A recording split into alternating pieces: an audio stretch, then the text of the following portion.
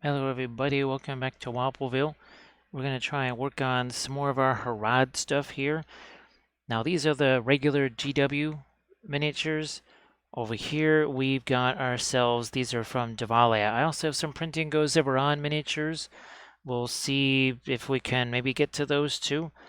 But I just wanted to try these. They're the Serpent Riders, so kind of the one step above the regular riders here.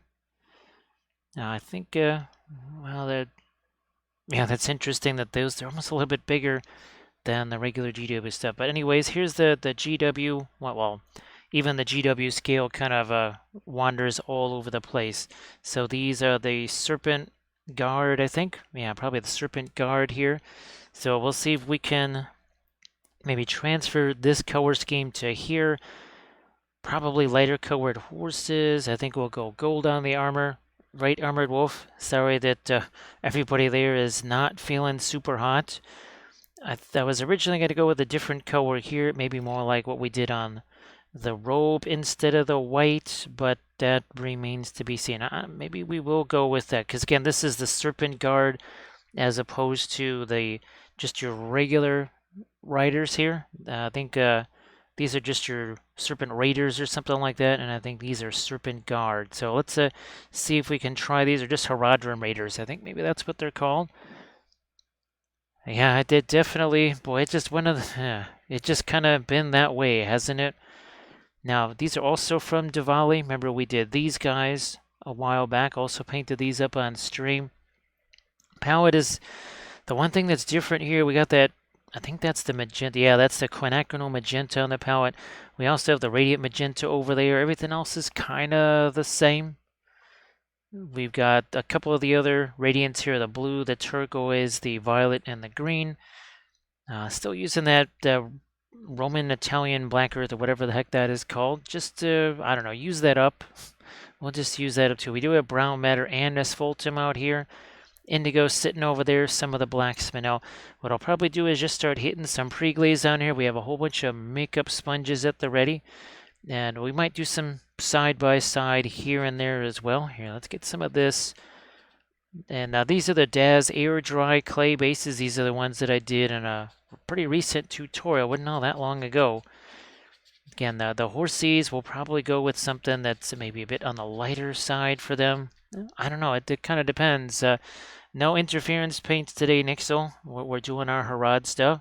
So we're just going to be going traditional non-metallic here. Now, the bases, as I look at some of the other ones, well, we'll probably be going back in with some of the radiant violet into some of these browns here. So again, this was the stuff that we used, the Daz Air Drying Clay. Well, let's get a little of the asphaltum out here. So Nixel, I hope that you had yourself a good Saturday. What the heck? Let's just hit this as it is. And maybe we will do for the Serpent Guard. Maybe we do darker horses for them. I know with one of the Candish horses, we were doing something a little bit darker for that too. Or one of the Candish factions, because there's 3 of them if you remember. So here, we'll just hit it with the darker stuff right now. And I think when it comes to, yeah, let's just use the blue and such. I think we use the dark blue there and kind of make it more like this robe. Obviously, the trim here is going to look more like this, which should be interesting. There, let's do the rest of it. And we're just we'll get a couple of these guys with some pre-glaze on them. Obviously, this is starting way, way later than I wanted it to, so I don't know exactly how much time I'm going to have. Definitely did not go the way today was supposed to go. Just kind of, I guess it's going to be the way of things from now on. We'll just continue to get some more of our dark stuff on here. Then we're just going to leave that sit there maybe after hitting the spear. I think that's probably going to be, I'm guessing, gold. As we're going to welcome in some raiders here. We got Mini Apocalypse. Mini Apocalypse, how you doing? And thank you so much for the raid. I hope that your Saturday has been a good one. And of course, Mini Apocalypse, what were you working on? And of course, if you want to, if you got some pictures or anything like that of what you were working on, you want to share that in the chat, well, feel free to pop that in there. You caught us right at the beginning here. We're doing our pre-glaze. We're paint. Now these are actually 3D printed. This is the old GW figure. These are actually serpent, more like the serpent raiders or serpent guard. These are just your regular Harad riders over here. Hey Uber Yeti, how you doing? Yeah, sorry that this didn't get an earlier start. I think, oh, and Happy Heretic, nice to see you. Yeah, again, this is definitely later than what I was hoping for. So, Mini Apocalypse, nice to see you. Hopefully you were able to, shall we say, emerge from Adepticon unscathed there. Because not everybody has. In fact, almost nobody has. So yeah, it's been, I mean, that's no surprise to anybody. I mean, that was pretty much exactly what you would have expected to have happen. But very, very, very, very few survivors. One by one, the dominoes continue to fall. Doing some D&D stream and a canvas painting. Mini Apocalypse, I don't know if you're going to run off and maybe get do some pictures of what you're doing on the canvas painting and put that in an Instagram or Discord or something. But should you happen to have any pictures of that, you want to share it in the chat so people can look at it. I'm sure they would get a kick out of it. I think we're a little while yet from being able to get back into the 2D art stuff here. But my guess is it's going to be a couple of more weeks. I think I'm going to need some of those Thursdays to do commission stuff just to try and make up for some lost finances there. Looking forward to it because we don't have any more of those paintings here. They are all gone. Every single one of those is gone now. No, Happy Heretic, it sounds like you're also enjoying the smoky black resin. That I'm really glad to hear. Yeah, for me, it's really crucial. There's no way I could be able to print some of those other resins. Not here, not with this kind of weather and other such things. Oh, he didn't make it to Adept. Oh, sorry, Mini Apocalypse. There were so many Twitch streamers. Oh gosh, it must have been 24 different Twitch streamers. Ended up at Adepticon, and it got to the point where we were gonna just make a rule that anyone who's a Twitch streamer is going to have to have a big sign on their head or something like that that says, "This is my Twitch name," because membership badges were useless. And it just, I'm so-and-so, yeah, whatever. Oh, I'm on this on Twitch. Oh, okay, that's a whole different story. So it was very interesting just seeing all the usual Twitch folks there, and all sort of kind of gathered round in the Fort Wapple area. Hey, Flight of Coconuts, nice to see you again. Uber Yeti, this is the core of everything right here. Even when I do my acrylic stuff, there's something kind of similar. It's called the shaded base coat. So yeah, the oils would pretty much be rendered very ineffective without this. This is absolutely essential right here. You know what? I think I will actually I won't go all the way up here to the faces. I know that it doesn't look terribly glorious, but then neither did the shaded base coat in acrylics. Yeah, that didn't look any more glorious than this did. So unfortunately, the only way is to start with something that doesn't look quite so glorious. Hey, Data Nerd, nice to see you again. Hey, Painterly, get this back. Ooh, what are we gonna do? Yeah, let's just keep going with some of this Italian Roman black earth. I don't think it's as staining as, say, the Van Dyke Brown is. Pretty sure that it's not. There we go. So everybody, please check out Mini Apocalypse posting a link of some family paint time tonight. So definitely go check that out. So here, we're just going to keep going with this. Like so, let's put a little bit up there too, and that's about it then. And we're just gonna maybe do one more here. Hey, Lady B, nice to see you. And Green Fairy Studios. So Green Fairy Studios, yeah, one by one, the dominoes, the Adepticon dominoes keep falling.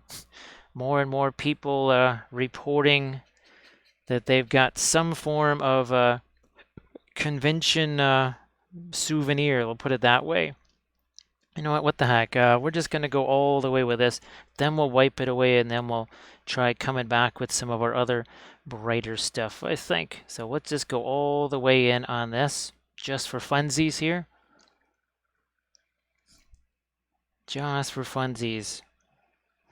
One more, then we'll wipe this stuff off again.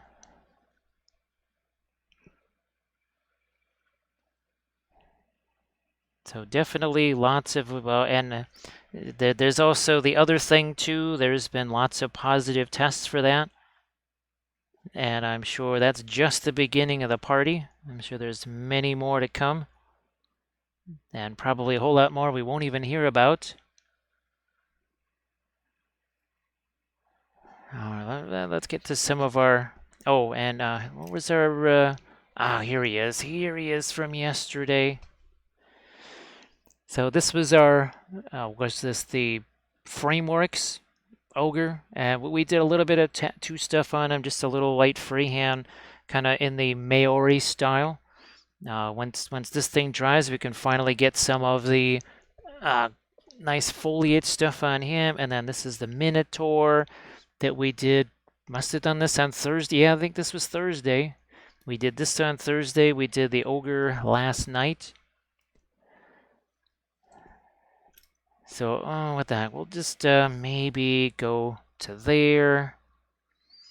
And then we're just going to start wiping some of this stuff away. Let's get down to the sponges here. And I think this was the first one. Yeah, it was the first one. If it wasn't, we'll just say that it was. Here, let's get out some sponges. Oh, thanks, Blades. Appreciate that.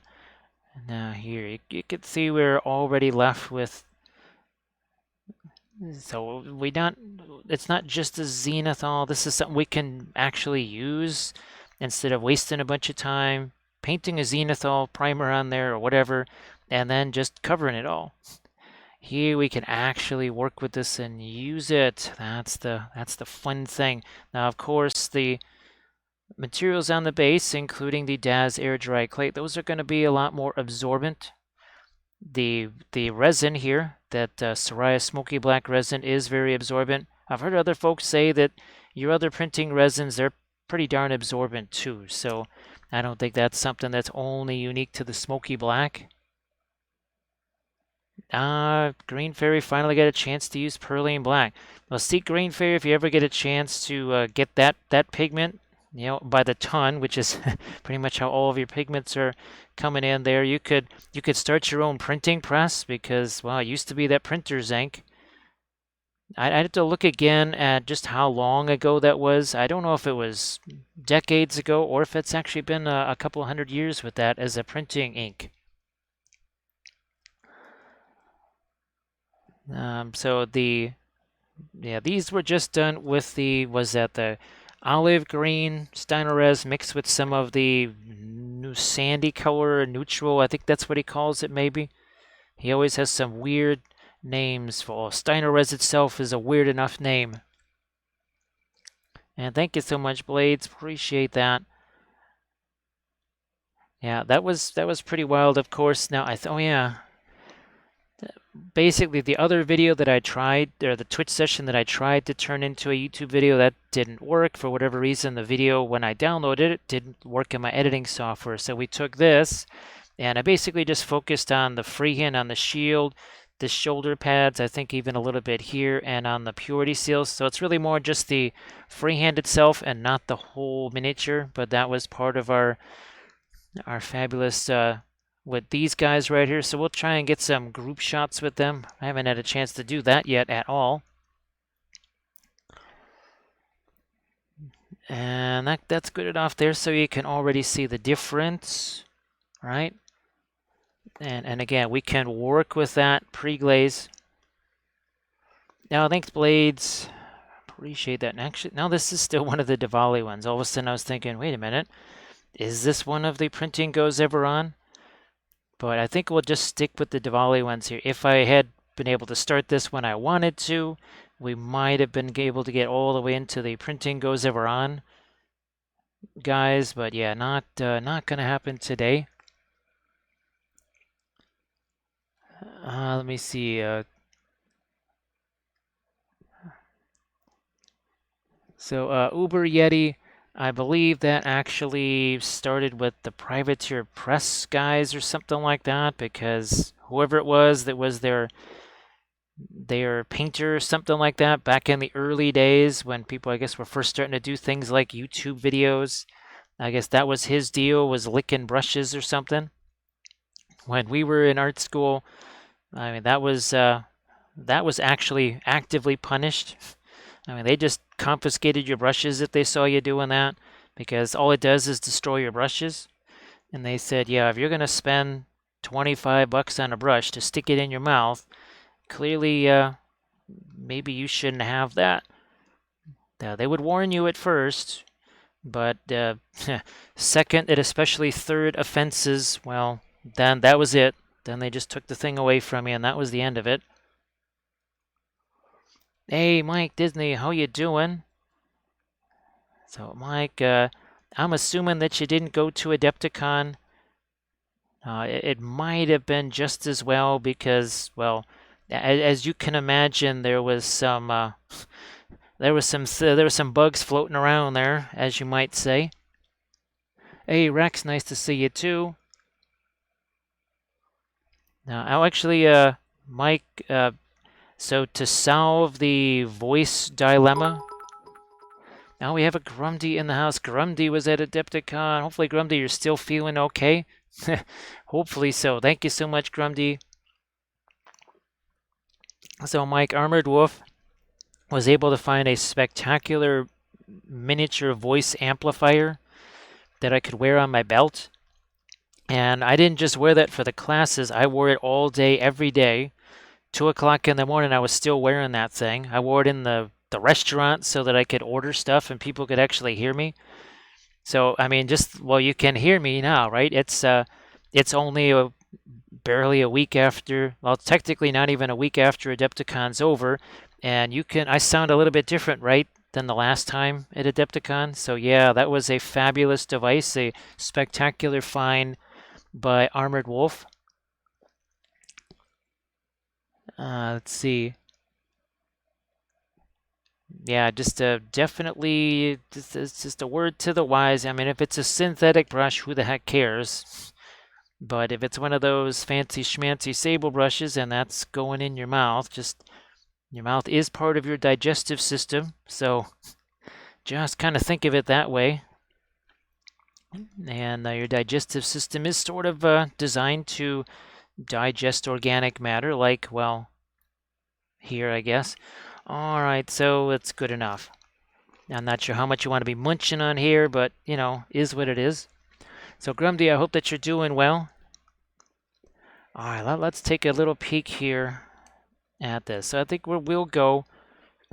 Let's go with that darker blue. That would mean mostly a Prussian blue pre-glaze here. I don't want to get too much thinner into that. Ooh, boy, oh boy. All right, just a little bit of Egyptian violet into there. Just a smidge of it, not too much, because, well, as powerful as Prussian blue is, well, we know that Egyptian violet can overpower a lot of things. So it looks like we have ourselves an old style bot as well. Hasn't been one of those in a while.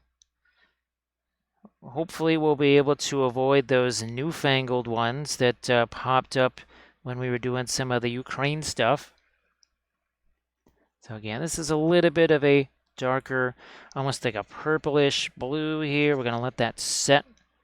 It won't take very long because, well, these are much more staining colors, aren't they? And we'll wipe them away the same way as we did the other stuff. You know what, and I think we'll do the same thing up here. We'll use that same color up there. Had thought about using some of the blue up there, but maybe not. Thanks, Painterly Git. Thank you so much for the bitses. That is appreciated. Painterly Git, you'll now just keep in mind that not all here we go. So when you get the high quality odorless thinner, and that can also be stuff like the AK Interactive or especially the Make Ammo stuff, it's not going to have that smell there because you're just going to have to use it. Think about it like this. This is all that I use. It's just a tiny little bit here. That's all I'm going to be using for tonight, and it might even be into tomorrow as well. So you're using a tiny, tiny bit of it. When it comes to cleaning the brushes, I don't use that at all. I just use this right here. This is from Winsor Newton. It's for dried acrylic and oils. And Kathy uses this all the time for acrylic paints. So you're not going to have gallons of that stuff sitting around or anything like that. So Big Jim, thank you so much for the bitses. That's appreciated. And thank you so much, Green Fairy Studios. So Gunthar's, there was nothing terribly complicated. It was just a little bit of the Van Dyke brown, some of the brown matter in some places, and then in a couple other areas. Let's see, do we want to go with our darker blue? Yeah. Let's just go with our, for now anyway. We might switch that to something more of a magenta or whatever. So thanks so much, Big Jim Slade. So Big Jim, are you going to be actually... Geez, I thought you were streaming tonight, actually. I thought you were streaming tonight. So if you are going to be streaming in a little bit, everybody please give Big Jim Slade a follow so that you won't miss it if Big Jim goes live later on this evening. I'm thinking maybe not, because it's probably already a little bit on the later side. Here, you know what, let's just hit that with the dark blue as well. We'll probably make a change here. This is just Egyptian violet, some of that Prussian blue, kind of combined together. Yeah, Green Fairy, even the Winsor Newton, the straight up regular Winsor Newton Van Dyke brown is more like just umber. Now I don't have it, but everyone that's used it has said, yeah, man, that's looks more like just regular old burnt umber. Doesn't look like Van Dyke brown, at least not the Gamlin or the Williamsburg. I kind of like the Williamsburg one better. I mean, that's really not a surprise, just given the really high quality of all the Williamsburg stuff. So, I mean, not a huge surprise, right? No problem, Gunthar's. I think we're all caught up there. I'll probably not. Oh, okay. Well, Big Jim, I hope that you're otherwise doing well. Yeah, I think, well, if you had been to Adepticon, you might have fallen victim, because let's just say there's a lot of casualties from Adepticon already, and it's only been basically around a week. So yeah, there's quite a few folks that are sort of down for the count now.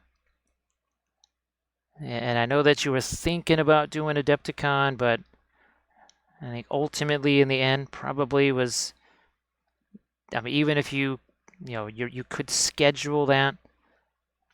All right, there were a lot of Twitch streamers though, lots of them. Now let's keep going here. Let me look at my other. Where did he go? There he is. So this is what we're looking to kind of match. So we'll get into that darker blue, and then we'll try and just pop in some of the magenta as well.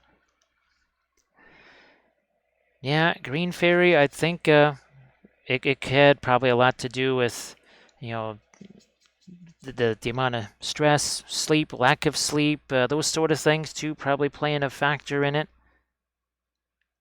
And proximity. I'm sure that had something to do with it. Yeah, let's keep going with our darker blue here. We'll probably we'll just wipe some of this stuff away. What the heck? We'll just go all in with it here. Why pussyfoot around when we can just go strong to the hoop here and wipe it away and do some other stuff later.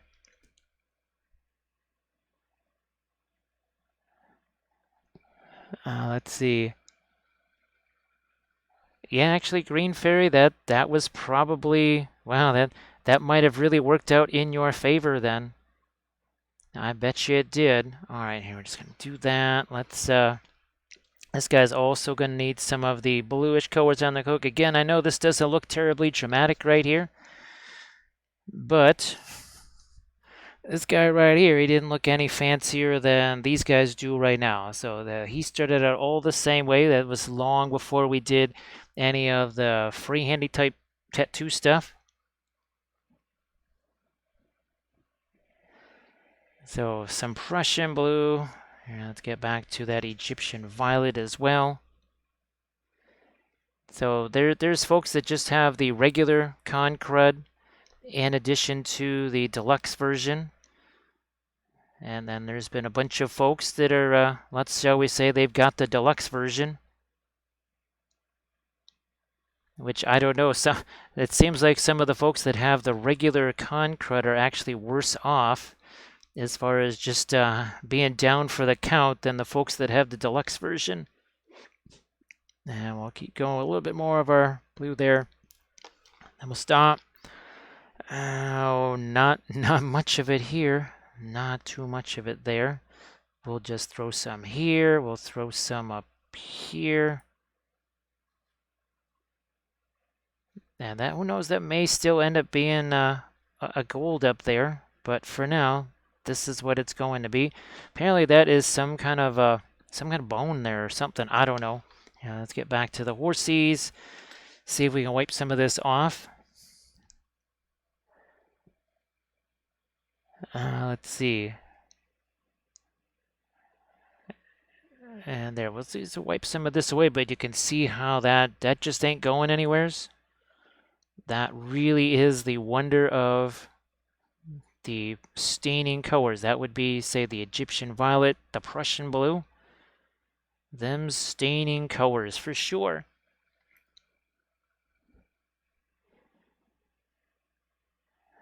All right, that's good enough there. Let's here's our other horsey. Let's get to him. Now these can have some spindly areas on them, so we have to be a little bit careful as we get in here and hammer away at some of this. Now what I'm thinking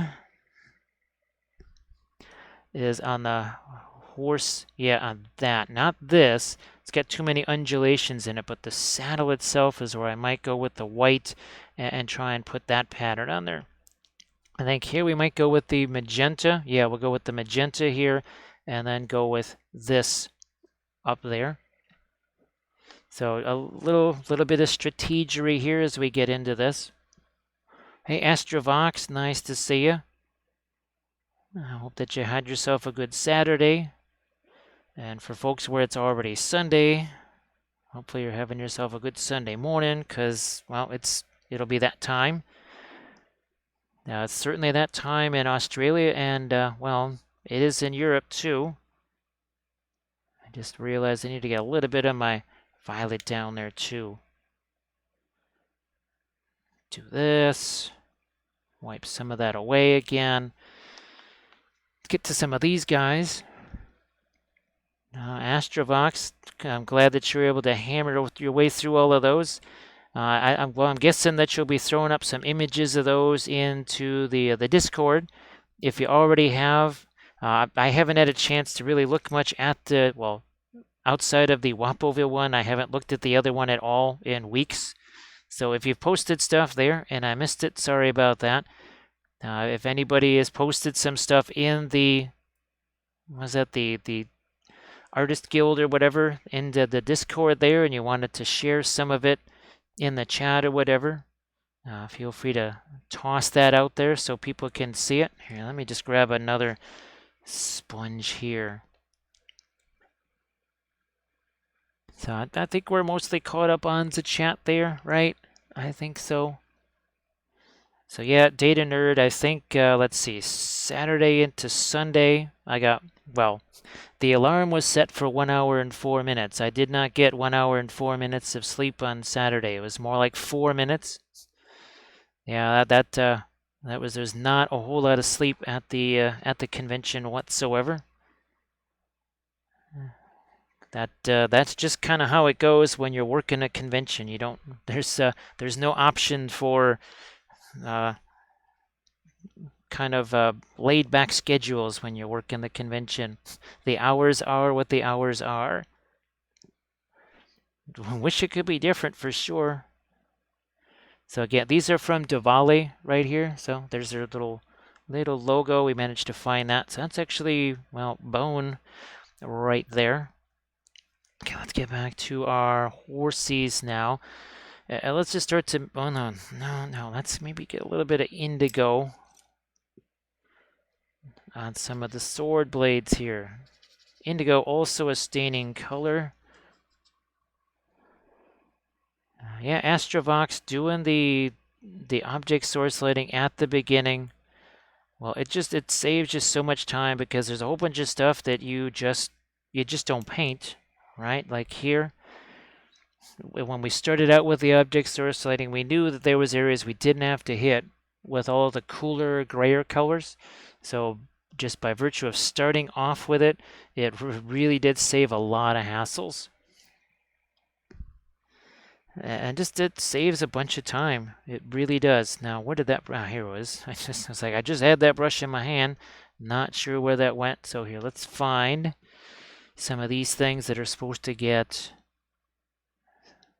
some indigo here.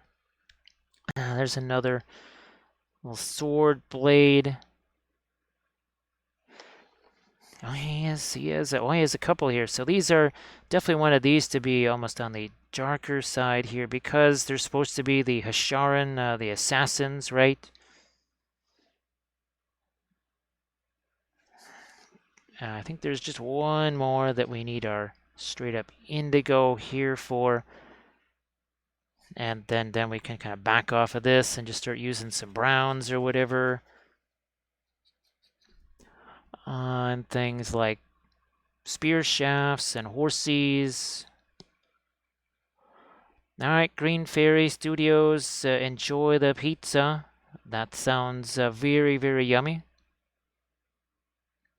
We're just going to start to do our little dry brushy thing, right? Maybe a smidge of thinner here and there. Not too much, though. Otherwise, well, you're going to pretty much lose all of your dry brush effect, aren't you? So here, let's just darken down Mr. Horsey much as we can here. And some of these shadow areas. When in doubt, make things darker, right? Hey, Valfera, how you doing? So Valfera, were you able to determine exactly what the heck was going on? Because what you must have, because it sounds like you have antibiotics there. So Valfera, sorry that this began so much later. It was well, Saturday was mostly Monday. It only stopped being Monday a few minutes ago. So yeah, sorry we weren't here earlier for you. I know that this won't give you a whole lot of time to watch, especially since you're trying to kind of get your strength back. And we're doing the Serpent Guard. So here's the regular Harad cavalry. We're trying to do the more elite cavalry now. And we're just gonna dry brushing in some of those darker shadow colors, and we're gonna do that on the next horsey too. And then some of our regular infantry guys. So Astrovox with the here we go. With these, it doesn't have to be very often. I could work with these. Even I could work with one of those for almost a few months before it really starts to show some down and out wear and tear. And those are the ones that are about $5.50-ish or so. Now that's on Dick Blick. I don't know what some of the other sites might have them for. But what we do have is some frayed brush. Speaking of brushes, we have frayed brush in the house. Thanks so much for the raid, frayed brush. It caught us, well, I think you saw you caught us just at the beginning. I was hoping to start much earlier. That didn't work out. But we're, as you, well, you know what phase we're in. It's good old pre-glaze, right? Good old-fashioned pre-glaze. And thank you so much, Valfira. Boy, we could use many servings of medicine. I know you got your medicine, but it's not quite like this, is it? Thank you so much, Tall Boy, for joining us here. Now, so frayed brush, I don't know if you had a chance to see how this concluded yesterday. This is one of those Frameworks miniatures. As you can see, we just did a little bit of light freehand on there. What is that, the Maori style tattoos? That was really fun.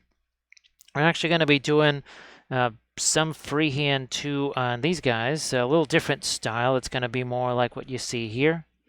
So we're going to be doing this type of pattern over here on this. And thank you so much, Tall Boy. Appreciate that follow. And let's see if the Gandalf comes along. He says, "Oh, jeez, you guys again? Holy smoke, this is like the 10th stream that you guys... I have to deal with you guys way too often." He's like, "Oh, just because we took the blue wizards and, well, we're wearing them now, so you're all hostile, huh?"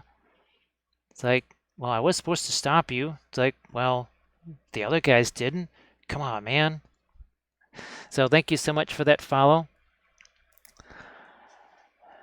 Yeah, Valfera, it is, shall we say, it's the most common of the medicines that we use. Here, maybe we'll go a little darker here on the feetses and maybe a little bit light. Yeah, let's do that here. Let's get a little bit of the spinel going here, like so. Maybe up here on the mane. And then there's this guy here. I just want to, I don't know, get some of this on here. We'll just throw some thinner and blast this on. I don't really care. It's not that big a deal. Good enough. That's all I needed. Here, let's get back to some darker stuff. Let's see. So I think we're all caught up there. And again, everybody, please give Frayed Brush a follow. So Frayed Brush, well, I know you just finished the stream. You don't have the pictures of that just yet, but I know you have some. Oh, we have a little sneaky snake buddy right there that we can also paint up. Like I said, I think we'll go with some kind of a gold-ish color for the armor, I think, on these guys, because they are supposed to be more of your elite. For Harad, all right, let's get you over here and see what we're doing with this stuff. I think we need to get some darks there. I'm just going to look at what we did here. So again, we're going to try and match some of that. Now, these were two different bases here. These we did in one of our latest basing tutorials using the Daz air dry clay. That stuff worked out pretty good, I have to say. Well, Valfira, there will certainly be more cavalry. Although that Song of Ice and Fire stuff that's coming here, there's going to be some cavalry. Oh my goodness, yeah, there will be. No, we've got this. No, we won't play with that just yet. What I will see if I can find, there it is. There it is. That's the small one I'm looking for. So yeah, there's a bunch of Song of Ice and Fire stuff that's, well, I'll have to prep that. I might prep some of that later tonight. But I also have to get some things prepped. Brown matter, Terra Rosa. No, this is the French Indian Red. Let's use a little bit of that on our horsey here now. And this is where the pre-glaze really does, where you really start to see it, right? Because it's going to mix with all of the new color that we're starting to throw on here. What the heck? I'm going to get maybe a little bit more of the blue into this too. Make it a little bit more of a grayish color. There we go. So you just sort of have to be willing to let things be messy before they can be neat. Again, that ogre that I just showed, everybody that saw that remembers just how messy that thing was before we got into some of the more fancy schmancy parts of them. I mean, even here, this just starts to change right before your eyes. Just you can see how much of that darker color ends up working its way onto the brush. If you want to have more of a light application, light color application, well, you would just have to keep going back to the palette and grab some fresh color. That's what you want, no big deal. Nothing wrong with that. Now we've got a whole bunch of that dark color on the brush. We will, here, let's do a real super thorough cleaning of the brush here. Yeah, look at that paper towel. Look at that. You don't get a much more thorough cleaning than that, do you? See what happens with a little bit of our Indian yellow slash brilliant yellow pit. And once again, very much a dry brush here. Why? Because we want to let the stuff that's already there have a chance to mix with that.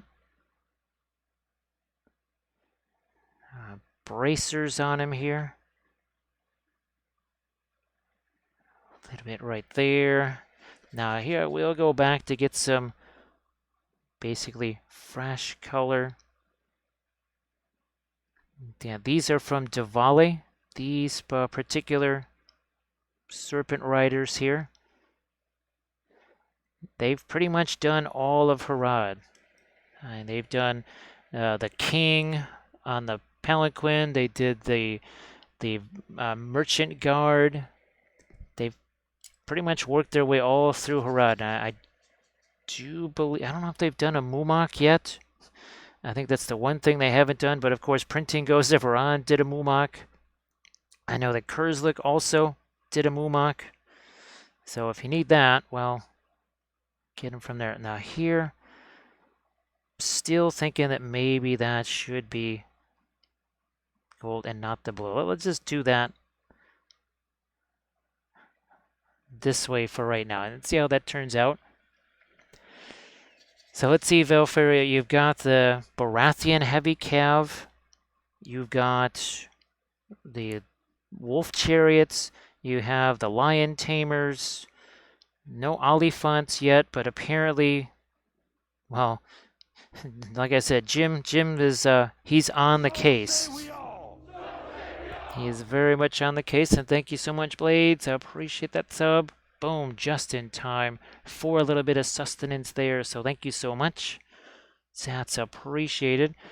Now, we do an awful lot of the 3D printing stuff. These are all from Midbury Miniatures. We painted these on one of our Saturday specials, right? That was a lot of fun. And the Dwarven Forge, that's from RM Printable Terrain.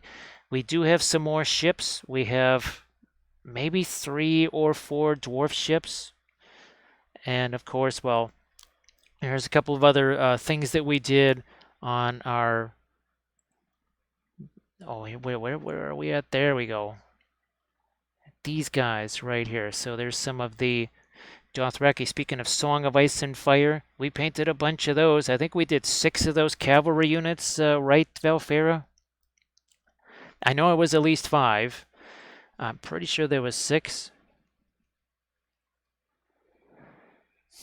Oh, thanks again, Blades. Really appreciate that. What was the other? Now again, I haven't heard anything back from Conquest. Of course, it is the weekend now, so who knows? And you know, he may have gotten, shall we say, some of the Adepticon special, so that he may not be quite up for communications just yet. Or he might even be at another convention. I'm pretty sure that Gamma has already happened, so it wouldn't be that one. So here, all we're doing just again lightly brushing a little bit of the gold there, just because. Why not? Now let's see if we can get some lighter colors down by his feet. Oh, let's just take the green and the violet together. Let's see what kind of a gray that might make. Get some of that into the sand now. And then let's do some of this on the horsey. Like so. Lighten up the horsey over here. So I think it was about 5.5 hours or so that we worked on that ogre last night. The Minotaur was around about 5 hours or so, maybe a couple of minutes less. But we'll just call it 5 to make it even. So basically about 10.5 hours for both of those combined with all of the object sword sledding, the freehand. I do believe that makes a somewhat persuasive argument for the oils, doesn't it? I think it does. Here, let's get a little bit more of our light into it. You can see how that just kind of mixes with the pre-glaze that's there.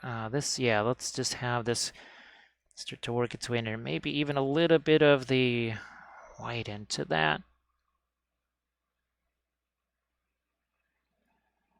Same over on this side. Again, that's where some of our freehand's gonna go, because it's the flattest surface, be the easiest one to do that on. Here's the other guy.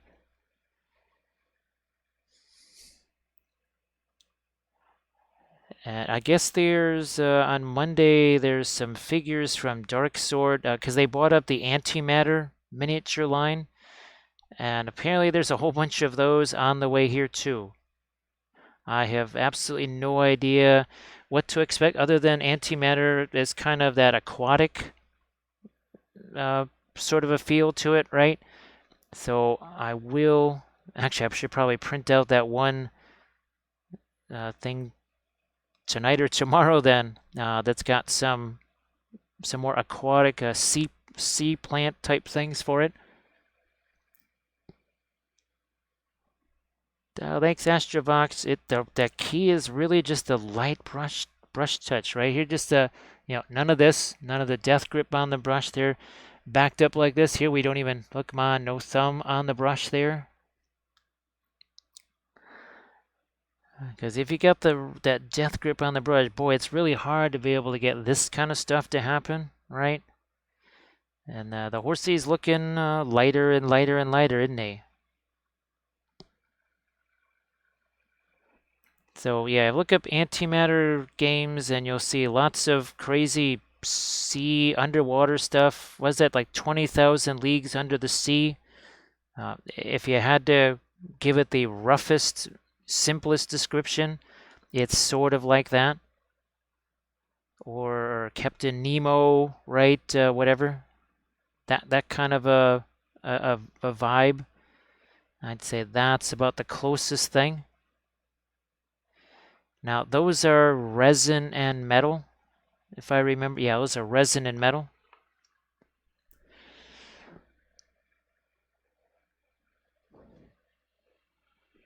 Yeah, Astrovox, well, it's something that I just kind of learned over the course of time. It was definitely not something that I started out with.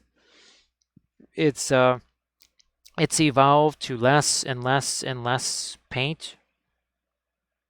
There used to be more. And then it just got to be less and less paint. And then it just got to be less and less paint. And then even less paint. And after that, there was less paint. You're sensing that theme, I'm sure. Okay, where's that? Here's the other guy. So Valfera, outside of there's the Dragon Emperor, which I guess has some people all in a tizzy or whatever. I guess that shouldn't be a huge surprise either. But I do think you're going to, just like we were talking about, you're suddenly going to see a whole bunch of people that went from, oh, Easterlings are terrible to, oh, everybody's playing Easterlings. Yeah, that's probably what you're going to be seeing once that comes out. And I guess people saw the new news that the April Fools apparently was not an April Fools after all. I guess it is actually, so GW is actually doing squats again, although they're not calling them squats. So yeah, the April Fools was not an April Fools, which that's just really irritating. Uh, I don't think that's something they'll be able to pull off again because, well, bringing back squats is, well, that's something that doesn't happen very often.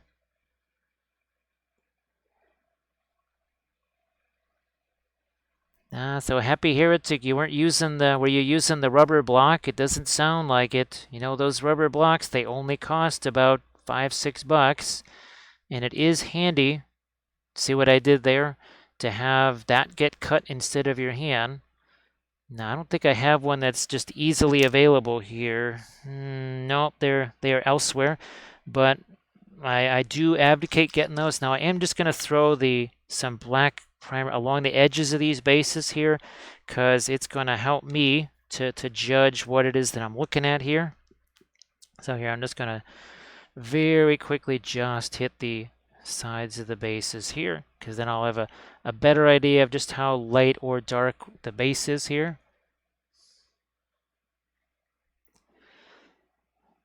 So apparently their vibe is that they never really lost the kind of technology that the Imperial forces did.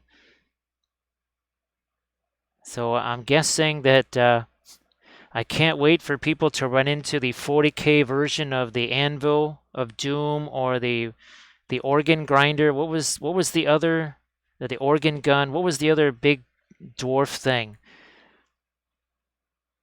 There was some other big old dwarf cannon. So yeah, that'll be the 40K equivalent of all that stuff.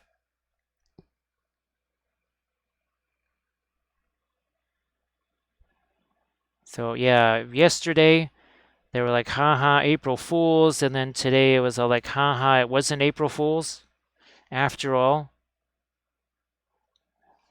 Uh, I was telling Armored Wolf that's why I don't watch Beasts of War anymore because they did this huge, elaborate April Fool's joke thing. And it was one of the few times I ever watched their stuff. So I thought, okay, and here, when you work for yourself, what day of the month it is totally irrelevant. Even the day of the week makes no difference because, well, when you work 7 days a week, who the heck really cares? So yeah, they thought they were being clever and they created something super elaborate. And I just said, well, okay, I don't really need to be watching this anymore. I haven't watched it since.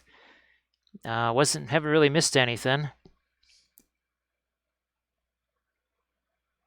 So yeah, Taryn, I guess we'll see. What do you think the 40K version of the gyrocopter is going to look like? Oh, the flame cannon, that's right. I just know that the one and only time I got to do the tournament with my Tomb Kings, somebody, I think he had 2 organ guns or something like that. Yeah, it took 28 minutes to kill my entire army with them.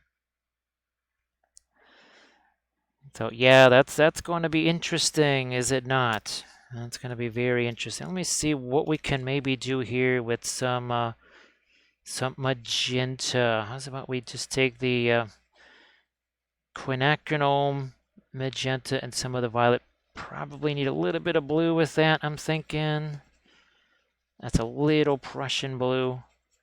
Let's see if we can dry brush in some of our magenta here.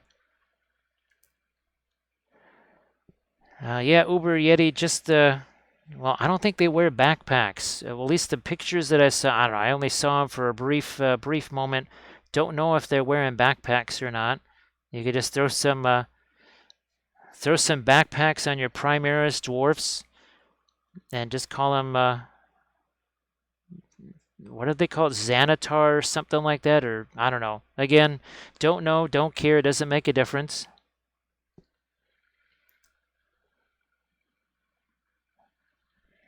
Here, let's keep going again with our magenta here. Now, I'm sure for the old timers, there's going to be at least some nostalgia, happiness involved with that, I think.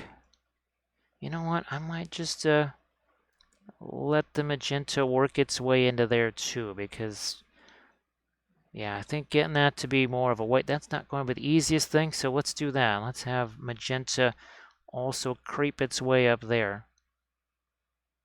Let's do that on this one too.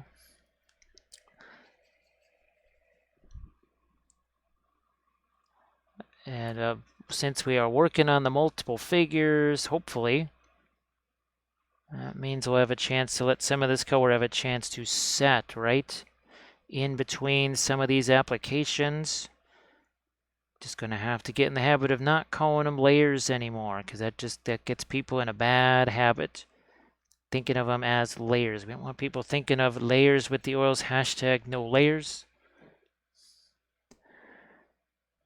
So Valfera, it's the radiant violet with a little bit of the quinacridone magenta and just a touch of the Prussian blue to tone it down. So no radiant magenta, possibly later on, but no radiant magenta yet. That might be more of a lighter tone. Nope, almost forgot this over here. Let's get this over on the side. Some over there. Okay, but here we're just basically trying to figure out what do we want to do color-wise. Actually, we might even hit these things too. Let's get the reins, maybe. Go back to the other horsey, which, yes, also has same reins.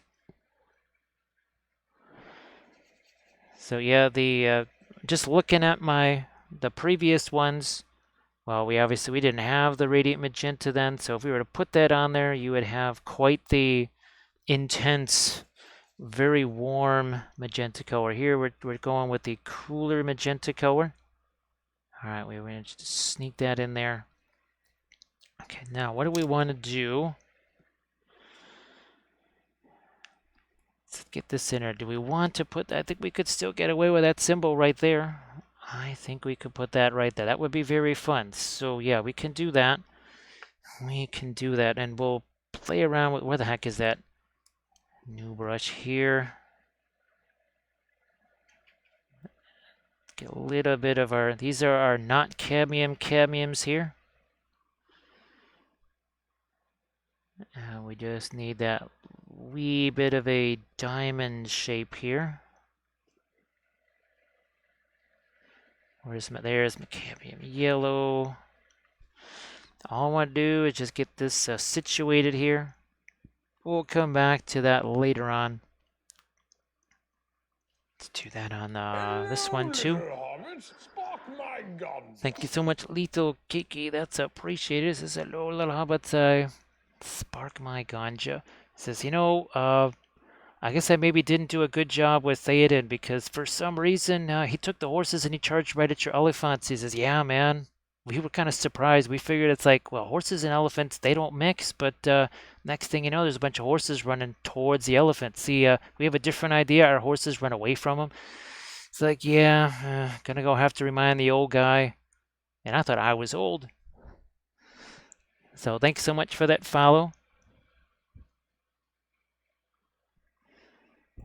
Yeah, Velfira, it's kind of fun to play that little game of the warm and cool versions of the same color. I mean, it's neat just in general playing the warm versus cool color game, but when you have a chance to do greens, right, that have more yellow than other greens, and we were doing that. Where did he go? Here we go. We're even doing that on the ogre. So some of the skin tone has some of the warmer greens. There's a warmer green there. But then see over here, we got some of the cooler greens in some of the skin tones there. Oh, well, there you go, Lethal Kiki. This is what we were working on. And yeah, the Maori tattoos, I've tried doing a little bit before. This just had more open areas. And they were convenient because there were seams that just were really hard to get rid of. I think because this is their first go round with making these type of miniatures, so just to hide the seams, we did a little bit of Muskarovka with the freehand, and that was really fun. And you can always go back and watch the old sessions. Now I might try to turn that into some sort of a YouTube vid of some kind. I don't know, maybe just part of it there. Hey Megan, how you doing? So Megan, I hope that well, you're still feeling okay or feeling better, anyways. Feeling a little bit better than the day before. I know that the family the family that gets sick together just gets sick together. there is no there's no other positive that you would normally have when families do things together. Families that get sick together, they just kind of stay sick together, don't they? Valfira, it was kind of fun doing those, especially the round, those roundels, because that I haven't had a chance to do much before. The other type of tattoo stuff, we have done something similar. Oh boy, I don't know if it's gonna be too easy to grab this thing, but here it is. Yeah, we did a little bit of the same kind of thing. Now, this is the one that we did with the contrast paints. Remember that? Oh gosh, geez, Valfera. This might even been before Valfera time. But that's actually a Leviathan blue that we use there. And so kind of a similar tattoo design, but yeah, the fun, unique thing was all. I'm sorry, it was all of the circular stuff. This, not exactly the newest thing, but these circles right here, that was pretty darn fun, I have to say. Now, let's see, what do we want to do here? I think we need to start incorporating some of our other lighter stuff to get that prepared. Brilliant yellow pale, maybe? I don't know, something like this here. Because, there he is. We have to set this up, right? So let me see if we can do a little bit of side by side here. And again, that's just over wet paint. You can see it can cover it. Now, the more brush strokes we do, you can see that the blue is starting to mix in with that. It kind of dirties the mix a little bit, but then what does that do? That, for all intents and purposes, it does provide some of the shading that we were looking for. Here, let's move that across here. So we'll just set him down.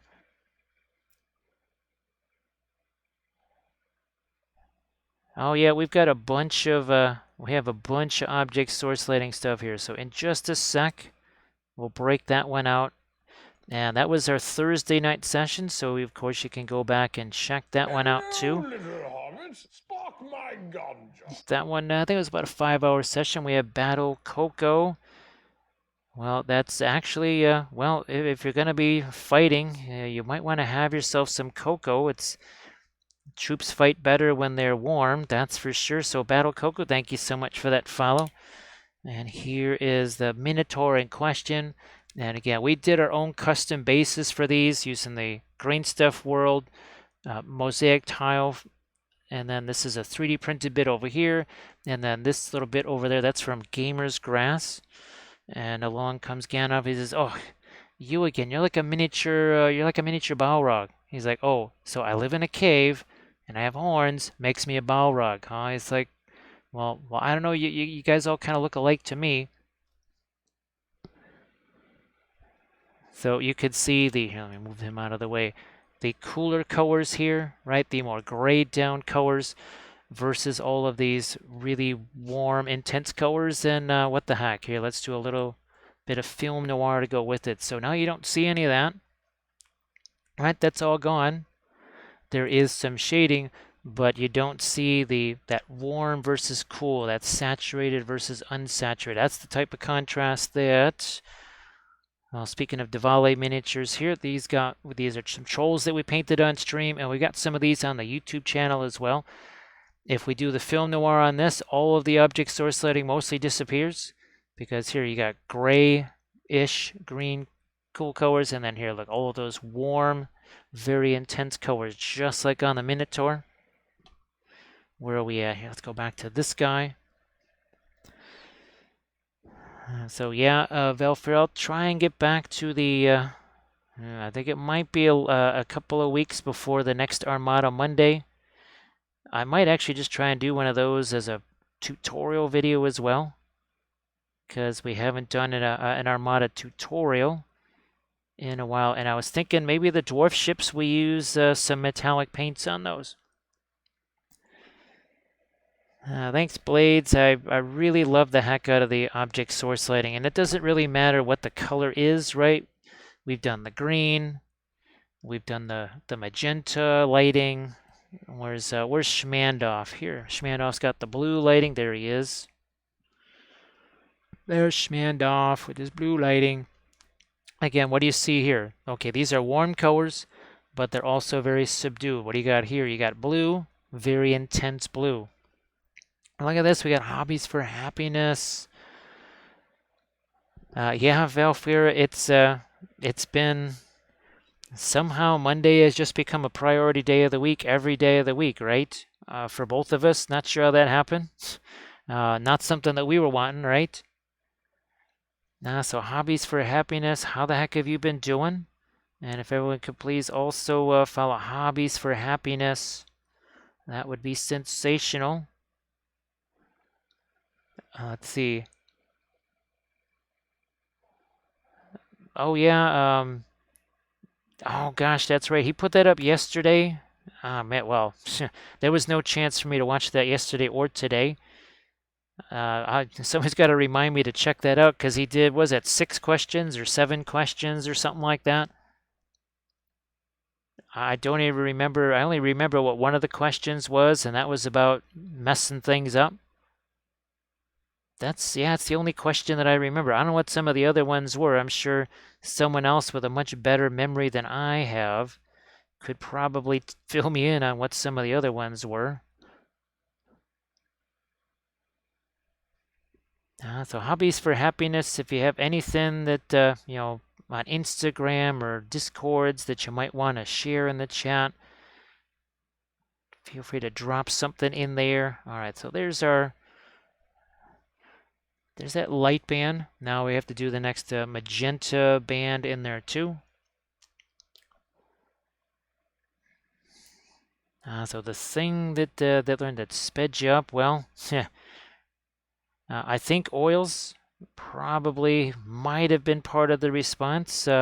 Could be wrong, but I'm just going to take a stab that it was probably oils was the thing that we mentioned. See what happens here with some of this magenta. Okay, we're just going to throw that up here. We still actually have to add some lighter blues as well. Oh, gee whiz, that cloth actually goes all the way over here.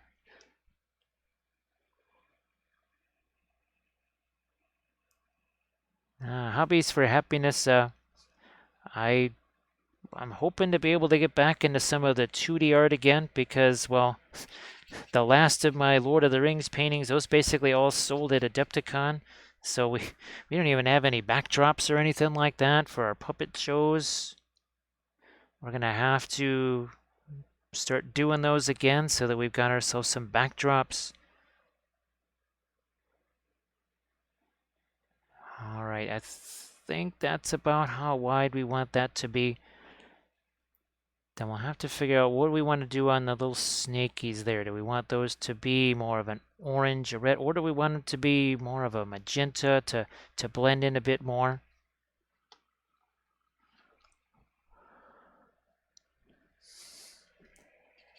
Let me see. So yeah, Velfira, I'm not so sure about putting them on, oh gosh, what the heck was it? What's the one? Oh, TikTok. Because good grief, I put that app on the phone and there was a bazillion notifications that I didn't want straight away. So that was kind of annoying. So maybe we can do some sort of YouTube shorts or something like that. I know that's all the rage. That's what all the cool kids are doing is YouTube shorts. Not quite sure how we'd put those together.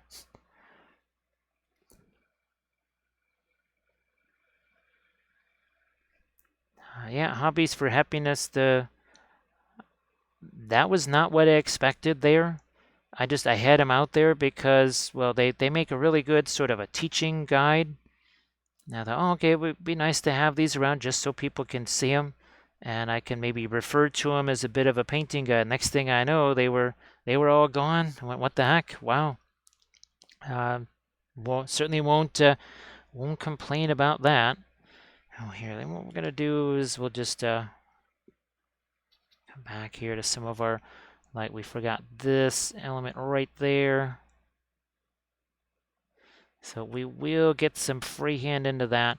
And this, it needs its red outline. And then we've got to play a little bit of connect the dots here with some of our freehand, I think. Yeah, Valfera, I think, oh, hey, look, we actually, maybe now we could start playing around with some of that radiant magenta here. See what that looks like.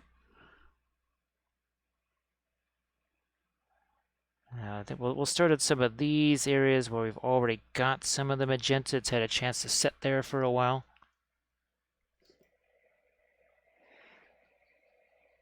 Now I'm pretty sure, let's see, I think he had Kathy doing that too, right? So Kathy answered the 6 questions.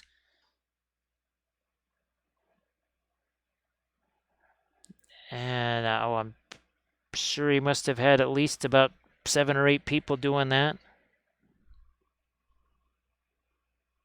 I forgot that was something that he did the Lest Adepticon years ago.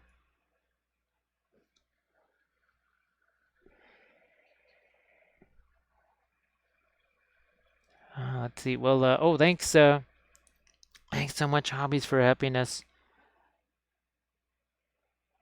I was so happy with those that people actually did want to watch those being painted. Now I wasn't quite sure if anybody was going to want to see 2D art stuff. I already have believe the first subject when we finally get back to doing those would have to be the Hornberg, because I think that was one that I had sort of scheduled to do, and then all the craziness started and we didn't get a chance to do those anymore. So we're hoping to get that ball rolling again with the Hornberg. Let's get a little bit of the quinacridone magenta in there. That sort of re-intensifies the coat, also sort of warms it up a bit. We still have the blue-ish color in there for a little bit of to tone it down, make it almost a shadow color. It blends in with the blues. Now we will have to get into that lighter blue. We don't want to have too much Prussian blue there. As you can see, it's not like our Ukraine Marines, right? So it's not quite like that. Not quite that almost sky blue. It's weird, for as intensive a blue that is, it's more of a purple than this. Which means possibly just maybe Prussian blue with the radiant blue, even potential a little bit of the violet in there, a little Egyptian violet to keep that tone down, to make sure it doesn't get too much of a sky blue.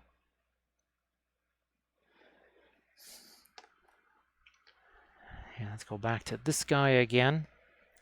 And then we also have to sort of play that game of the thin over thick and vice versa. And of course, we sort of have the advantage of the working on multiple figures so that we can sort of let that paint set there a bit. That's why I really prefer to work that way, multiple figures, or at least 1 or 2 really large ones. Now, don't be surprised on Monday if you see maybe some sort of a large-scale lizard man type of a thing being painted. Well, not large scale, but a larger lizard man, almost a monster type thing, something from Archvillain.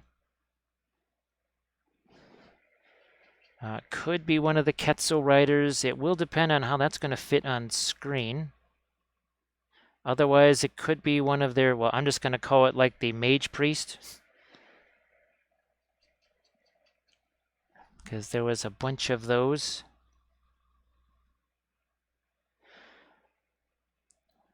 There's only a few of the, was that the April release of Archvillain.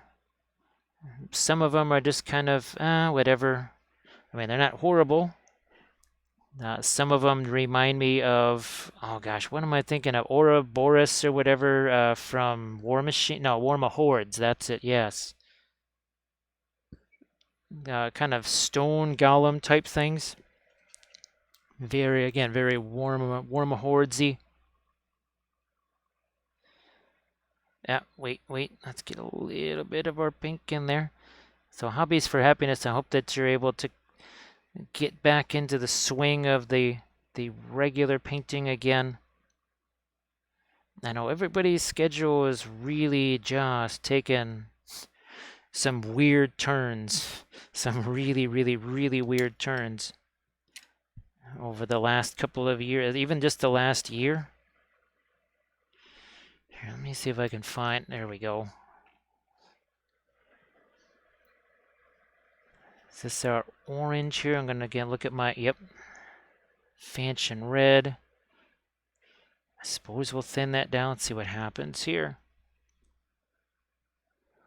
Hey Tina, how you doing? Nice to see you again. So this is our Harad Army. And a part of this, it was also to be kind of in line in some ways with our Easterling army. So these are also from Davale. We painted up these merchant guard here. Had a blast with these guys. There's another one right there. So we've just kind of continue with that, and we're probably going to put some of the extras, a little extra gold-ish trim on there, because these are somewhat more elite guys. Maybe we'll also have that trim on their gear as well.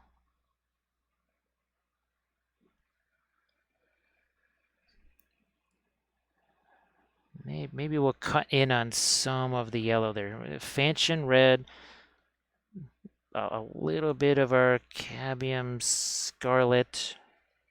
Where is my, there he is. So we'll just have him there again. That is our reference for what we're doing here. Let's make sure we got some pointy edges on that. That works. And what we wanted to do was, again, some of that scalloped edges on things. And do we want to do that up here too? Yeah, we wanted to have that pattern perhaps also work its way over to here. Maybe, maybe not. We might change that to something different. I'm not sure. It sort of depends on how light some of that, the gold-ish color gets.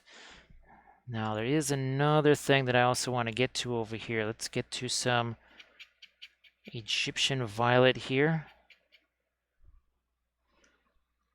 And let's just hit these for sure. Let's see. So let's see. These are sand dunes right here. So here, let's there you go.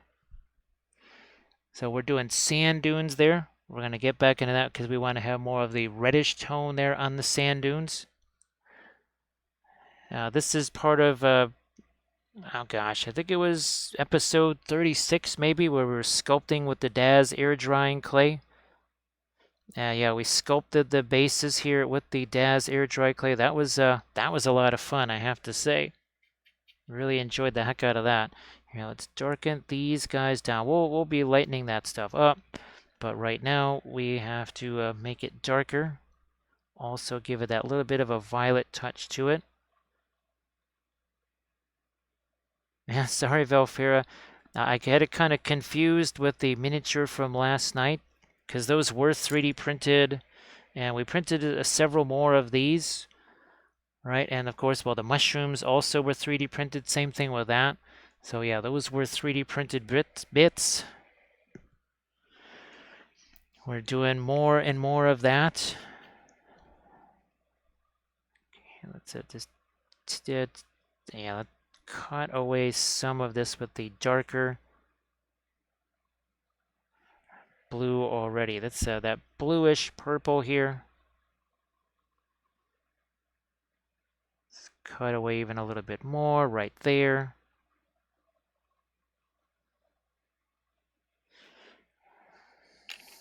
Let me go back to this. Let's darken this down here again. Let's get some of that orange out of the brush.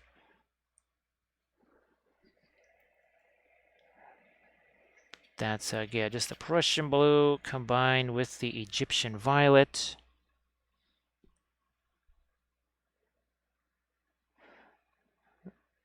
And now that we've let that set for just a little bit, we can maybe start to tidy up some of these things. Now, since these guys are supposed to be a little bit more on the elite side, we'll see if we can add a little bit more to the freehand. Not sure if it's going to work out exactly that way, but if it turns out to be too much, we just got to wipe it away, and it'll be all just fine in no time at all.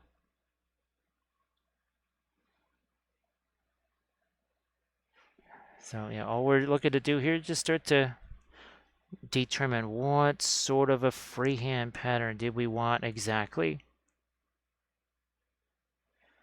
This is fairly simple because we've already done this a whole bunch of times. This over here is a little bit trickier. It's almost like we're doing a bunch of color test figures all at once.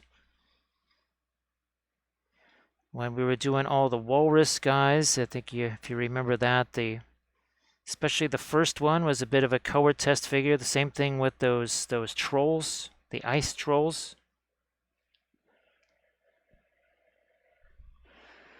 Actually, what I just might do is something like this. Here, let's see what happens if we just do this. Again, keep it as relatively simple. Here, we're going to also reintroduce some dark into this.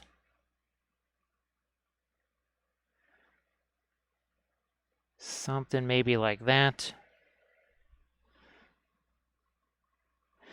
Because I'm looking over at these guys, and it was kind of interesting to have that that little scallop there. Let's see if we can do that here.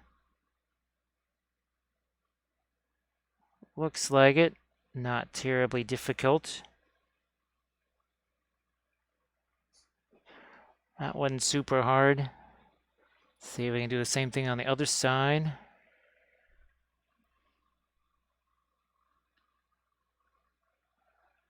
And now that sail starts a little bit more interesting, it starts to hopefully make them look a little bit more elite as well. And all it involved was just some simple lines and then a couple little curved shapes. Still have to figure out, are those going to be gold? Something tells me we should do those in gold. The little serpent guys there. Those, for whatever reason, those should be gold.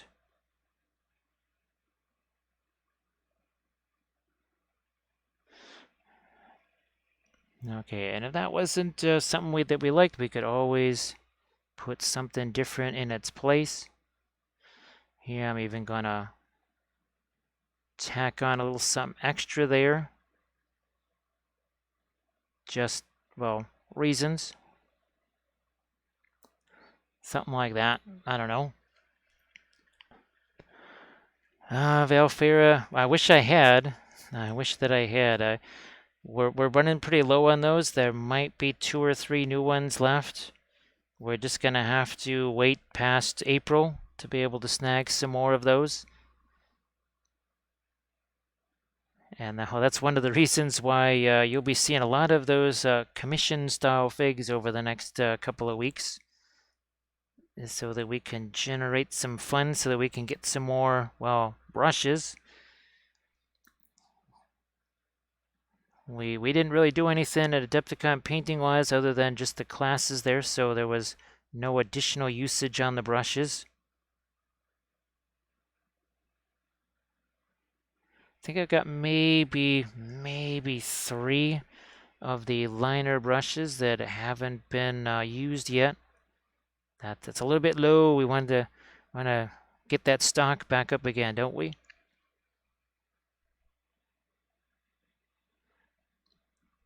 And yeah, you know what? I am just going to hit the Some darks there too. So we'll just we'll make this guy sort of our color test here because, well, we could certainly print out as many of these as we want, right?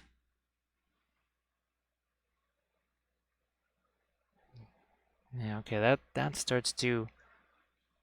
What are we doing here? Is that the blanket part again? It's also the blanket there too. We got a little dagger here at his side. We'll have to lighten that up as well.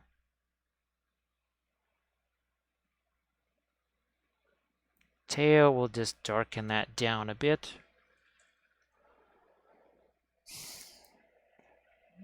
Yeah, the Quetzal riders, I really like those. And then there's those.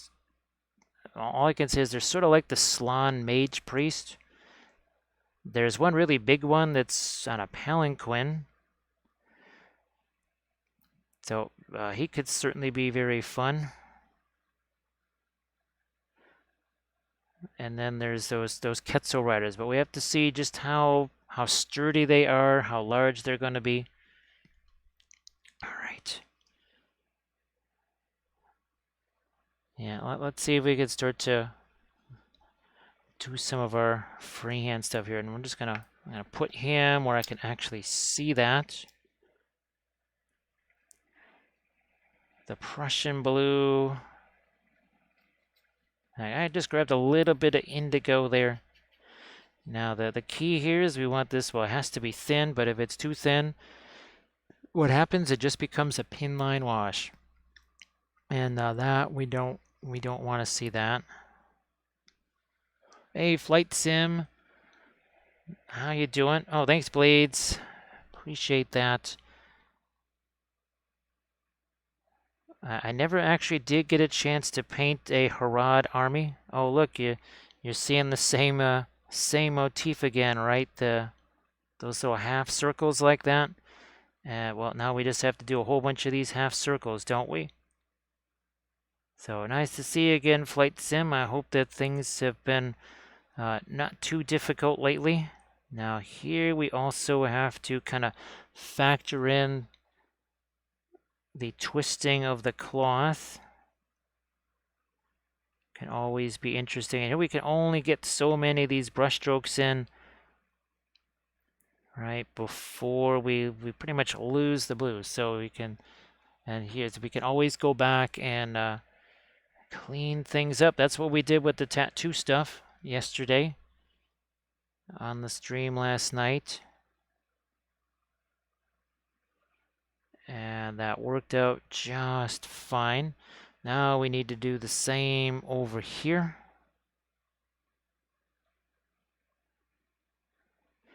And hopefully this works out just as well. Again, if it doesn't, we can always make those modifications. As far as thinning the colors down, well, every color is different. Some paints will take more thinner than others. Some, it doesn't take very much at all. Others, well, tends to be the more opaque type of colors are going to take much more of the thinner. You do have to keep in mind, though, doesn't matter how much you thin that color. You can thin it. Unlike acrylics, you can't dilute it. So you can have basically practically a pin line wash of white. It's still going to be white. And you'll be shocked at just how much it covers for something that is mostly just thinner. That's one of those things that's different about the oils. And we've almost got our pattern complete, such as it is. So you can see there's the start of it.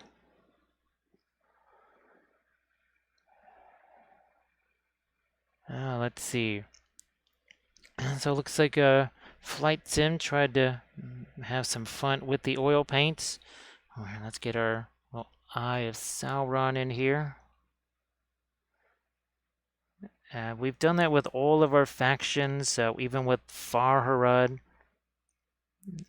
And you remember, what, 3 different designs that we did for Candish forces? Now it's 3 different ones.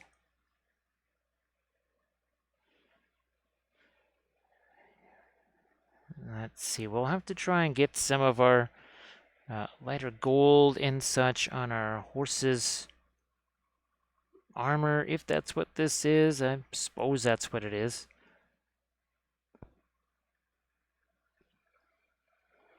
All right, well, Velfer, we'll get you just a second here. It'll be interesting to see what a film noir looks like at this early stage. Not quite sure what it's going to look like, but we'll find out. And thanks Valfira for a Shamrock Shake. We'll just let some of those drop right down there, stir those babies up, and have some fun with them. There we go. Now let's see what happens. Here, let's just use just one of these. It should be interesting to see what happens with all the purples and stuff. Wow, that really interesting. Look at how the magenta just really no difference from the gray on the base. Well, the grayish brown on the base anyway. And then when that comes back, you can see just how intense that. And this is not the most intense it's going to be, for sure. Well, thanks again, Valfera, as always. And, well, again, I don't know about Monday. That's pretty much for the next week or so, I think. It could be a little bit random what days we might be able to stream. We might be streaming on some weird days, maybe not the usual days. So just be ready for anything there, Valfera. And hopefully you feel better. And the antibiotics do what you want them to do for sure.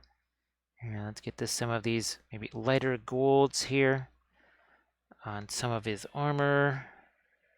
Does have a little bit of the cadmium yellow in it. Not a bunch. So yeah, hopefully we'll be able to do our normal Monday stream. Now something tells me that the Thursday stream we might be doing Wednesday instead of Thursday. I could be wrong, but just early indications say maybe it has to be Wednesday.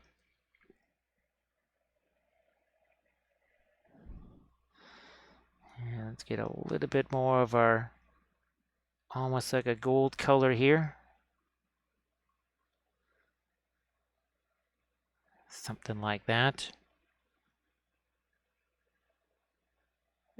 Maybe, yeah. Here, let's bring some of that into the reins also for sure. And I said, oh, there's some snakes there. And a couple little snakes there. We'll try and generate some more lights on this. This goes right up to where his eyes are. And none of this is actually white or anything like that. We've tried to stay away from the white. That's reasonably light, but definitely not white. We want to hang on to that for a while yet. We were thinking about doing these with some kind of a gold. So here, let's not go straight up to that lightest light yet. Some of the Indian yellow, some of that same orange that we used over here. And let's just start to put some here on these snakes. Kind of intertwined together a little bit. Don't want to put too much thinner on there, because last thing we want is a pin line wash, because it'll just go around the snakes instead of actually painting the snakes.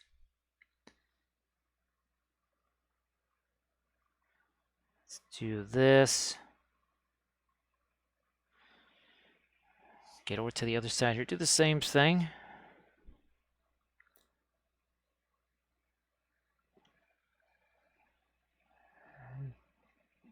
Both sides. Sort of a orangey color almost. And of course, it starts to absorb a little bit of the blue that's around it, the purplish blue.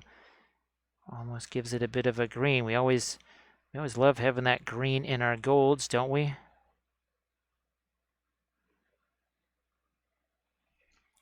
Yeah, so Flight Sim, we were working the last couple of streams. We've been painting the, what are they, from Frameworks. I think Whiz Kids is the overall name, but we did some fun tattoos on this guy during yesterday's stream.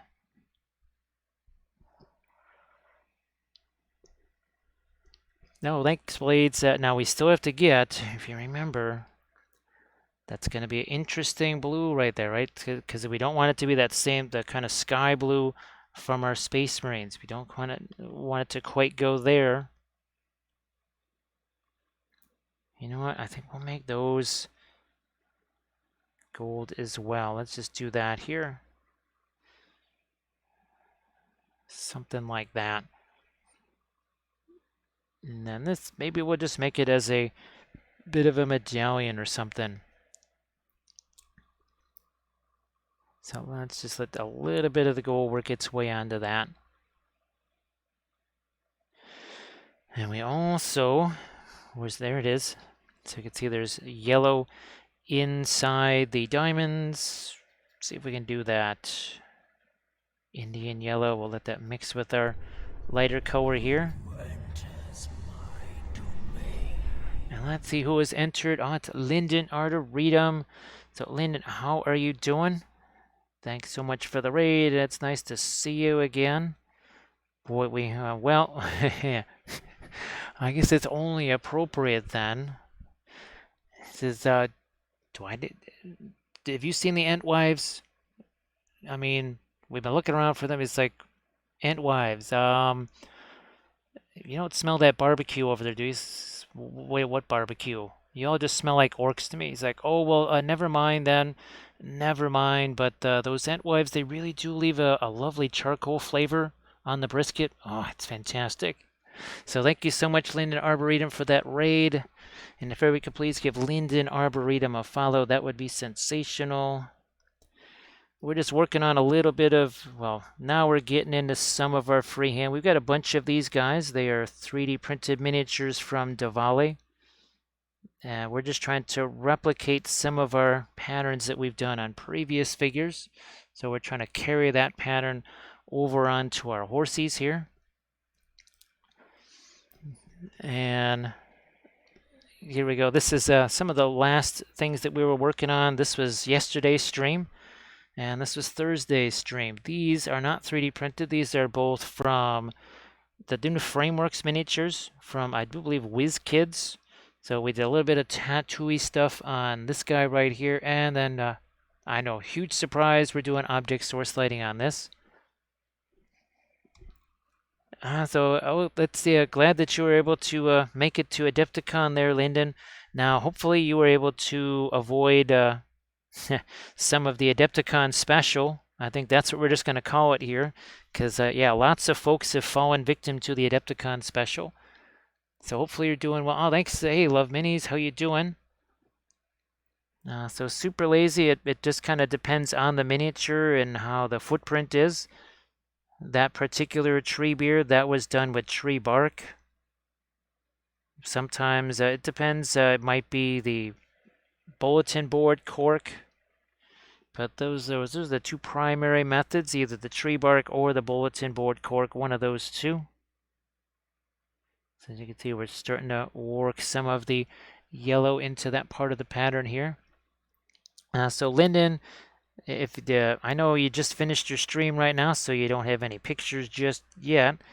But if you have any work in progress images that you've got floating around, you want to pop those into the chat so people can see what neat stuff you are maybe working on. So Lyndon, there was so many streamers in Fort Wapple that I do believe there has to be a rule that if you are a Twitch streamer or if you're on Twitch, that has to be the name on your badge. It can't be your name. Either that or you need to wear a big old sign that says, I am so-and-so on Twitch. Because that's how many Twitch folks were there. I'm glad that you were able to avoid that. It pretty much seemed like just about everybody we knew was going to end up with that. Or, the regular, not the special, but maybe the regular, because for many years people have been getting the regular, no doubt. Again, still looking to fill in these areas with our little bit of the yellow here. I don't know if I'm going to do that here. We might leave that be for right now. Because we're sort of using that yellow, just like we did with the tattoos, right? And we said, well, let's clean up this part of the design here. Let's tighten up this line over here. And that's kind of the same thing that we're going to do with these guys.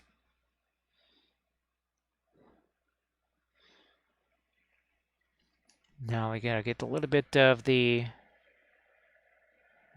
lighter stuff right here. Yeah, Lyndon, I think I saw him walking around in the Fort Wapple area a couple of times, probably in between classes. And he definitely had an apron on. I'm imagining that's probably what he wears during all of his videos, or some of his videos, I would think, right? So I did see him wearing an apron. And I figured, oh, that must be what he wears all the time. All right, we'll just take some of the brilliant yellow pale. We'll bring that over here. I'm going to hit that with some of the Indian yellow, such as it is. So, Lyndon, did you take a bunch of classes there? I know some folks, they sort of played it slow. They took a few classes, and other people, they just went berserk and took as many classes as they possibly could. And there seemed to be kind of everything in between. But yeah, there was definitely folks that stacked up on classes, and there was other folks that kind of took it a little bit easier and said, I'm not sure I'm going to be able to remember all that stuff. So again here, just looking to supplement our, yeah, we kind of sketched that in earlier, very rough. Now we can maybe start to get into some more details. So see that we start to sharpen up that a little bit. See if we can maybe lighten up what's happening here on our snakes. Not everywhere, just in a few areas here. Let's also hit that, and then the end over here. So it's don't want to do too much light on our snakes there. Those 0 classes. Oh, you streamed when registration open. Oh yeah, that's those events really do fill up really fast. So Lyndon, I hope that you had fun doing the 40K thing. Sadly, gee whiz though, the last time I got to play anything at Adepticon, well, really was 2014. There was, in 2019, I got to sort of play a game of Song of Ice and Fire, kind of. Sarge, I don't think you got to play any games there, but thank you so much for that Shamrock Shake. Oh, I think we could use some more of that. Well, Sarge, hopefully you're enjoying your the couple of extra days, the unexpected days that you don't have to be doing the grind there. So thanks again for the bitses. All right, where's my other one here? So we want to try and somehow get that lighter blue in here. Let's just grab this. Take some of the violet here. Maybe mix that with the Prussian blue. See what happens. Hey, Phoenix Rose. Nice to see you too. All right, so that's going to go in here now. And this won't be quite so flat anymore. We're going to have a little something going on here. And it might just be as much of a texture as it's going to be part of the pattern. Let's carry that this way a little bit. And let's see, maybe we can expand this out a little bit. Just a little bit lighter with that blue. Not quite super dark. Almost maybe give it a bit of a texture as well.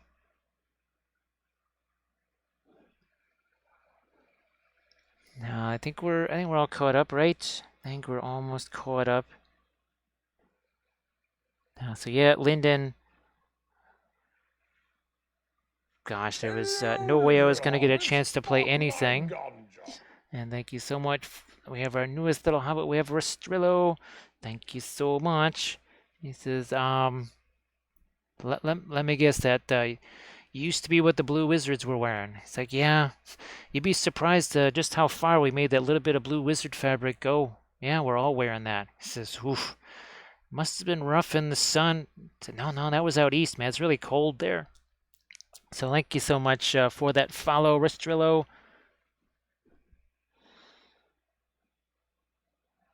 So Sarge, since you have yourself those unexpected, a little bit of Sarge time right there, were you going to try and dive into some of those projects, or were you just going to maybe try to print some more stuff? Of course, it's that time of the month where there's all kinds of new files to download. I think I already was trying to make some, well, I know I have some build plates of Medberry Miniatures Elves printing out because I want to try and do some Winter Elves. Then there's the, I think it was, yeah, we downloaded Loot Studios stuff, their April stuff. We've got the, I think it was some, not Monster Mini Mayhem, who else? Oh, I guess we'll try doing some of the Arch Villain stuff. Again, not super, it's not something that's going to be a big time priority.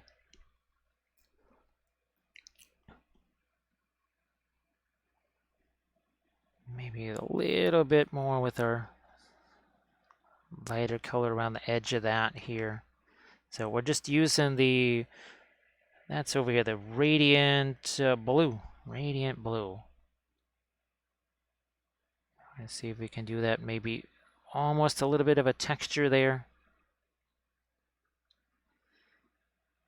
Maybe cut down a little bit more on that dark.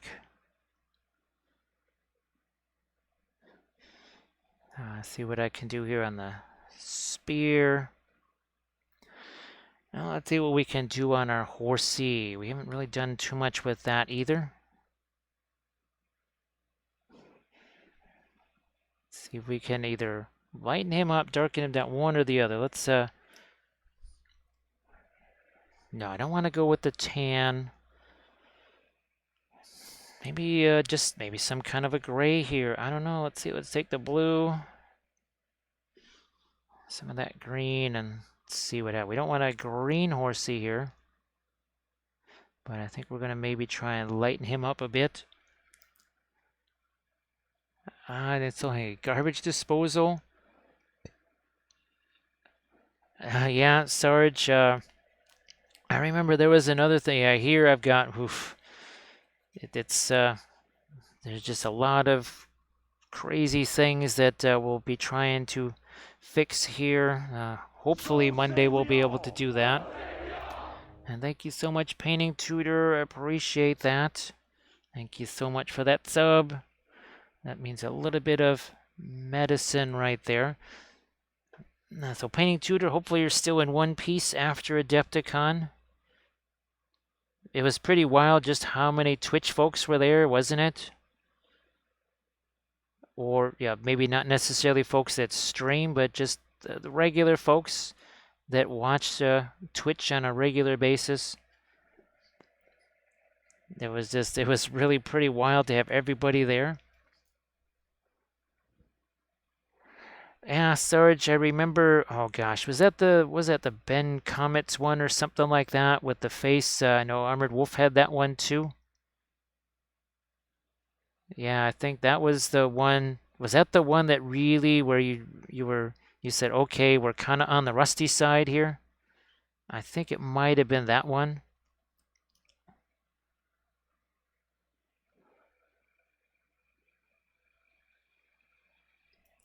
Yeah, well, Phoenix,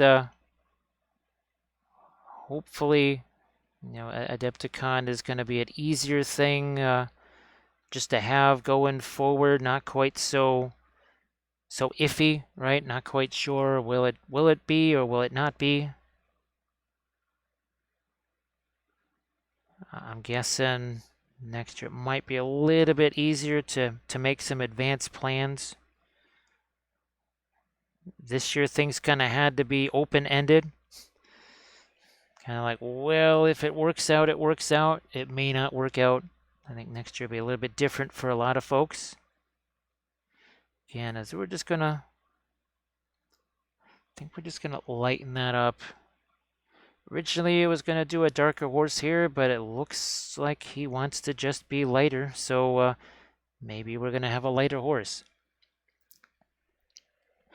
Yeah, Sarge, I remember you just were not super thrilled with how that one worked out. I know Armored Wolf had a lot of fun in that class. Now this probably is going to be where also the blending brush gets involved, right? Where we just plop this lighter color on here and then just start pushing it around afterwards.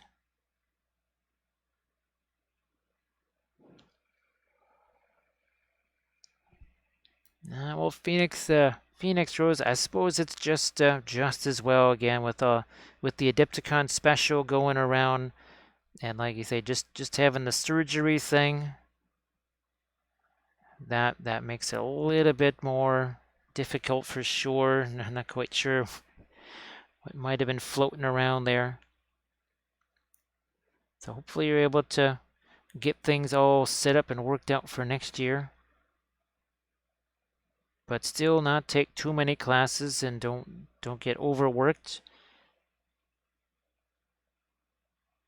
Something tells me maybe that it's kind of directly proportional. The folks that got more overworked or undersleeped, if that's a word.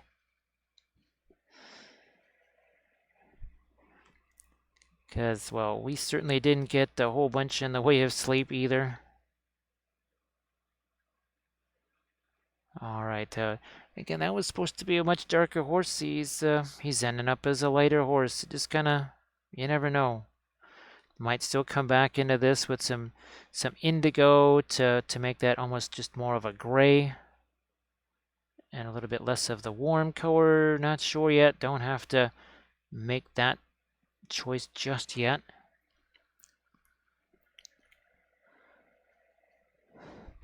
Now these are those crazy, was it Jowo art brushes that were laying around? Someone had brought those into the Fort Wapple area, and different folks tried them.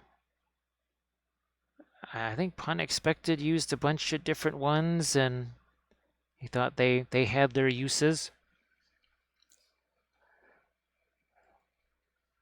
So painting tutor, were you able to play in any games while you were at Adepticon? Again, it would have been nice even if it was just a game of Lord of the Rings, not part of the tournament, although it would have been fun to be able to do the tournament. We have one or two Lord of the Rings armies. Pretty much could have switched armies every single round. We have that, and that's just in the beginning of our Lord of the Rings quest here. Much more on the way. Alrighty, let's remember our lighter blue here. Let's see if we can't get that maybe onto the tassels here. Not too much. That first one was starting to get a wee bit light there. Now, this is going to be a little game of the thick and the thin. Little game of that here. And of course we have multiple figures that are all being worked on at the same time. And we're looking at this color scheme here that we did on our previous Harad figures. We're looking at putting that on these new guys. These are our Serpent Guard. These are from Davale. We have a couple of infantry figs too. Hopefully we'll be able to get to those guys. Yeah, we're going to spread that out a little bit. And you can see with each brushstroke, it just, well, blends into what's there. Yeah, that's what the pre-glaze comes into it now. Let me see if we can. Oh, what the heck? We'll just use this. Let's chuck some darks down in here. And that's just a little bit of dry brush in. We could take weathering powders and let those get into some of the crevices. That's always sort of fun where it's that sort of windblown sand, whatever. Here, I think I'm going to just do a little bit more of that dry brush here, and we'll just darken down the ends of his, down towards his hooves here. Always kind of like that for whatever reason. How's about a little bit of the indigo too? That sort of changes the color temp of that, makes it a bit cooler. Also bring some of the blues down here. All right, we'll let that sit there. Now let's see if we can play around a little bit with some of the Terra Rosa maybe. Green, I don't know, let's get a little bit of yellow into that. It's almost kind of creating a bit of a yellow ochre. So that we can perhaps have some sand dunes here. No, we want this to go the other way. So yeah, we have to reverse this a little bit here, no problem. Hey, Inner Excellence, how you doing? Nice to see ya. I hope that you had yourself a good Saturday.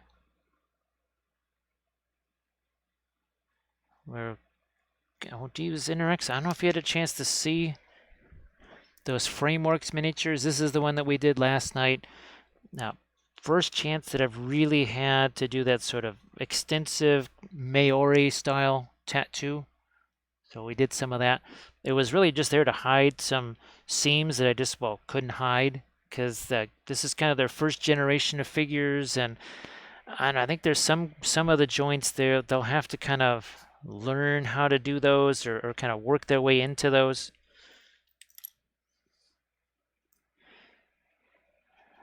There it is. Here's my sort of yellow ochre-ish type color. Some of that over here too. Maybe not quite so much of the liquid in there. Take some of that away.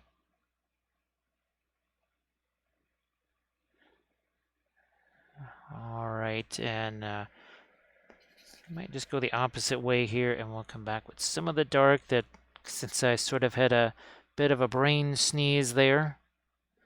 All right, that helps. We'll lighten this up. Brilliant yellow pale, maybe? Something like that. I don't know. And this might also, we might have to just sort of dry brush this in. Let it mix with what's there. And so that we hopefully have something that at least looks like a sand dune. Seeing the waves like this kind of puts me in mind of all of the ships that we did. Thanks to Inner Excellence, well, you know, the object store sledding, the freehand, those are some favorites. It's just a nice, quick way to establish a look to an army, right? Or, well, even just to a miniature, the object store sledding instantaneously creates a story, gives you that sort of center interest, place for the eye to focus on. Here's the other one. This is Thursday night stream. And had some fun. We did the texture roller base from Green Stuff World, and 3D printed bit there. We've been adding more and more of the 3D printed bits to bases. And of course, Adepticon was pretty wild with the classes because after showing the oils here for a couple of years, really, it was interesting to actually get down and show people the oils live.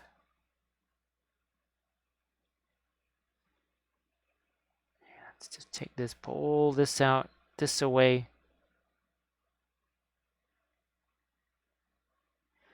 And a bit, there we go. There we go. We're just gonna use the blending brush here. So see, now we've got, in no time at all. Oh, look at that. Nice and smooth. So again, this was a basing tutorial that I did for the Patreon page using the Daz air dry clay. I've done these same sand dune type bases, I don't know how many different ways with different materials. This is definitely my favorite by far. It was the easiest one. To me, it looked the most like the sand dune stuff that I wanted to get. I think it was the most solid too. So I think that was just a winning on many different levels when it came to doing the sand dune stuff. Of course, we're going to be finishing this off with the Armored Wolf grass tufts, which are here, yeah. So these nice little sort of deserty wasteland grass tufts, we'll be using those again, are from Armored Wolf. And once Armored Wolf has had a chance to recover from Adepticon, well, you'll be able to snag some more of those and the crushed glass snow, which of course is a absolutely fabulous tool for basing. So be sure to check out Armored Wolf's Etsy page.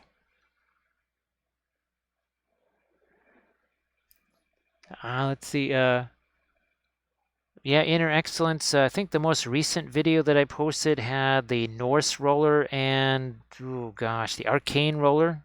I think. Oh, and then the Steampunk, because I never had a chance to try the Steampunk roller before. This one was an episode or two before that. It was called Sculpting with Daz Air Dry Clay, I believe it was.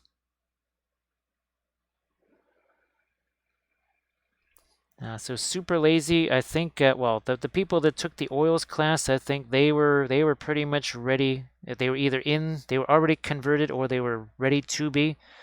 The fun thing was the metals class, because that was not supposed to be an oils class. That just sort of turned into one, and that was the real surprise, because they only had 2 hours. They only had 2 hours. So Grimdy actually was in the oil paint classes too. And I know Nestor was in both of them. So it was nice to have some of the regular Twitch viewers there, because they could show that yes, you can survive the oils. It's not that much of a life-altering experience. You'll still be around afterwards. I'm just gonna chuck a little bit more of my light color here onto the horse here. There's an awful lot of dark everywhere here. Let's maybe get some more light.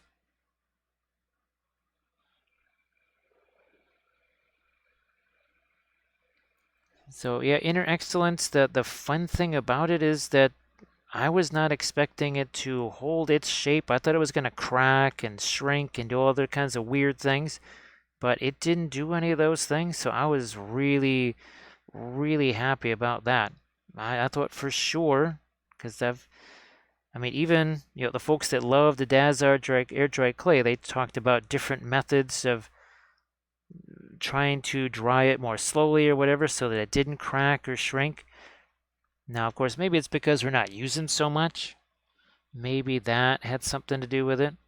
But boy, look at that! There we go. There's some nice, and see, it's got a little bit of a cool color to it as well. It's not all just the warmer, sandy color. Have a little bit of this, a little bit of that.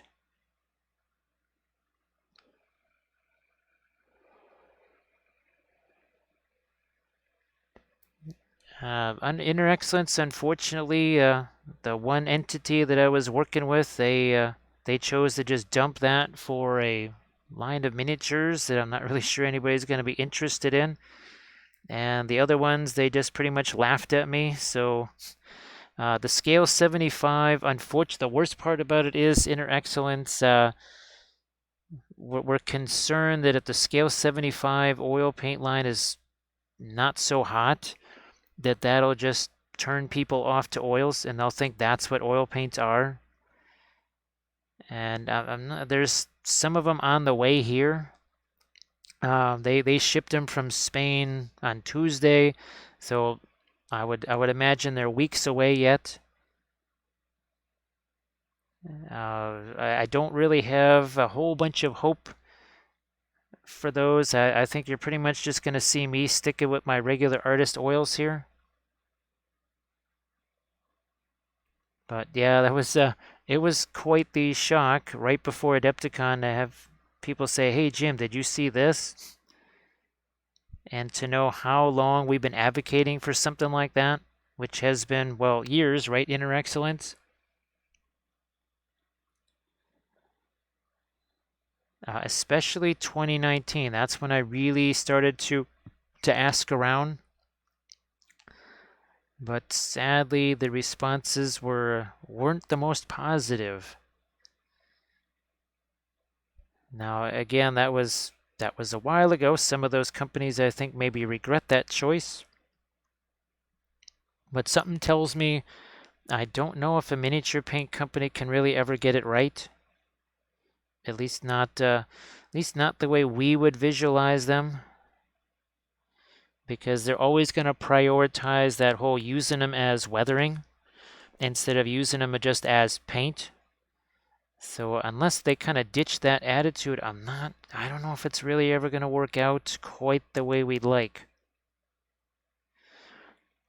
Now, it's possible that those paints work out. They could. Oh, you know what? We need some, we might even just do a little bit of pin line wash in here. We got the brown matter. Possibly, yeah, let's throw a little bit of the Indian yellow. So even stuff like this, right? The Indian yellow, the idea of the staining colors versus the not staining colors. That's really, really difficult to get the miniature painting companies to understand. That whole concept right here, like with that Indian yellow, it's such an intense color, but it's also super translucent. They kind of see the oils as a bit of a zero-sum game, don't they? And until that kind of changes, I don't know what can be done with them. What would be, I guess what would be ideal is if just the regular oil paint guys sold smaller tubes. That would probably solve a big portion of it because, again, so far I haven't seen anything from miniature paint lines that's even close to the quality of the regular oil paints. And of course, the regular oil paints are much cheaper when pound for pound. Tell you, if I don't know, Williamsburg just made an entire line of 20 mil tubes or 15 mil tubes, that alone would pretty much do it.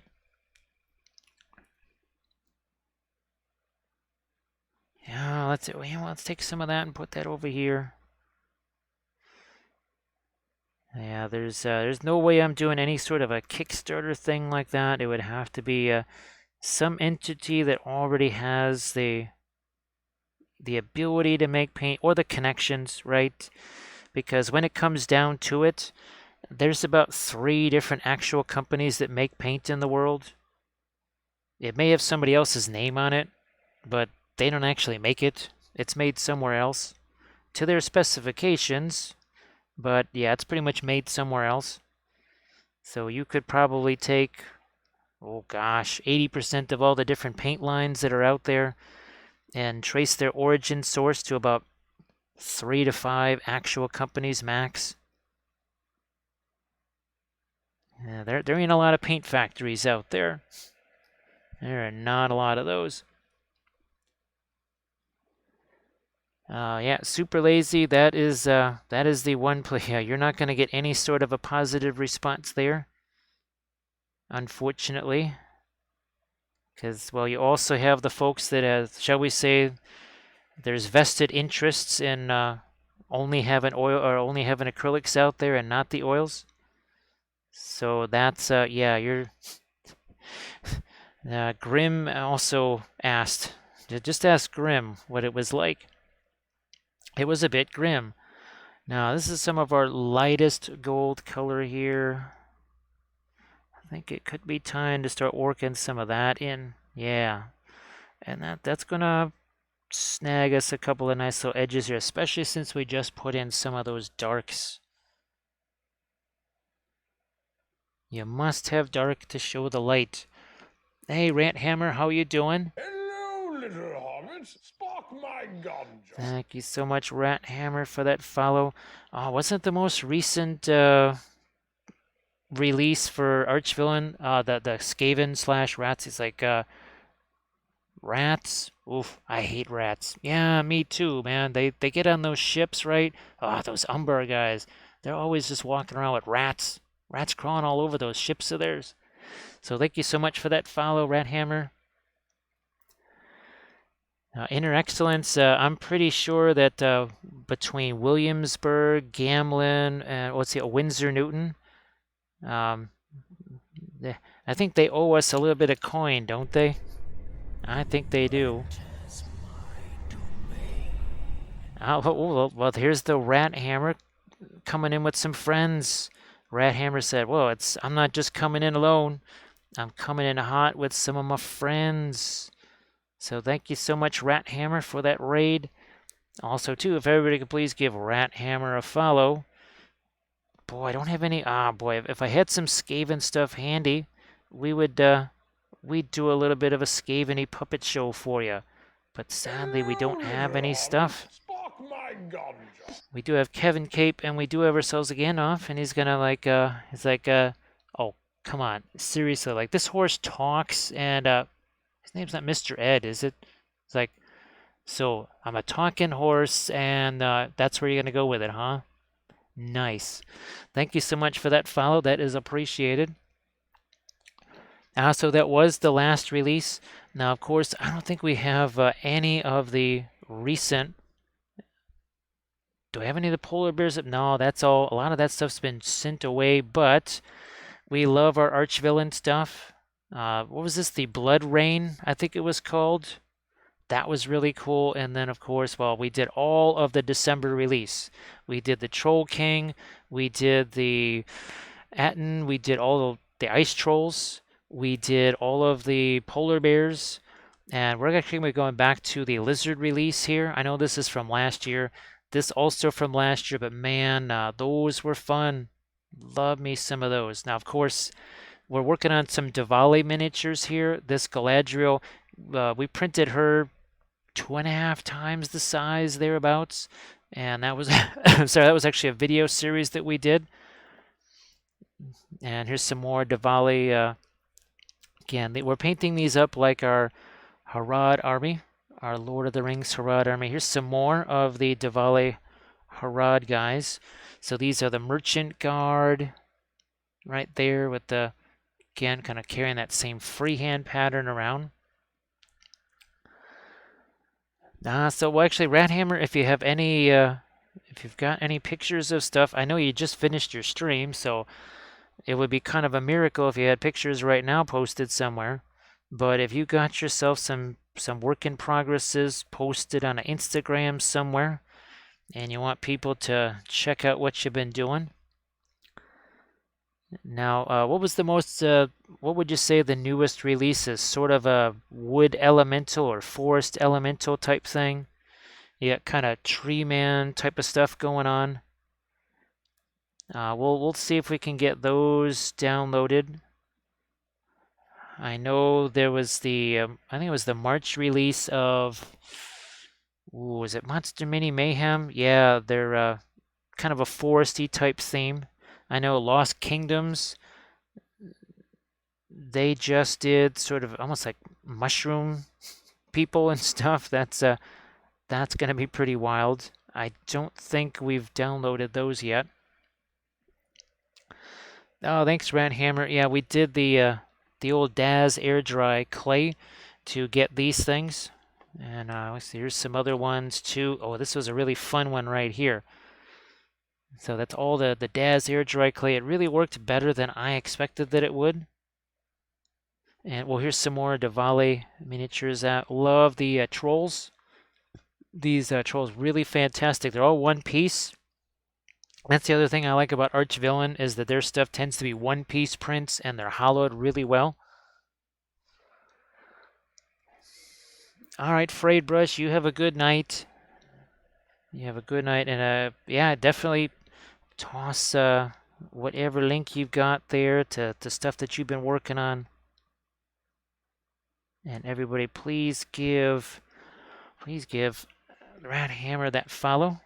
That's what we really like about Twitch, right? All supporting each other. And there's a little bit of a dagger over here. We don't want to forget that. Then we'll want to get some of our lighter colors into the magenta stuff here, if we can. Just a smidge there. So Frayed Brush, you have a good one. Everybody, please give Frayed Brush a follow as well.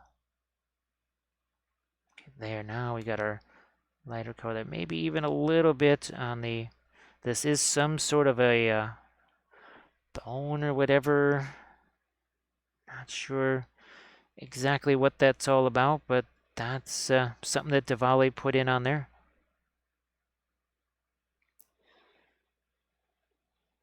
I think we'll still want to work in some more here. Let's get some more light here also too on the our Eye of Sauron, and then we'll get to come back with the dark for that last little bit.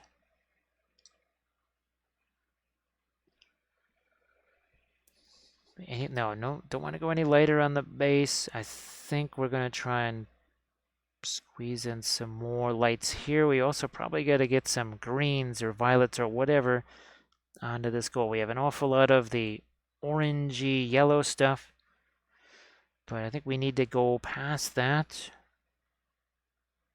Lots of little snake things here. Well, as you can imagine, they are serpent riders after all. I'll have to see if we want to do any. I think we might want to do some sort of a pattern here on this. But first, I think we would want to get some of that radiant magenta and some of the quinacridone magenta together. Yeah, something like that. We'll have to really stoke this now. Yeah, and I might even use a little bit of a stippling brushstroke. So we had an awful lot of freehand on last night's stream. We painted up this guy, was it 5.5 hours start to finish? We did the whole Maori style tattoos on this. This is one of the brand new Frameworks miniatures because that was fun. No, this is what we're looking for over here. So yeah, we're just trying to get some of our lighter magentas out here. And boy, oh boy, we've really done an awful lot of this Harad Army. Looking forward to one day actually getting a chance to put this into one of the battle reports. I think it'll be really fun to have this in Rohan, especially with all the horses. You never, ever, ever in any battle report see cavalry on cavalry. You might see cavalry in Rohan, but no other army. Every other army is just all infantry with the exception of just a couple of cavalry guys, and that's it. Which to me is, it's kind of sad because there's lots of cavalry in the game. You look at our Candish armies, right? We have tons of cavalry there. Ooh, there we go.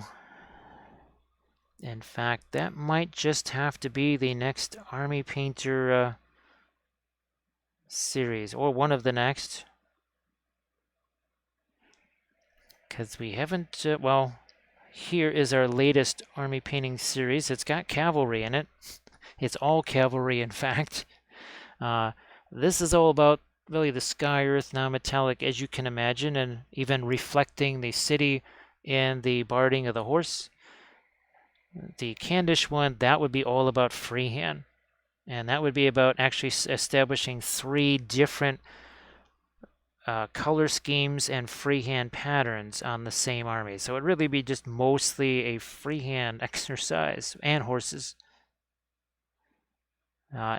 Pretty much 0 armor on those.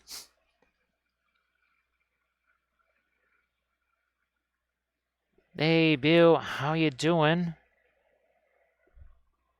So, Bill, how the heck did you like Adepticon? Nice to see you. And well, here's hoping that you didn't get the Adepticon special.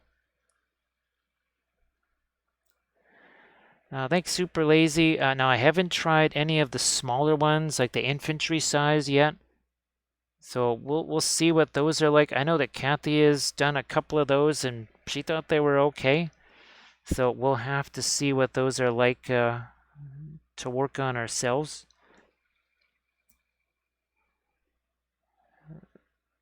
Yeah, Sarge, boy. I mean, you look at Lord of the Rings battle reports, and it's just 1 line of infantry and another line of infantry. There'll be heroes on horses or on fell beast or whatever. And it's all the same thing. You're trying to shoot the heroes off the horses. The guys on the horses are trying to slingshot around and do this and that. And it's all exactly the same thing. Rinse and repeat. They could be dwarves. They could be it's all the same. Everything is exactly the same, which I don't quite understand. Why everybody would want pretty much the exact same army, no matter what the faction they're playing. And Bill, I know that you've been painting some nifty stuff lately, and didn't you? I could swear that you won something in the Resin Beast, right? I think was it in the classic? Was it the infantry category? I could. So if you did, which I think you did, and you've got that Instagram post handy, and you want to post that into the chat.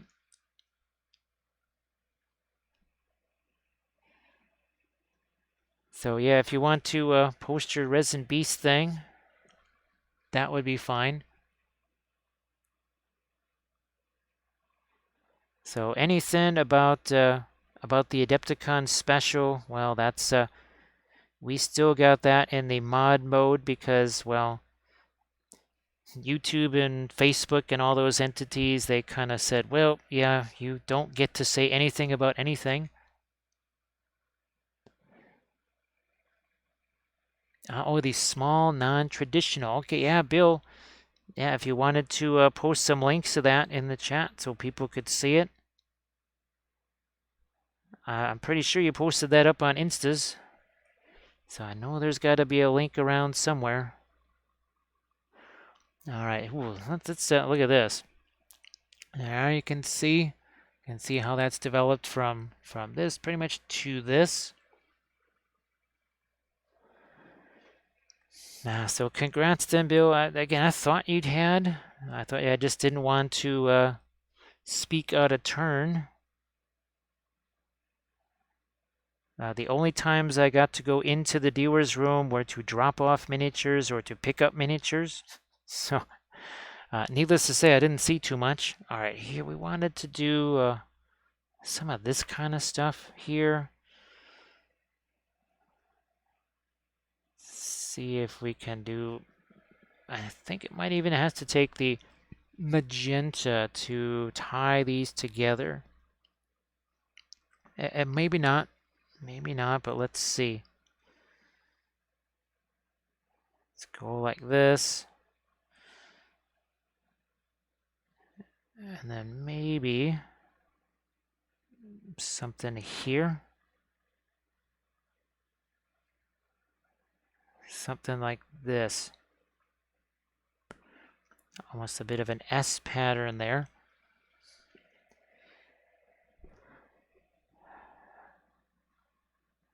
if if Creature Caster was to do STL files, that would be sensational. Not really. That ain't doing it for me. Fortunately, what do we got here? We got blending brushes, and we're just gonna wipe that out. It's gone. Tried it, didn't like it, said nah, we'll do something else instead.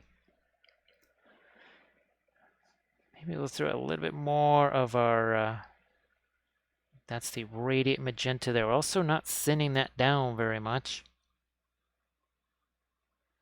A little bit less of the thinning here.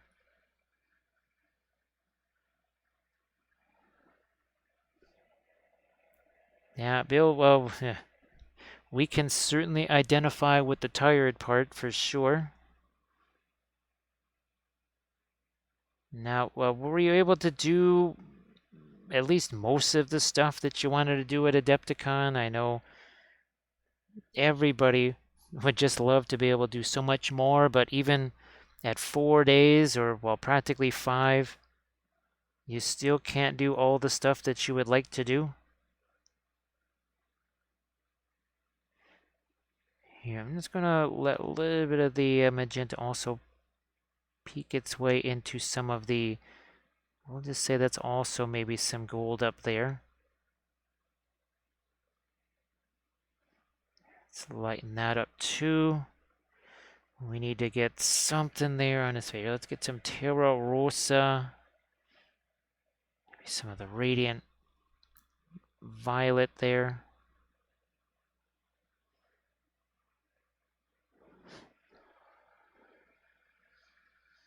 Let's see. Yeah, Bill, the old Cipher Lords. Where there? So the Cipher Lords got one, and then our Easterling War Priest, which is he around here somewhere? Or did we still leave that downstairs? Nope, nope, here he is. Let's see if we can grab him. There he is. So ye old Easterling War Priest got one. Unfortunately, we learned a bit of a hard lesson when it came to these guys right here. So anything that is outside of the GW lore slash, oh, not the lore or canon, I guess that's the other word I'm looking for maybe. Yeah, if it's outside of that, you can enter it, but that's as far as it's gonna go. So that was a lesson learned. I'm not a huge fan of unwritten rules, but apparently that's one of the unwritten rules, is that if you want it to go somewhere, it has to be like, it has to be a blood angel. It can't be a blood angel type figure with other colors or other imagery. So that was a lesson that we learned. Again, wish it would just be a little bit more openly stated. That would be helpful. And I guess you saw, well, speaking of crazy news, I guess you saw the fact that the squats are back now. So the April Fool that wasn't an April Fool is actually a real thing.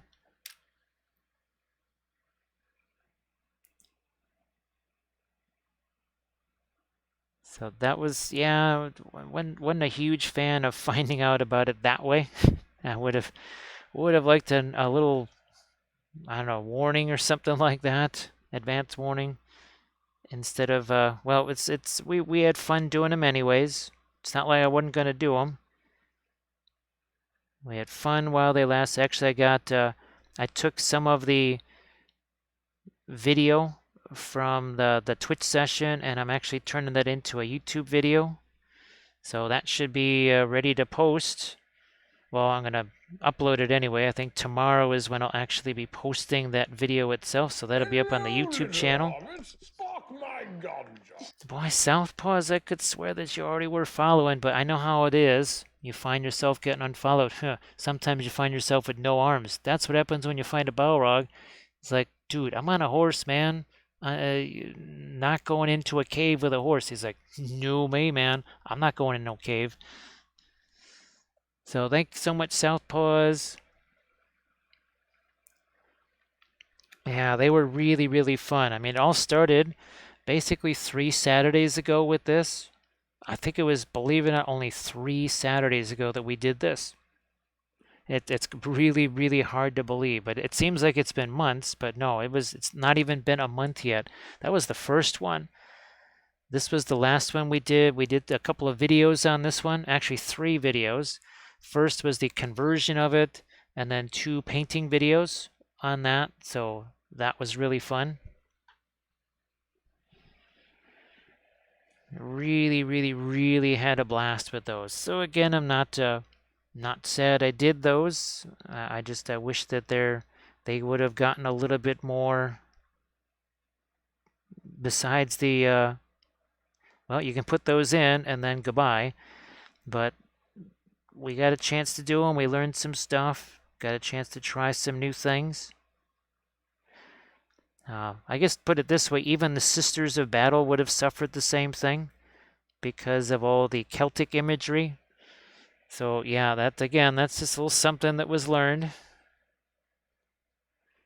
Just for anybody who's out there thinking, I'm going to make my own Space Marine chapter. Oh, you go ahead and do it, especially if it's your army or whatever. But when it comes Golden Demon times, well, that ain't going to go very far. Oh, let's go a little bit further. Speaking of which, yeah, a little bit further with that radiant blue here. Same here. I think I'm going to reduce, yeah, let's reduce the width of that darker line. That's the fun thing. That's what we did on the tattoos on that other guy. We sort of went back into that a few times and made adjustments along the way.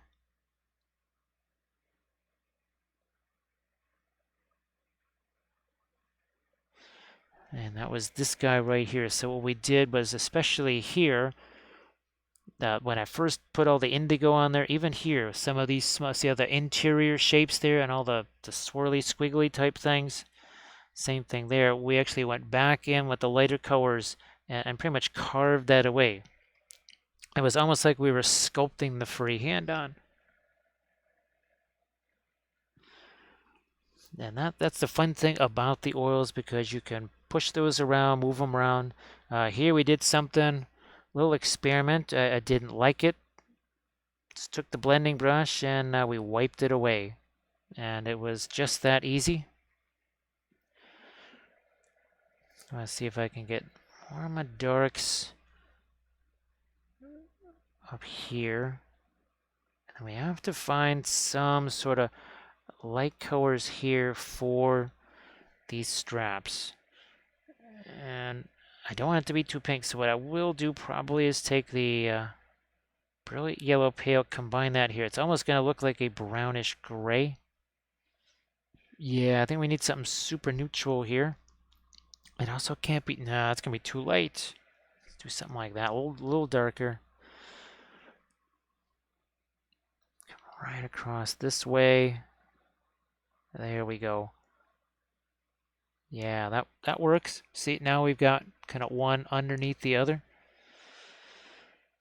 Wow, I can see all the dark color on that, so we had to come back, get some fresh paint there. We'll do the same on this. If these get too light, though, it makes our golds look a little bit darker. We don't want that.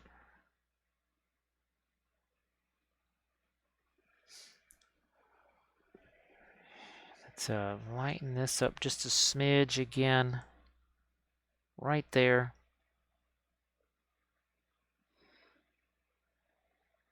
Under here, too. Yeah, that works. With the horsey, still not sure just how light do we want to go with the horsey. This is originally supposed to be a darker horse, but he's going to end up being lighter, it looks like. It just works that way sometimes. And here we'll put a little bit more of that light in, and we might try to get some other colors into the fur. Maybe even some greens or tans.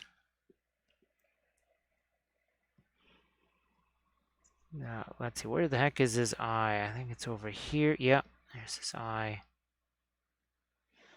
I'll lighten up his fur up here just a bit.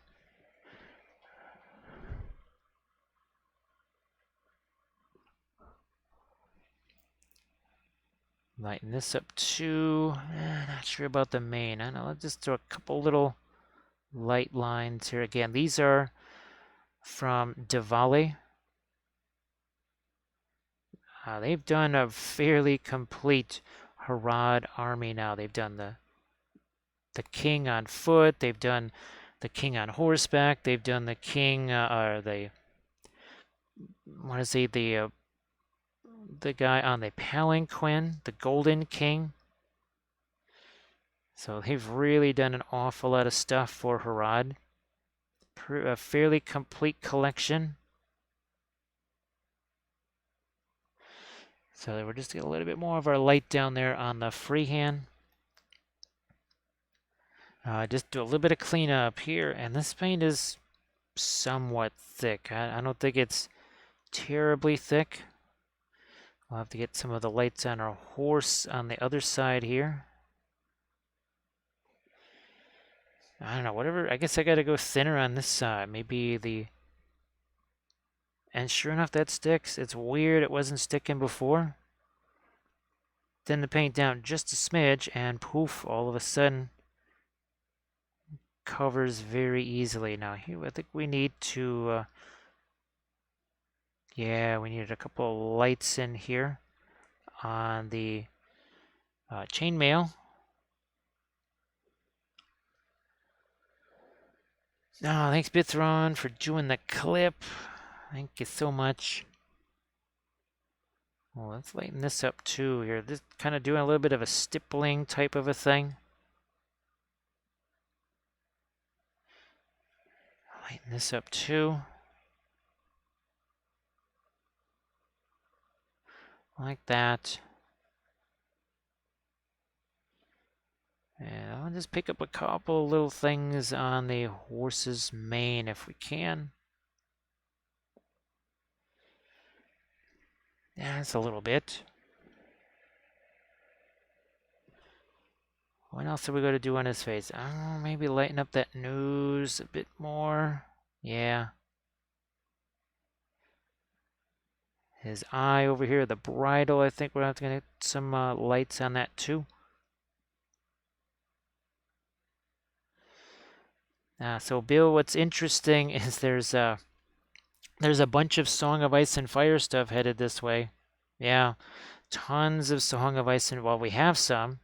We were sent back with a pretty fair-sized collection of it.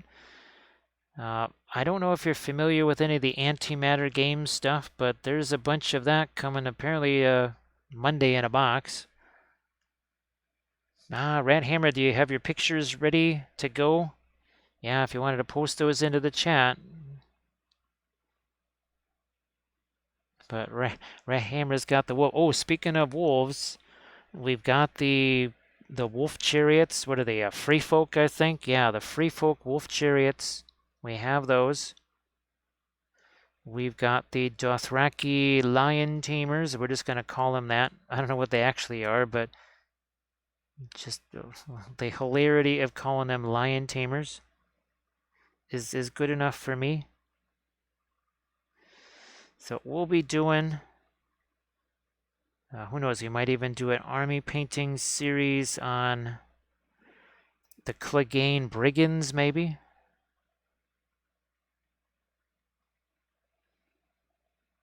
Let's get a little bit of light there.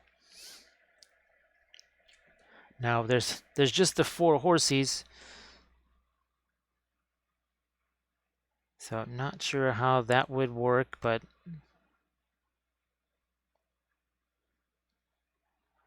there we go. I think we got enough of the light there. This was tempted almost to do another little design on that, just because, well, again, these guys are supposed to be more elite.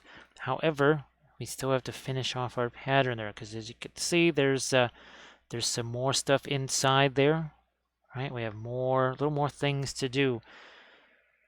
It's about some of that Fanchon red and a little Egyptian violet mixed together.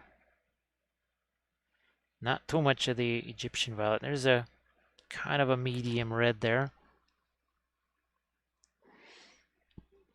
So there's supposed to be a bunch more of that coming this way.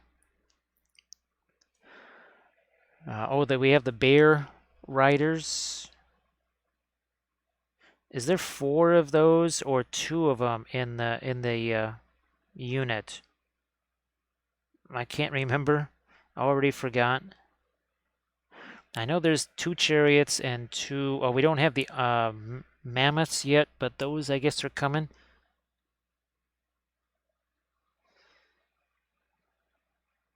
And then, of course, all of the redos of the starter set. The halberds. Circe. So all that being redone.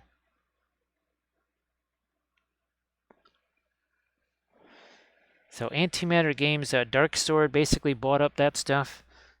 Think 20,000 Leagues Under the Sea, sort of a Captain Nemo-ish type look. So there we go. See that changes up our freehand there a little bit. Now I want to take some of this black here. Let's make the eyes a little bigger here. Extend that just a smidge, and that is enough.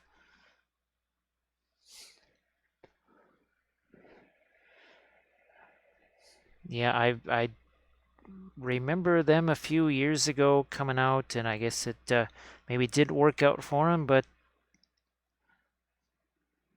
Dark Sword bought up the line. And I think they even might have some STLs available of the Antimatter Games stuff. Now let's get a little bit of some dark here around the horse's eyes. Something like that.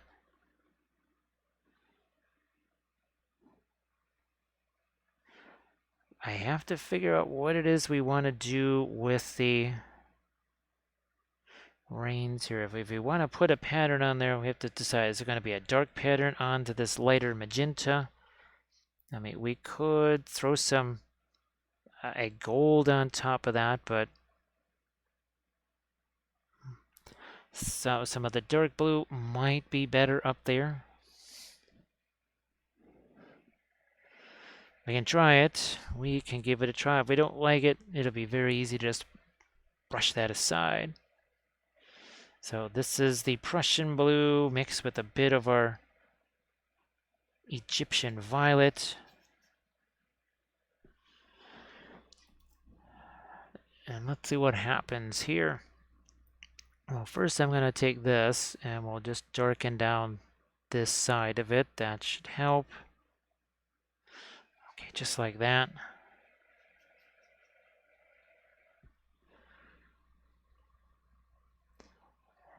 Get the horse's mouth a little darker there.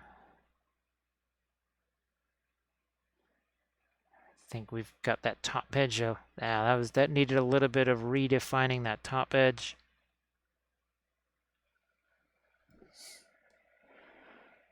Just went to the wrong color. Now here we have the spear sort of in the way. Also have to get our metals onto that too. I don't want to forget some of the darker blues that we might want here.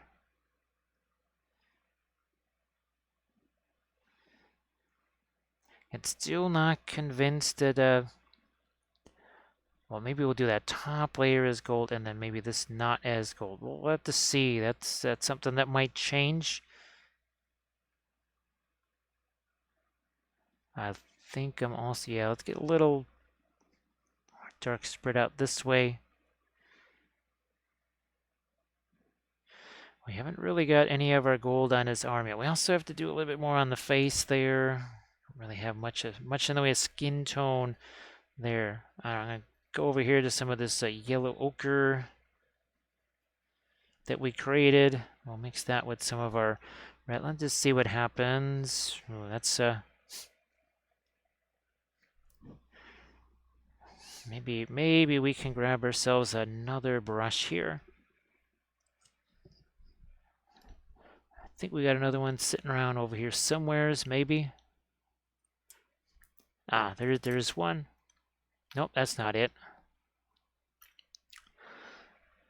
See if this one will do anything for us here.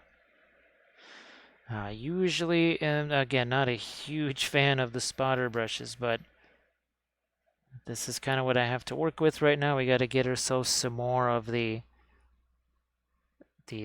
liner brushes.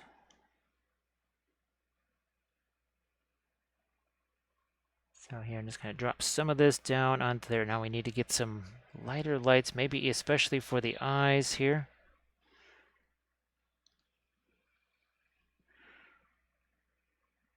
Drop a little bit on his nose, some on the eyes. And who knows, maybe if nothing happens, if you don't get any paint down there, maybe there's too much thinner, or maybe there was not enough. As always, too much thinner, what's that going to give you? It's going to give you a pin line wash. It's pretty much the last thing that we want to do, I would say, for his eyes, no doubt.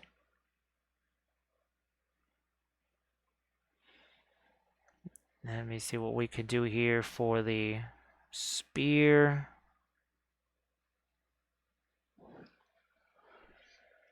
Back to some more of the, this is basically the white here. Let's get the edge of this.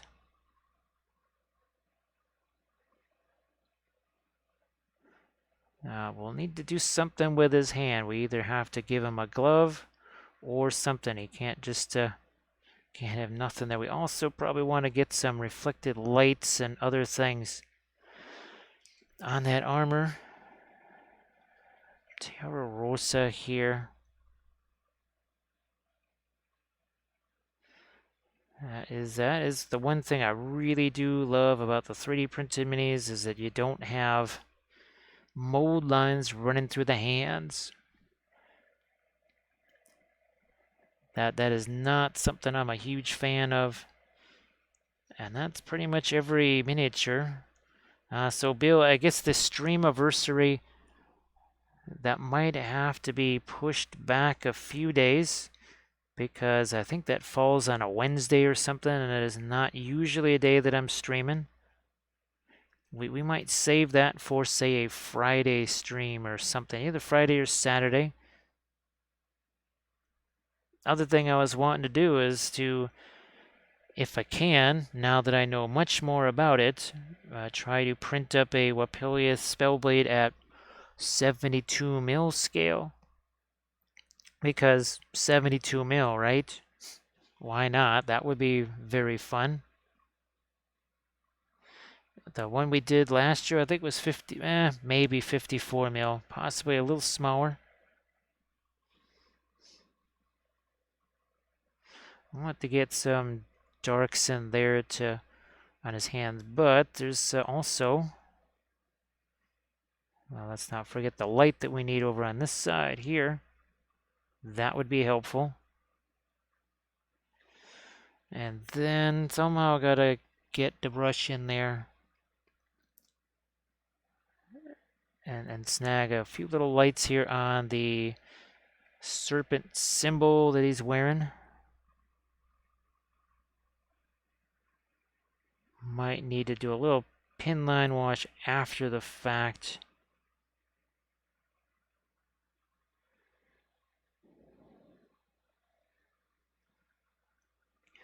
Again, we've got the sort of a bone color right here, and then we've got the armor right next to it.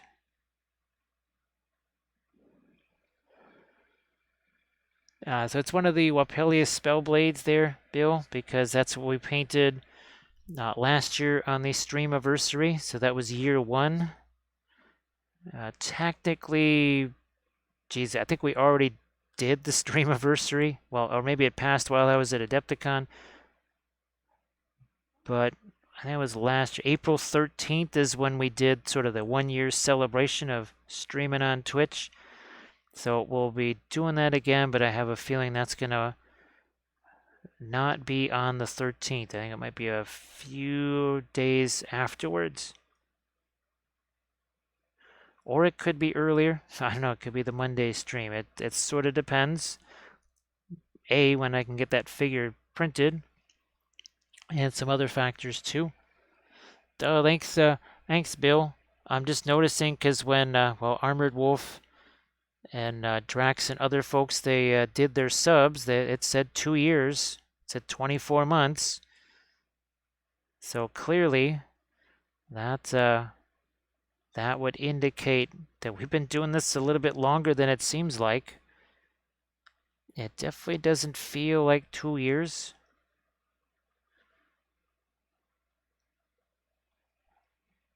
It's in some ways it feels like we've always done this because it just has been so much fun.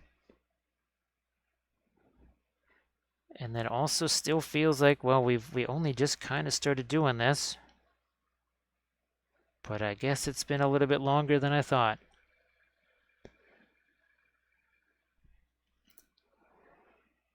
No, thanks, Bill. Boy, it was really a relief too, just given all the weird stuff that happened with YouTube. Yeah, all the weird stuff that happened with YouTube all kind of at once there. And it wasn't just in 2020. There was weird stuff going on with YouTube even in 2019. So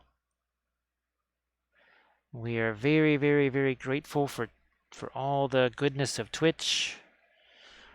Now, these guys, what's going to happen with those? Let's see if we can do some lighter blue without it getting too light. Here, let's just take this. That's the radiant blue. Because if it gets too light, it'll just get lost next to the lighter fur color. I think that's about as light as we want to go. Yeah, maybe something like that.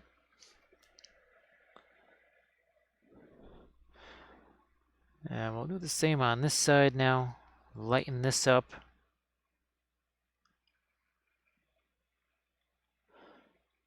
Let's catch this along here. More of that, again, that's the lighter blue that we're doing here. Just, again, some of the radiant blue mixed with our dark.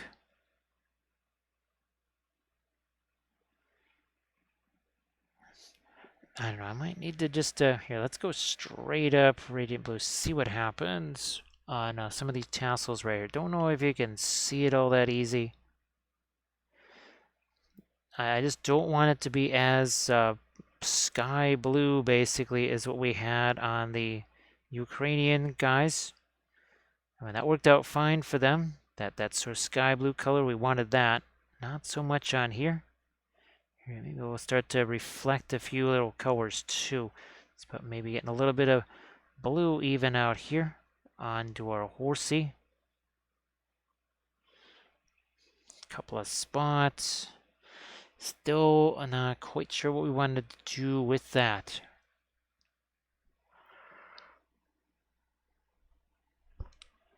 I need to go also lighter back here.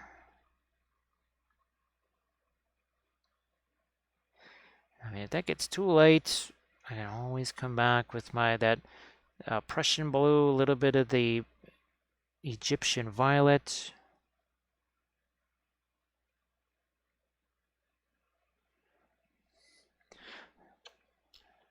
So I think we've been able to pretty much replicate that pattern and get that transferred onto the horse. This is just a regular GW figure there, but I think we were able to get our color scheme moved over. Wasn't quite sure how it was going to work. For all intents and purposes, it was like a color test figure.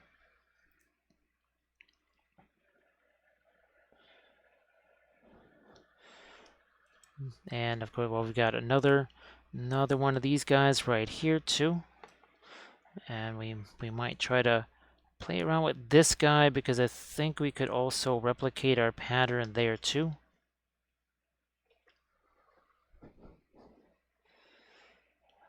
I need some reflected light down here. Underside of that. Time for some darks again. I keep forgetting that this is actually not the Van Dyke Brown. That's that Roman Italian Black Earth, something like that. It's from Williamsburg. I'll have to go check out the label again. I have a bunch of it. I was most likely just kind of saving it for terrain. It's not a bad color. It doesn't really have the same staining power, say, that the Williamsburg Van Dyke Brown does. It's pretty similar. I'd have to look at the series number to see if it's any cheaper. It might be just about the same. Okay, let's see if we can get that little bit of dark in between the fingers here. Let's get a little more separation on those.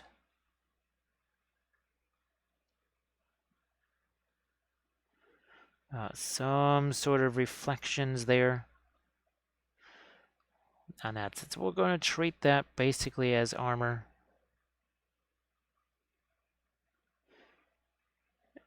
What's happening here? We just maybe need to darken that side down. Yep.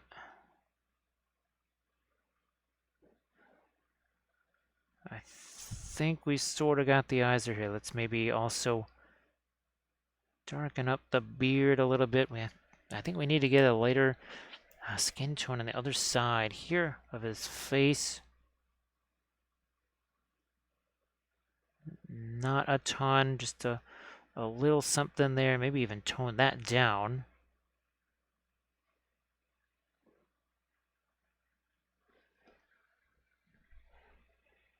We got our magenta in there.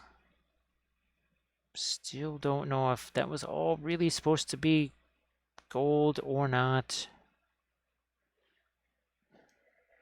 We do have a little bit more of our Indian yellow over here. It's almost a bit of a dry brush.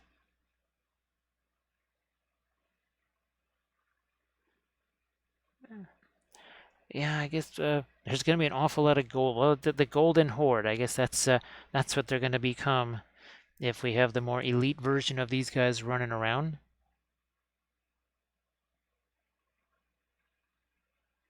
Yeah, these are from Davale here. I've also got the printing goes ever on. They're printed and based and ready to go. So here is this is one of the printing goes ever on. So obviously not quite so much areas for the freehand on them.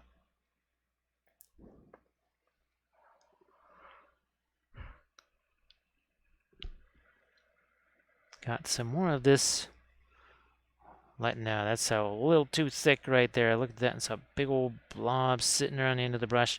Again, I really prefer the liner brushes, but we're trying to preserve those until we can snag some more.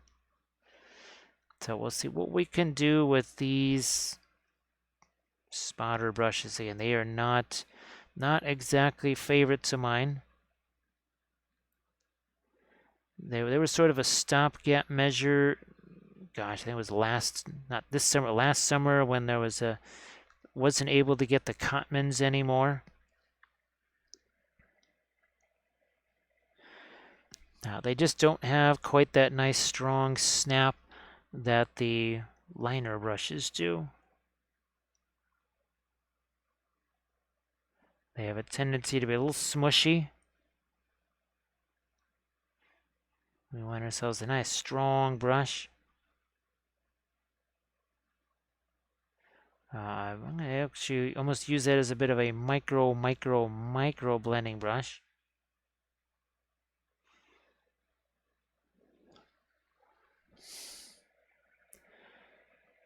Let's go back. This is mostly brilliant yellow pale, I think, at this point that we're using. We never did get our lightest light on some of these armor pieces like this. I think we did the stirrup. Well, we did that one. Not so much this one on the other side, though.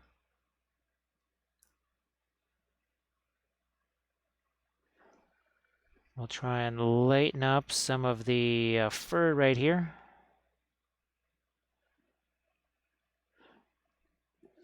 Typically, I don't know, for whatever reason, it ends up being almost more of a green on the hooves, but here, just given the sandy color we've got here, I don't know, I'm going to do a lighter color on the hooves, maybe, or even down here on the ends of his leg. I think we need to almost have that be a bit more of the sand color there.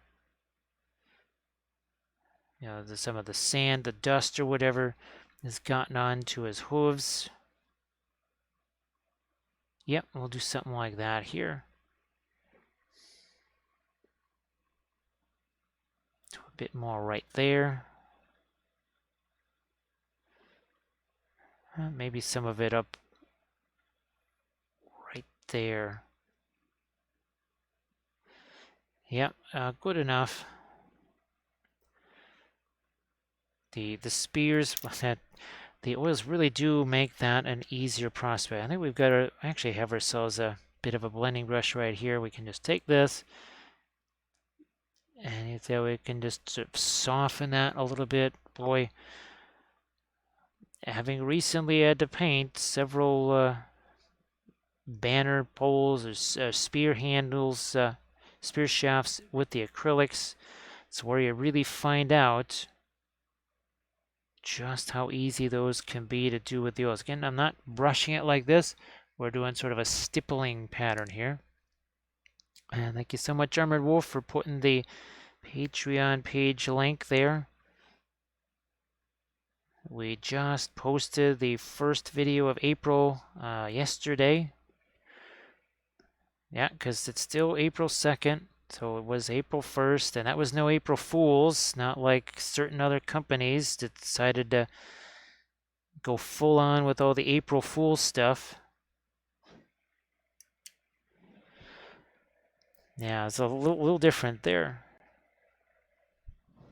All right, I'll darken this up now and tighten up that line.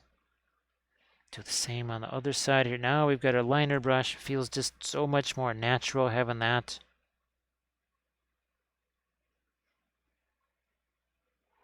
Oh, I see there's another little bit of our darker line that we could restore there too.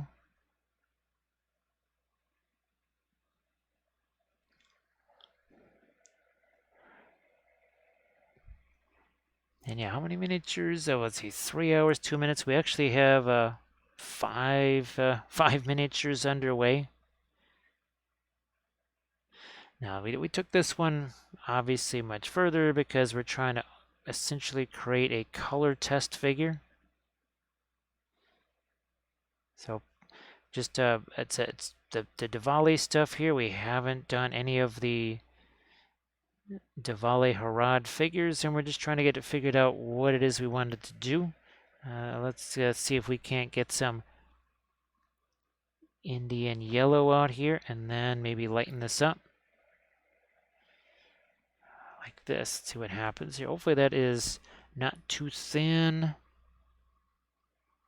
Let's get that right over here on the back of his hand. Okay, that covers pretty well.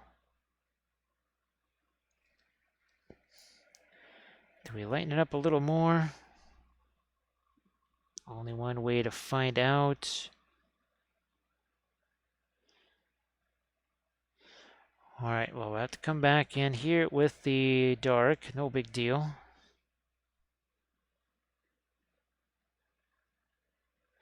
All right, now that looks a little bit more like it's a metal. His hand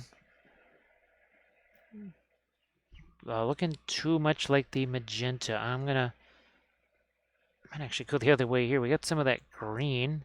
It's almost gonna gray down that skin tone.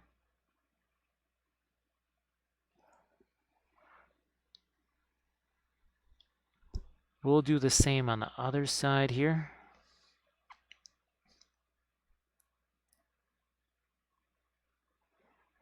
Need to get some reflected light on that spear somehow.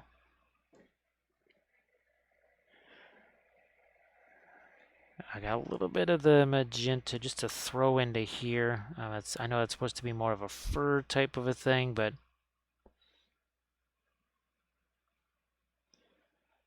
especially since they are supposed to be kind of on the elite side of things here, we want to maybe get those splashes of color out here. See if we can also get a couple of lights here on these straps across his back. That could be too late, but let's give it a shot and see what happens. I'll use a little bit of it here initially, and then along this top edge. Now, of course, if it goes wonky, what can we do? We can come back in with that darker color and almost kind of redo that line. And that's something that's quite easy to do with the oils.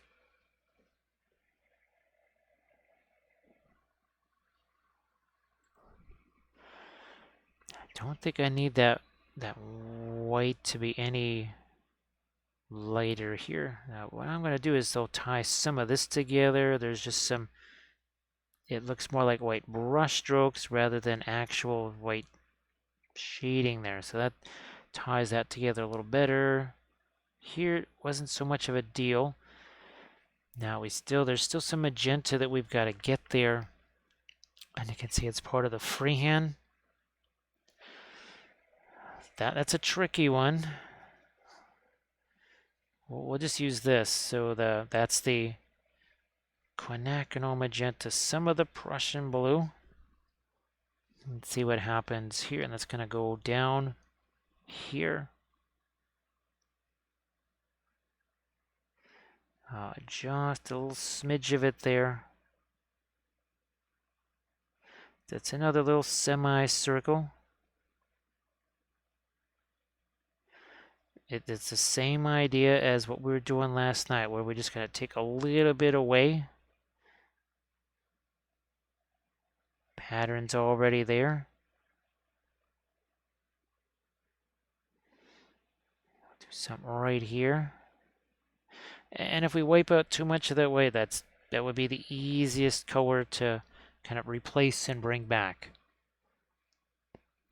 Gridlock, how are you doing? So yeah, we have used oil paints from start to finish.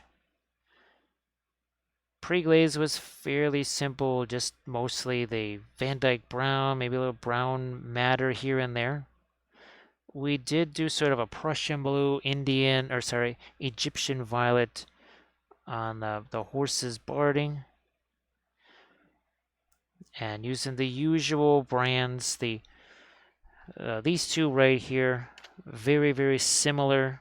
Where's my Winsor Newton? There we go. So the Gamlin and Winsor Newton, they're really similar in price and quality right here. So regular artist oil paints. Now these will set you back more, but boy, they're handmade because each one of these colors just has a little extra something to it. Again, more expensive, but it's not like we have tons of these, right? So those are the three brands that we use. Thanks, Gridlock. And gosh, it's been years and years now. You have to figure almost exclusive, well, not quite exclusively, but the last 5 years especially, very intensely on the oils. Here's yesterday's stream. We did this in, 5.5 hours start to finish, including all of the tattoos. And this was about a 5-hour stream on Thursday. Again, start to finish with all the object source lighting and all the lovely skin tones there. And of course, all of these marines that we've been doing over the last couple of weeks. And then, of course, well, everything else too, like the dwarves here, all the ships, all done with the oil paints. And boy, does it just, it makes it so much fun. So much fun, so much easier. Thanks, Gridlock. A couple other nice little side benefits of the oils is that they're super, super durable. Definitely more so than the acrylics. Ultimately, they are cheaper than the acrylics because You buy one tube of oils, you will never ever need to buy another tube of oils again unless you and 10 other people are using it all at the same time. And the darks are darker, the lights are lighter, they're just really spectacular. And I use them for terrain. I use them on tiny figures, busts, large scale, monsters, you name it. Use it on everything. Now it does take a little bit of a mindset change when you're working with them. You're not going to be doing that sort of traditional layering. Again, that's if you're doing acrylics, well, the layering's going to work there with the oils. That's not really going to be the most efficient way of using them, that's for sure. So you'll just want to give that a little different thought process. You also have to think less is more, less paint all the time. Because the oil, it's so easy to spread the oil paint around. And you don't need a ton of liquid either. Look, we just have this tiny little water bottle cap of thinner. That's it. I think somehow people just got the impression that you're going to have this half-gallon jug of thinner sitting out on the table. That's certainly not the case. You don't need, you will never need that much. And not even when you're painting terrain will you need that much thinner. I know that the focus with the oils is especially on the weathering and such, but they can certainly do a lot more than the weathering.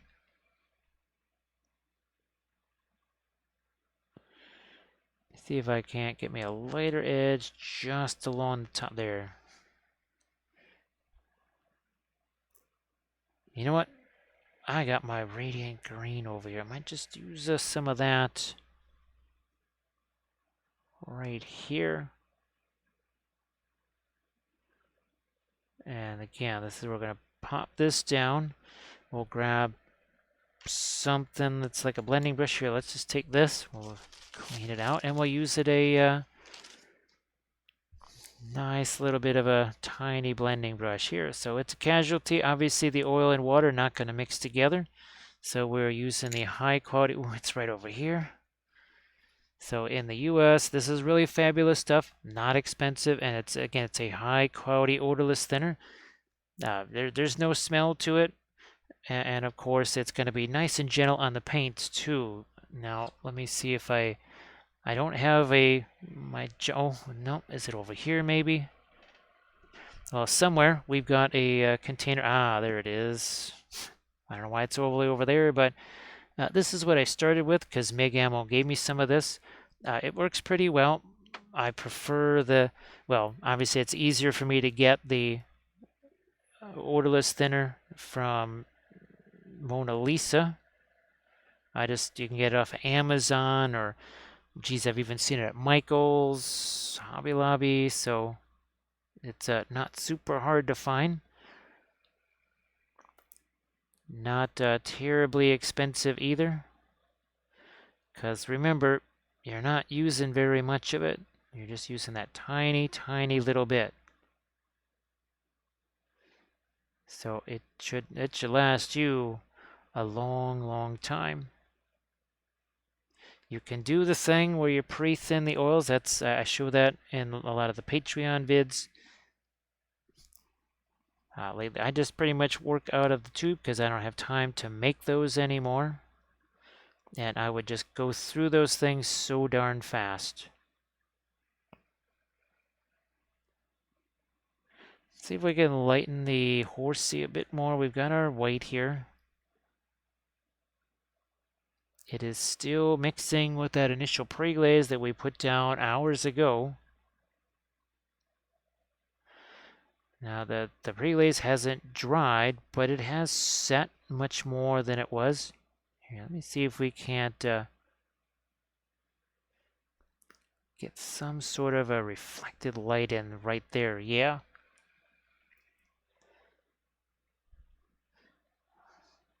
I don't want to get too light here on that blue.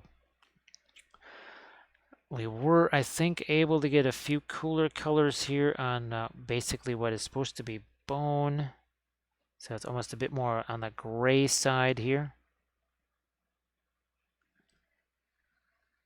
And I'm pretty sure that's supposed to be bone, because the other guy is the same way.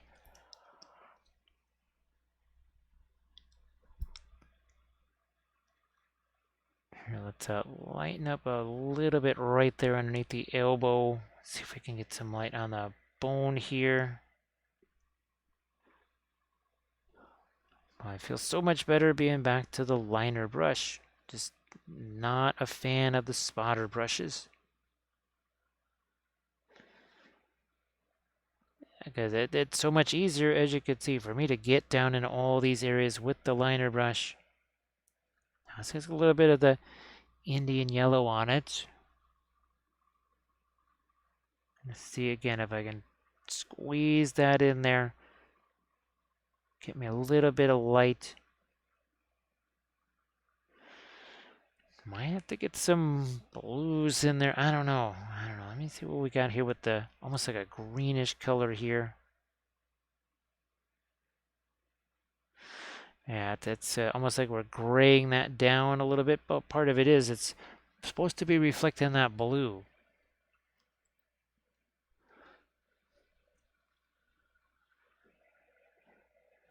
Back to more of a yellow again here.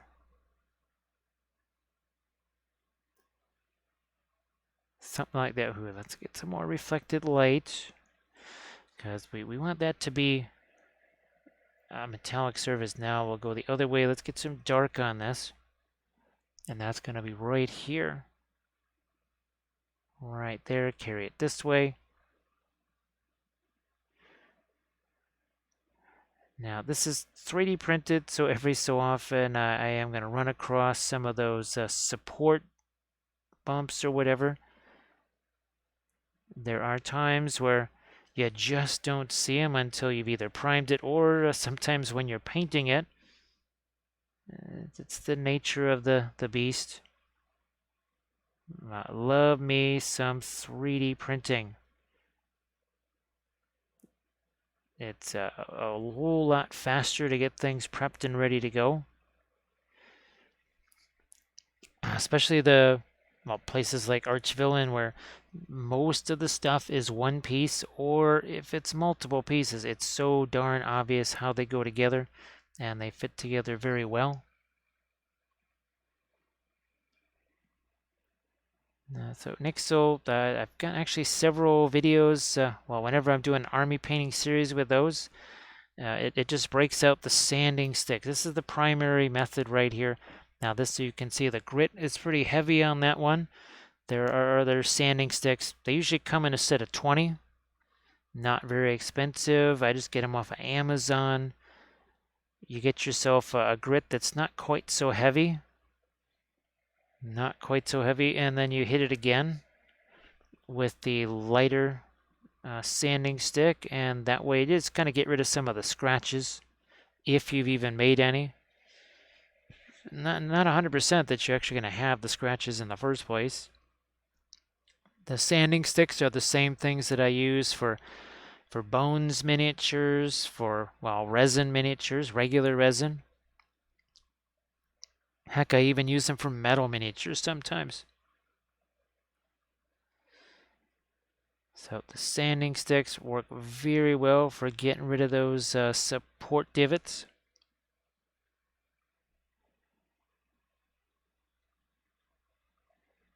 Because typically they're going to be a combination of raised and sunk. So the sanding stick will get rid of both. Get rid of them both all at once. So we've definitely strengthened the edge on that. Still have not figured out what are we doing there. I'm going to see what happens. Just get some of that darker blue here.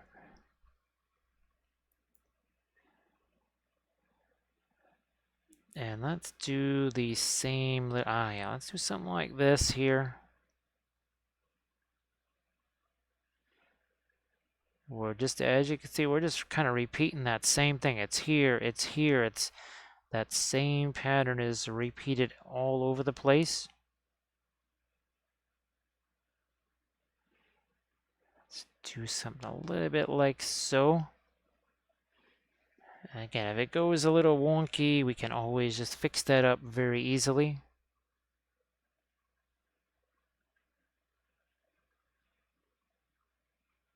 Now, of course, a lot of your higher level digital sculpting patrons, they're going to make sure that those are so well hidden, even the holes, if they've hollowed it out, that you won't have to do very much.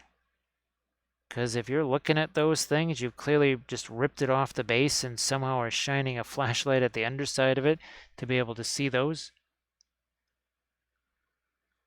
Inner Excellence, I work on those all the time because we have our Dark Sword pledge level. Where's that Dark Sword? Here we go, right here. This was just right before Adepticon, we did this one. So all the Dark Sword miniatures, they're all metal. So, yep, we do plenty of stuff. Well, Reaper miniatures too, I suppose. Lord of the Rings miniatures, tons of metal Lord of the Rings miniatures. So the thing that I paint on the least is traditional resin. It's either 3D printing resin or it's going to be metal or plastic. The one that I'm going to be seeing the least of is for sure going to be the casting resin.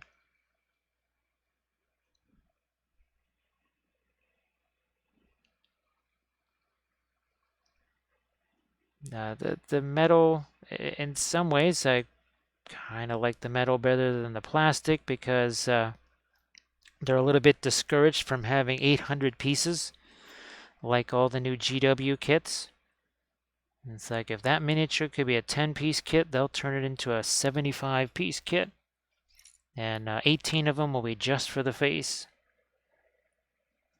I think, was it Malifaux? That's another offender with the let's have a bazillion pieces for this ponytail. I realize that a lot of folks these days, they're not used to working with the metal. There are some folks that, especially, I think it's even more so among Blood Bowl players.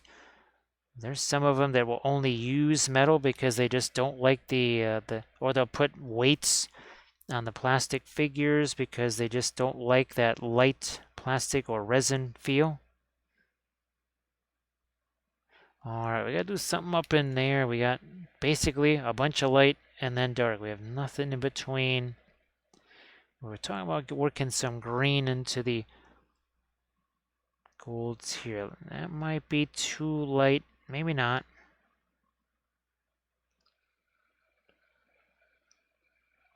Hey, Acid Burn. Nice to see ya. Yeah, so Inner Excellence, Dark Sword miniatures, all of those are still metal. A big portion of the Reaper miniatures line still metal. A huge portion of the Lord of the Rings line still metal.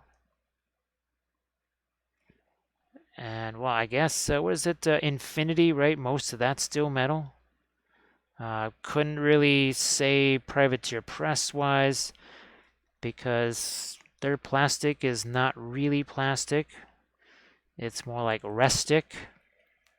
And then, of course, you've got the Song of Ice and Fire miniatures and other things that are sort of a hybrid, especially the Song of Ice and Fire, where you've got some regular plastic, mostly on the weapons, as we add some. I was trying to get some lighter edges here.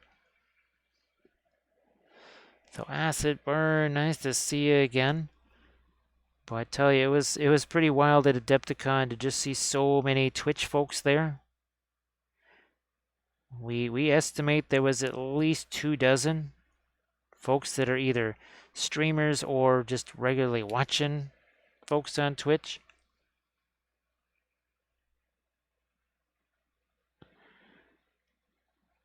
We'll get that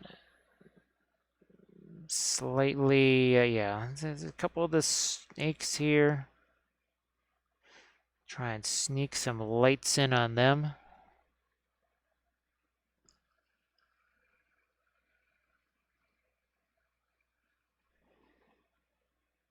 And let's drop some more here. So say we all. Oh, look at this. Look at this. We got ourselves an Al Capone. Al, gee whiz. Nice to see you again. Oh boy, that's the last of that. We might have to do a restock somehow. Might have to do a bit of a restock on that. So Al, I hope that you're doing well. We managed to survive ReaperCon. No, not sorry, ReaperCon, Adepticon. That was a lot of no sleep and a lot of running around for sure. And of course, thanks to that spectacular voice amplifier that Armored Wolf found, guess what? We still have a voice even today, which wasn't sure if I was going to have to wait like 3 weeks to be able to stream after Adepticon having no voice, but fortunately, it all worked out. Let's just lighten that up a little bit more there. So it was pretty wild to do the oil painting classes after all the time streaming, because with the streaming, right, we had to be able to explain kind of the essential things of oil painting in 30 seconds or less. That proves really, really helpful in classes. Because, and also too, just okay, what are the things that are going to be the biggest bugaboo for folks? The thing that they might struggle with the most when they're first getting started. We essentially had 2 years of data, and that there was just ways that I could sort of mitigate that. Here we go. One of the things is, right, start with less colors. So they got these. This is all the colors that they got, nothing more. They got the same simple brushes, and of course we always talk about simple surfaces, right? And now that I have the 3D printing, oh, guess what? We were able to print out miniatures like this, exactly the same for everybody, with lots of simple surfaces to work from.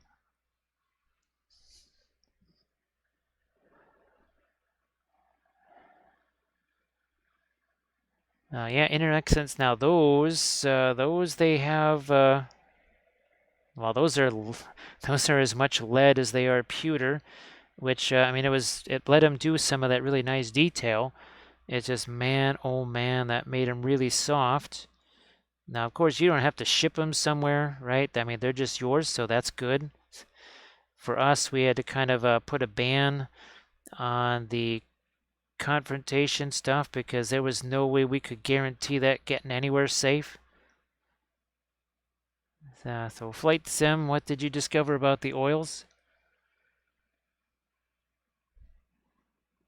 I'll just pop some more of our lights in here. So yeah, Al, all that research and everybody else obviously streaming it too, and all the different questions that folks have asked, whether that's in the chat or maybe even through some of the Patreon stuff or some of the YouTube videos. That was unexpectedly helpful.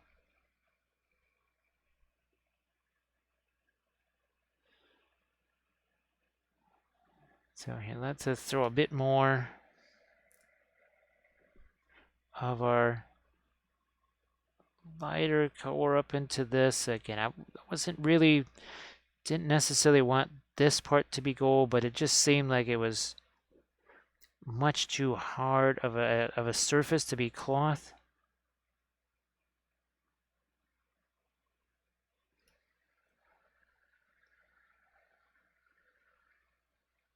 Yep, Flight Sim, that's what we say all the time. Was it plop and push? You just plop a color around there, you push it around into another one.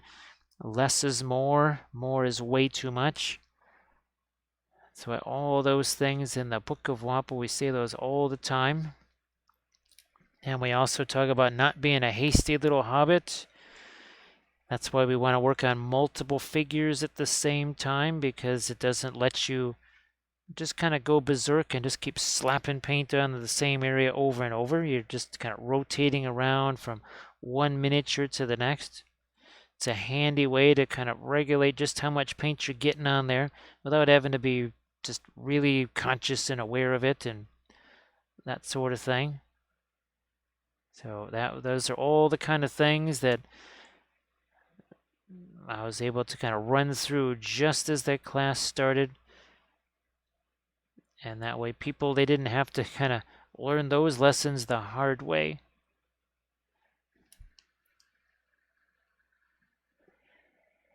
Now, again, we're just bringing out a couple of our highlights here.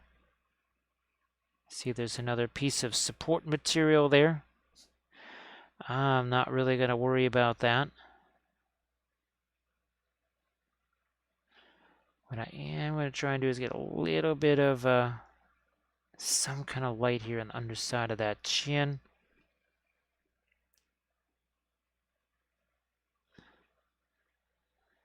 And what the heck, we'll throw maybe a little bit of light along the top edge of this. And maybe we'll try some yellow here. I don't know if this is going to work or not. We'll find out. That's going to go here. It's dark enough, and it is just a little dot. That's how it is. It's very simple, but I think that adds a little bit more, because remember, there was just pretty much nothing there. Do the same on this side now.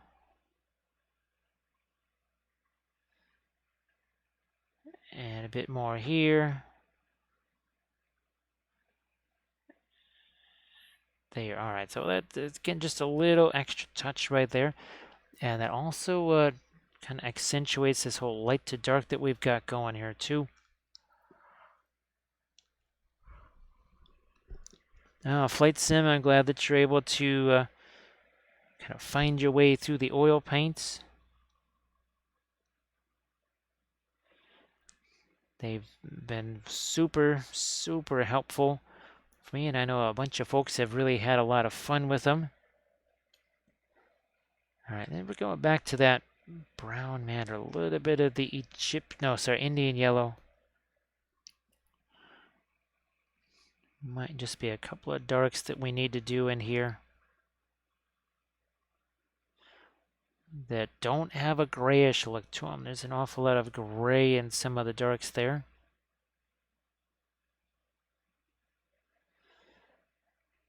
And perhaps even here. Yeah, let's get a couple of more darks here on this. Make that a little bit more complex shape-wise. Maybe give it some actual body here. Almost make, yeah, see that? It's almost more just a blending some of the stuff that's already here. There is some paint on the brush. You don't, I guess, once you've been at this a little while, then you can start to be able to use a blending brush that actually has paint on it and kind of get that worked out. I know that might be a little bit complex for people that are just getting started with their oil paint journey.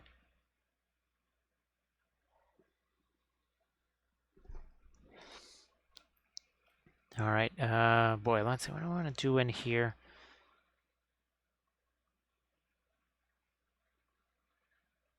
I can't tell if those are supposed to almost be like teeth or something, or if they might be some kind of really microscopic support bar or something like that. Not sure.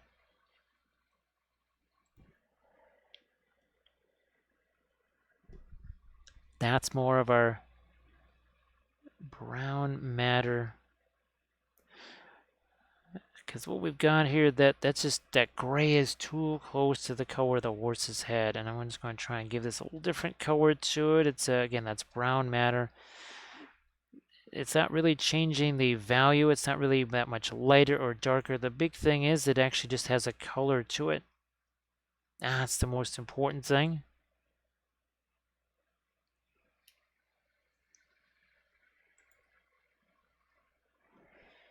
And we'll do a little bit more of that down here, I think. And I think I might come back in with my white and restore some of the little half circles there. If I thin down that white too much, it's just going to be a pin line wash, go all over the place. We don't want that. It's a balance of making it just thin enough. We haven't put any paint on this for, oh gosh, a good 45 minutes at least. And you can see that covers it nice and easy. If we tried doing that an hour ago, would have been very difficult. See here again, see how easy that covers? No problem. That's because we gave that paint plenty of time to set. It is not dry. It's something we call set. So think of it, you just make some cookie dough or bread dough or something like that. You're usually not chucking that into the oven right away, are you? You're giving it a little bit of time to proof. That's what we're doing here with our oil paints, giving it a little time to prove. See, that's a little too much in shadow, so we won't do too much more with that.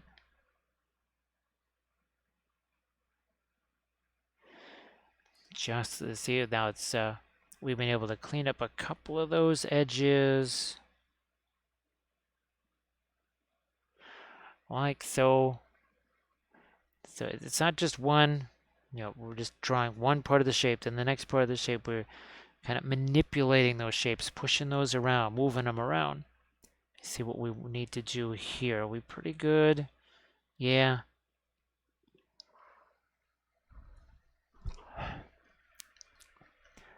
So Bill, you have a good night. Thanks so much. And also, too, congrats on the creature caster thing there. So congrats on that. And you have yourself a good night. Streaming days and times could be a little bit different over the next, especially the next week and a half. We'll see about that. It would be nice to just be able to get back to a regular, kind of our usual stream schedule again at some point.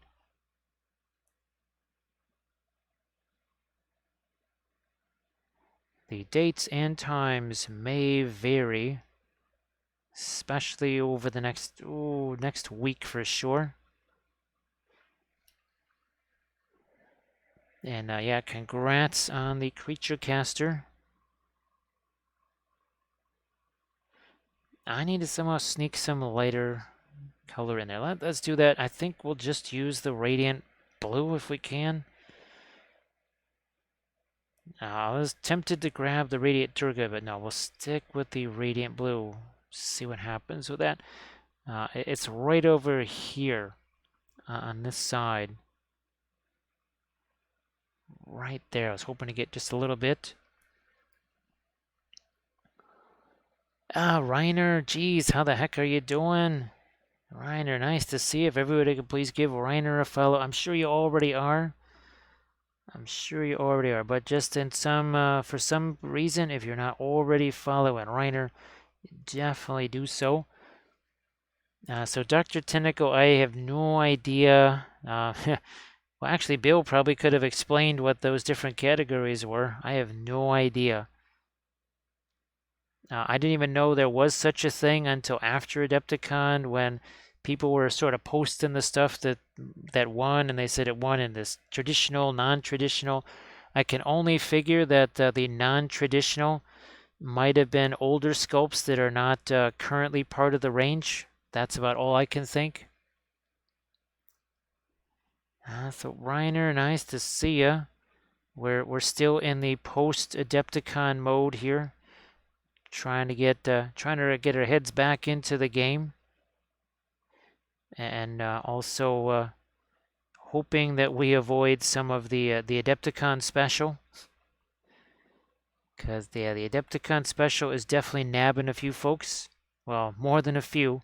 Alright, see, this needs some kind of a light here. I don't know if it's just that edge or not. I don't know, we took some of the white, some of the radiant blue, and we're just going to right along that top edge, and that might just be enough. Because if I put too much there, it's going to be way too close in value to the fur right there. So, Ryan, hopefully you had yourself some fun there. Now, gosh, it pretty much seems like the entire Twitch streaming community was there at Adepticon. And hopefully you were at least able to get to do maybe the classes that you were thinking about doing or any other events. I'm gonna lighten that up just a little bit here too.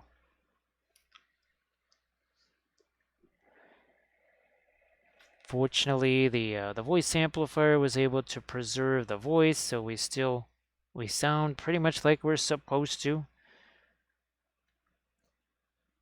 It was a little bit of a tired voice on Monday, but not too horrible. All right, I need to come back and you know what? I might actually use just some of this. Because the skin tone all of a sudden was getting mighty just grayish. There we go. It's a little less gray, a little more color to it now. Ah, that's very cool, Rainer. We just kept making that joke that all the Twitch folks should have to just have name tags with their Twitch names only, and no regular names. Because I lost track of how many greetings went along the way of, oh, I'm so and so on Twitch. That was pretty much the standard Wednesday and Thursday and Friday greeting. Was I'm so and so on Twitch. And it was definitely great to see all of our Twitch friends there. I didn't quite expect that. I knew there would be a bunch. I didn't think it would be virtually everybody.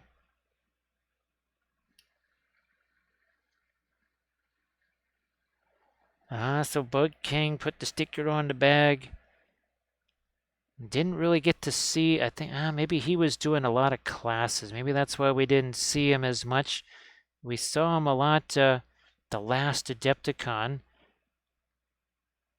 but I didn't get a chance to see him too much this year. Oh, we got Splintered Brush in the house too. Splintered Brush, how you doing? Nice to see you again. I hope that you're doing well. A couple of there, just a little bit more here. Yeah, another touch right there. So Reiner, what kind of stuff were you doing at Adepticon there? I know everybody had a really full plate and everybody was kind of running around doing one event to the next, one class to the next. Glad that you do it well there, Splintered Brush.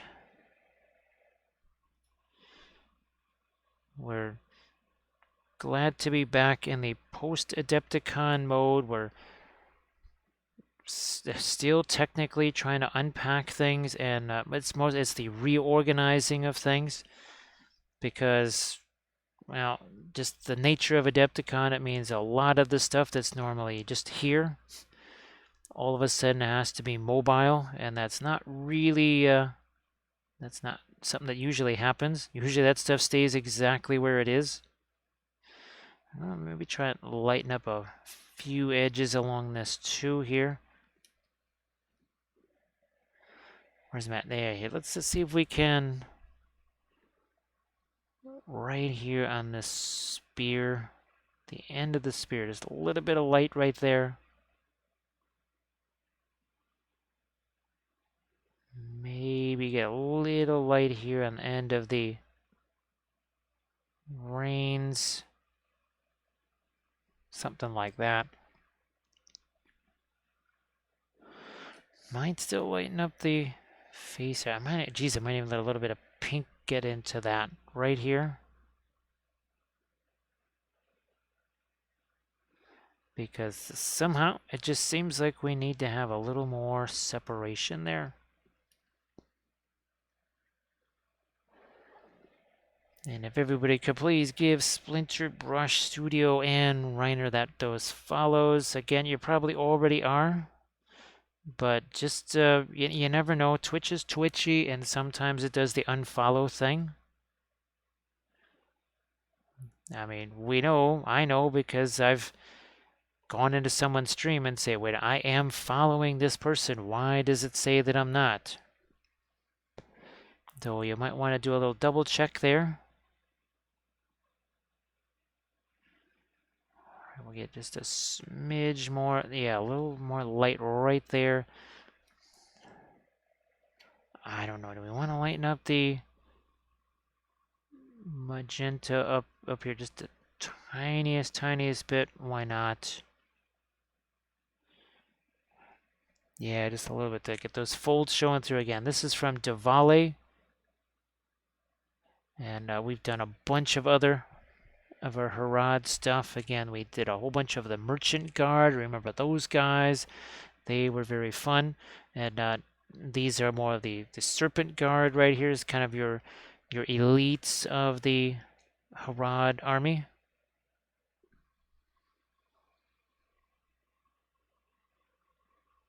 Do we want to go? Yeah. Right there.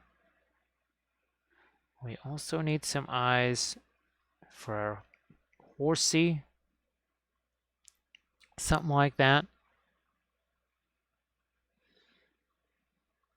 So we will, don't be surprised if you start seeing the Song of Ice and Fire stuff again on the stream. Because we came back with 5 boxes of different types of units. We'll start getting those prepped. We have more Armada ships. We've got the Dwarves, so we might try to do those with, probably our true metallic metals. Could be interesting to do that. We haven't done any metallics on any of the dwarf, or is there any of the Armada ships yet? Oh, like Splintered Brush. It was the Sunday class especially. That was the rough one because it was so early. And I wasn't quite sure when they were going to break down the Fort Wapple area, so I had to have that broken down too. And also have that classroom stuff ready to go. That Saturday into Sunday, that was not super fun.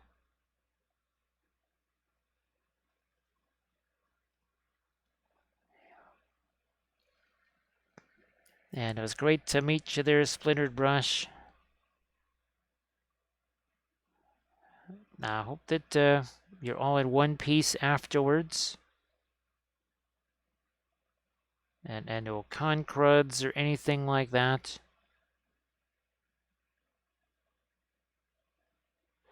I was hoping to avoid a tangent right there. I don't know. Let's go a little bit lighter here over the top of that.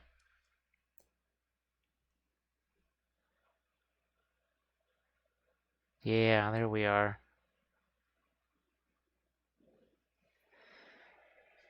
It was pretty well at Adepticon to go from, well, you don't get to see anybody to all of a sudden.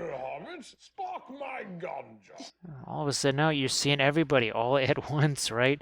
And thank you so much, Prosody. I appreciate that. Hello, little hobbit. I spark my Ganji. It's like, yeah, man, check this out. Kind of a fast horse. He's running on some sand. It's like, well, I mean, Shadowfax is faster. It's like, oh, yeah, the talking horse. Oh, Mr. Ed, right? It's like, yeah, I wouldn't really say that to his face because he gets a little cranky when that happens.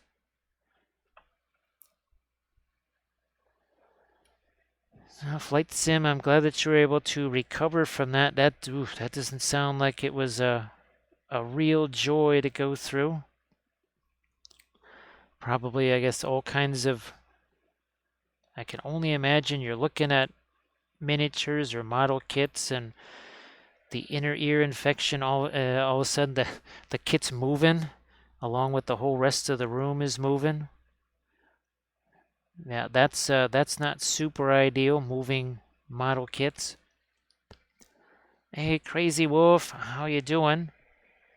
So I think you got to see the end of this, right, with the Maori tattoos on the, was this the Frameworks ogre? That was a lot of fun. Oh, and guess what? We're doing more freehand. Huge surprise, right? OSO and freehand on a stream. That never happens. I'll take a little look-see here at this. No way to really. No, we don't no way to generate any more of the. I want to put a little bit more of the gold edge on that, but I think we'll just leave that be.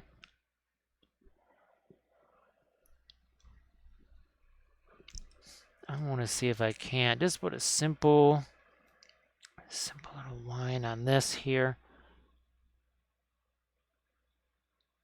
Yeah, I think we need just a little one there, because believe it or not, that extra little line, it would sort of from here to here to here. That might just work. Here, let's do that.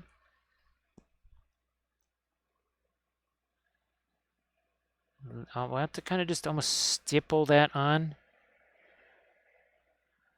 It's a little bit of the cadmium yellow, a little bit of the brilliant yellow pale. And again, just sort of stippling that very gently. Because I think all I want is just that one horizontal line. And I don't think I need anything else. No, thank you so much, Crazy Wolf. Oh boy, look at that. Look at that. There's just one little drop left. Thank you so much for that sub. That is appreciated. And we're all out of a medicine. Yikes. But thank you so much for that sub. Extra, like we were saying last night, those are extra important because you know how Twitch, it doesn't like it when you are away from streaming whatsoever. And basically missed a full week's worth of streams. And yeah, Twitch doesn't really like that, does it? Not at all.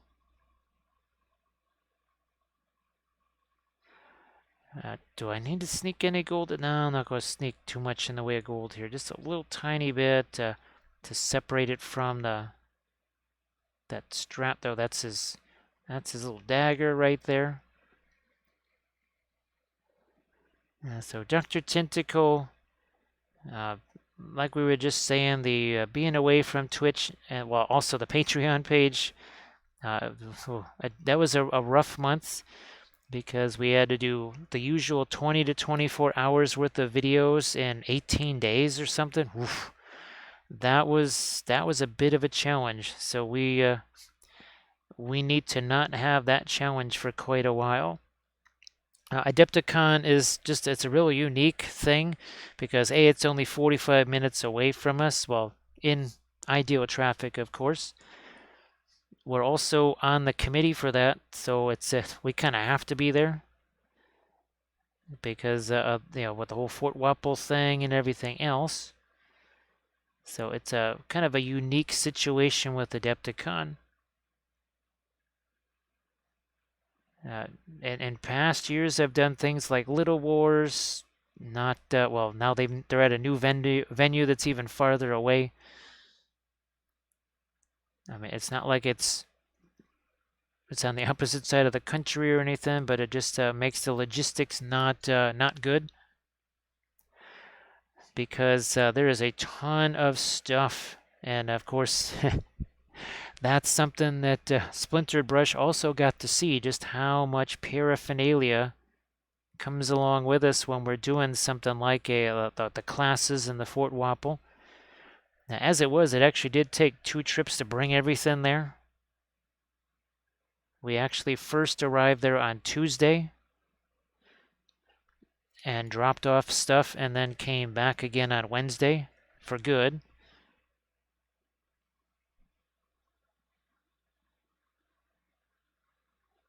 So yeah, just a very rare kind of a confluence there with Adepticon.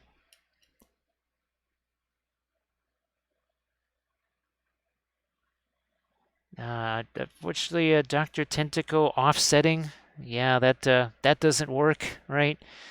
It has to be because, well, when you do this, right, there's no paid days off or anything, so it needs to be beyond that.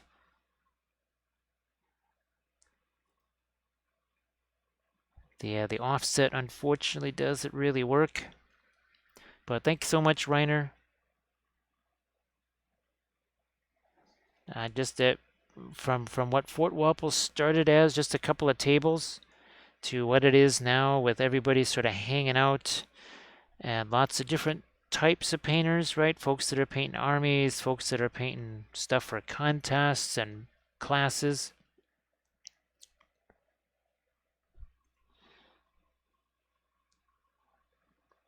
So yeah, Dr. Tenago, it really is. It's neat to do the classes because there's stuff that you can do there. Well, that's kind of hard to do like this, right? You can't just hand somebody some stuff and hand them a brush and actually kind of watch them do it. That's the neat thing about being able to do the classes there.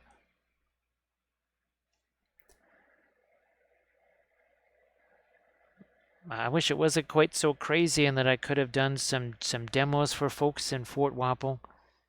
I had all the stuff set up for it, but boy, we were called away to judge lots of stuff, and my goodness. Next thing I know, it's like, well, I was supposed to be down here all day. I've been here for about 15 minutes. Oh my gosh, what the heck happened?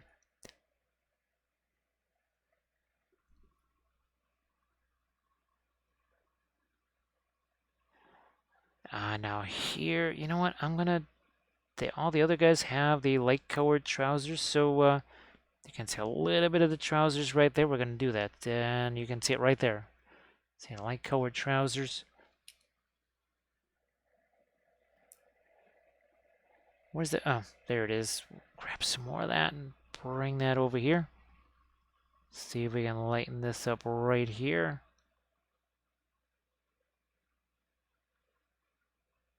Yeah, something like that.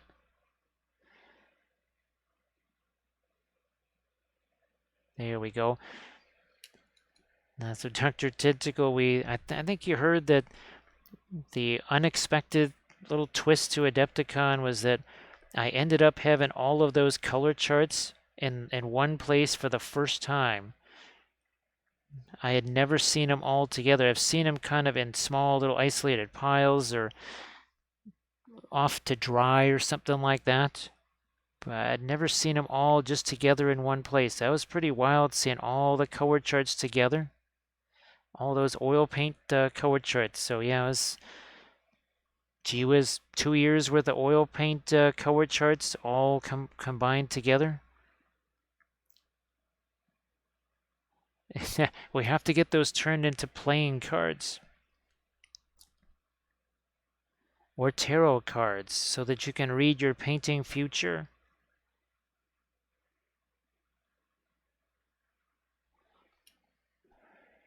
We're gonna lighten this up a little bit. Yeah, we'll lighten that up a little bit. Same maybe over here.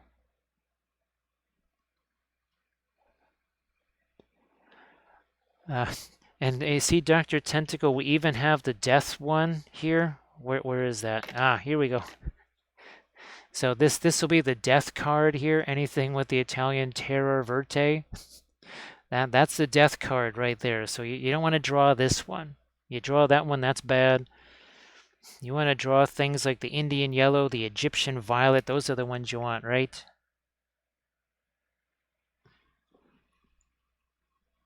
There was a part of me that, well, of course, that would have had to happen either early in the day or very late at night, was to spread all of them out across the tables and just see what they all looked like. Because I've never seen them all just next to each other. We were sort of passing them around in the classes. All right, so there, see that just a little extra boost. Look at this. Where's the other guy? So you can see how that's developed here from one to the next. That's really interesting to see how that's kind of worked its way around the miniature.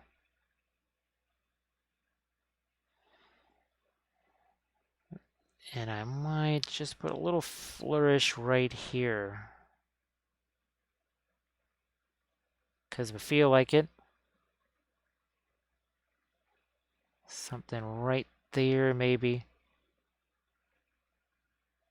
I know you can't see this one because the tail's in the way.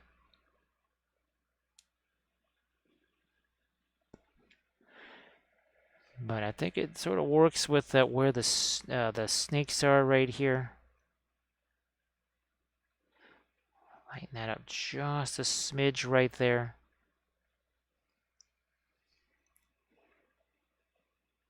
So it's one way to. Of course, it's always great to just make your own version of those, because that's how you really get a chance to learn what those colors are going to do when they're mixed together, what their consistency is. Oh, you know what? I'm going to go back over here. Wow, here's something we never tried this. We've never tried Indian yellow. Wow, and quinacridone magenta. Now there's an interesting super translucent orange. I don't even know how that would look on one of our cards. I don't even know how that would look on one of these guys. But yeah, well, Indian yellow is one of them, but quinacridone magenta, we've never combined those two together. That might be interesting. Wow, it's one heck of an orange right there. Super translucent. I mean, Indian yellow is already, it's translucent by itself. Then you chuck in some of the quinacridone magenta, which is just as translucent, although not staining though. We'll get there. We're gonna put some of that orange and smush that around in here. Yeah. That kind of works. Maybe we'll throw a little bit of that orange down here. Perhaps even a little bit of that orange over here, where we've got our Eye of Sauron. And taking away some of that bulkier, opaque light color.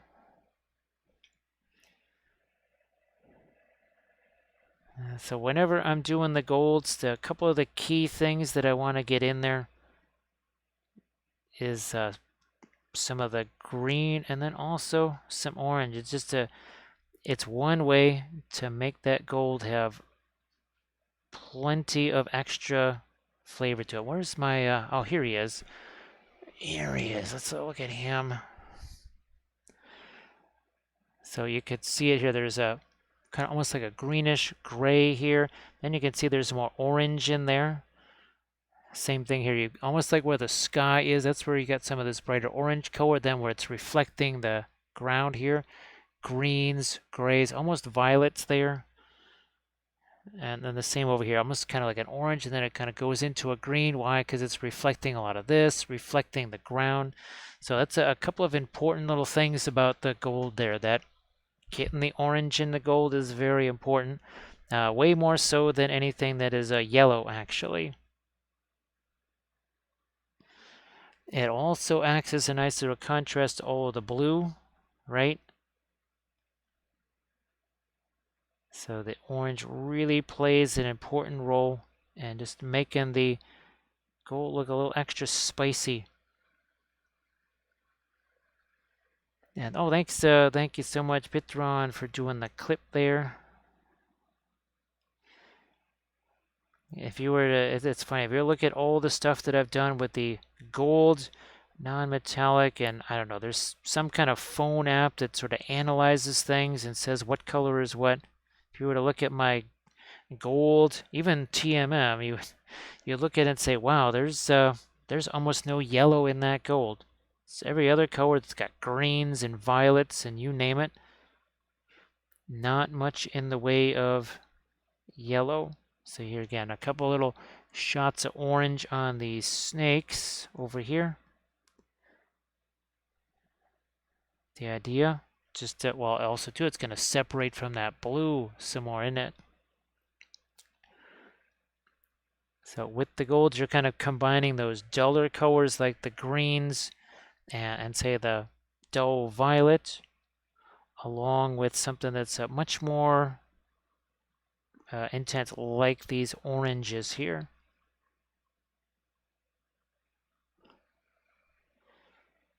And we might throw a little bit more of that orange down here.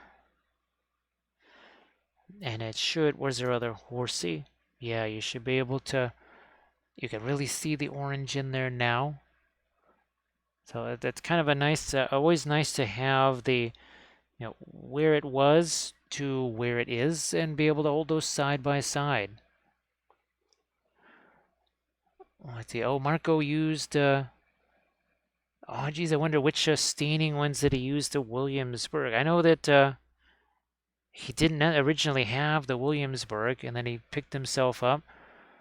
So Egyptian Violet, of course. I haven't tried the Williamsburg Payne's Gray or the Payne's Gray Violet. A couple of folks, I think they've tried that. Wonder if Pun's been using that. Well, of course, Indigo Perline Black. Yes, indeed. Wow, boy. Well, we love our brown. We actually have purple matter as well. There's our, look at that. There's our brown matter, and purple matter shouldn't be hard to find. It was right there. It is. Nope, that ain't it. There it is. It's been actually a little while since I used this. Remember we used this on the Lumineth. Where's our Lumineth? I think we might have used it on the Thousand Suns, but I know we used the purple matter on these guys. Combine it with the, what was that? The Interference Violet and the Interference Blue, I think.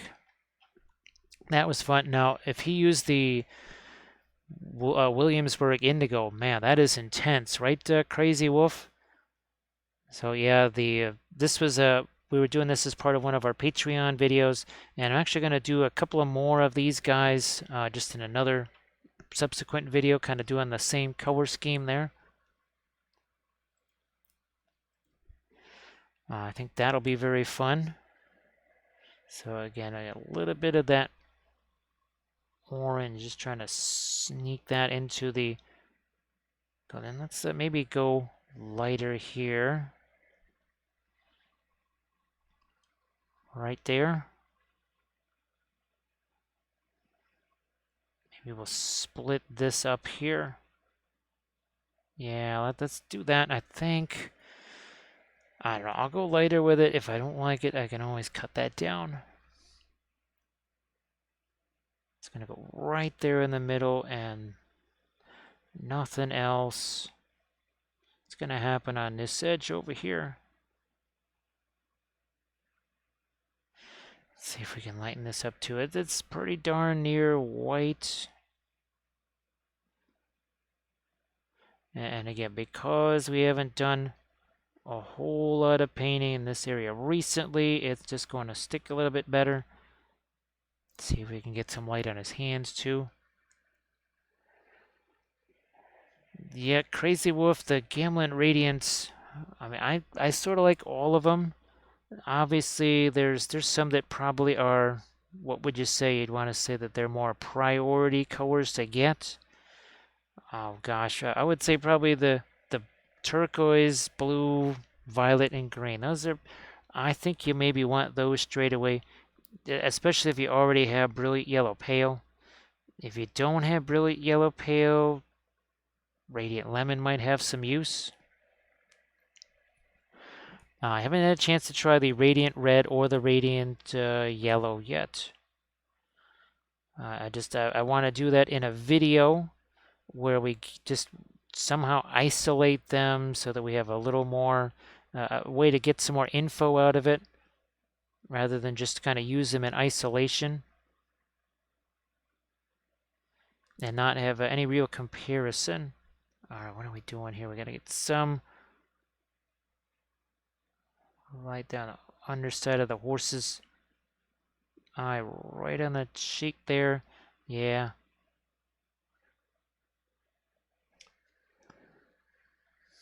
Now, thanks Arbor Wolf for posting the link to the Patreon page. Like we say all the time,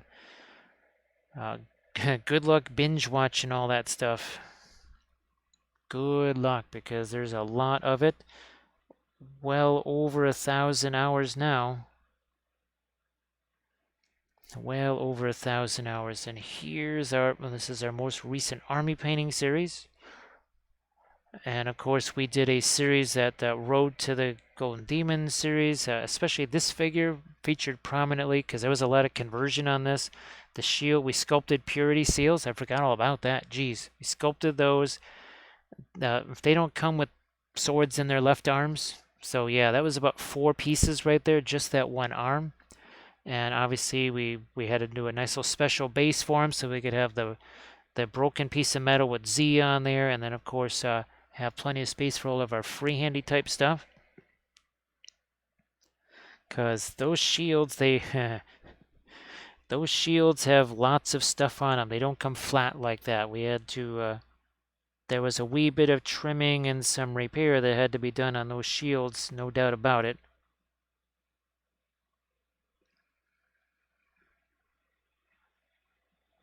Let's throw a little bit more of my light here. Something like that. Ooh, what about the knuckles?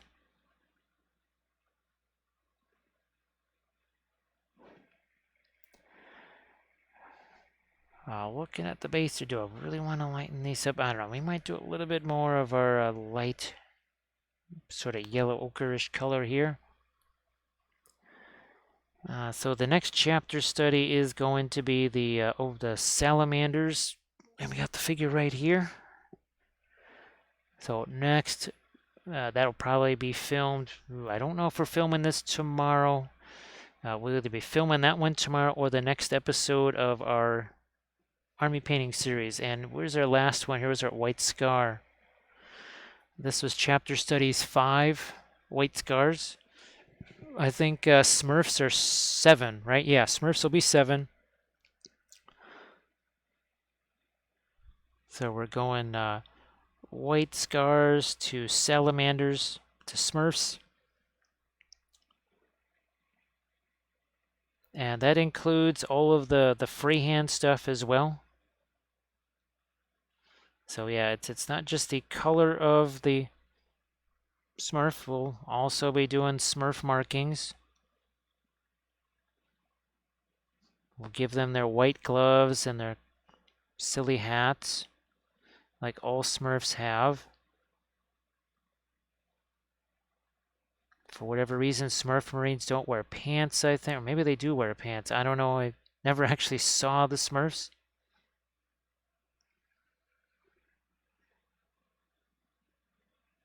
All right, that's. I don't know if I want to do any more. I don't think we need to lighten that up too much more. Let's chuck a little bit of light in there. So they do wear pants. I always wonder what goes into a cartoon character to decide are they wearing pants or not. And who just and the decision process, why do you decide that they're going pants free? Taking a little bit of our darker brown there, just gonna clean that up a bit.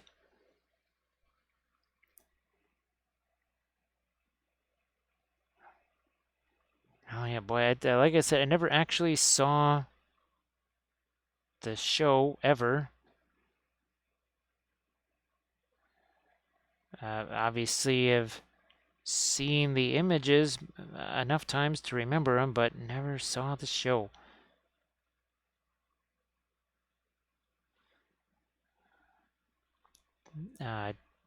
Do we need to lighten up his hand? I don't think we're going to lighten up the hand there. We are going to darken down, I think, a little bit more on the spear. Chat, or is it? I don't think it's a lance. No, it's just a spear. No, I don't think. Yeah, Harad doesn't get throwing spears. So, Bitron, the more elite guys, they're serpent riders, aren't they? Because I think your standard Harad cavalry, they just call them Haradrim Raiders or something like that. I don't think they call them serpent riders. And obviously, well, these are the GW Serpent Guard. I don't think we have any of the Serpent Raiders. Yeah, Inner Excellence. Just that particular meeting itself would probably violate a whole lot of OSHA and other things. Just having that meeting, or at least you hope it would. Yeah, not a meeting you'd really want to be having. As we darken this down.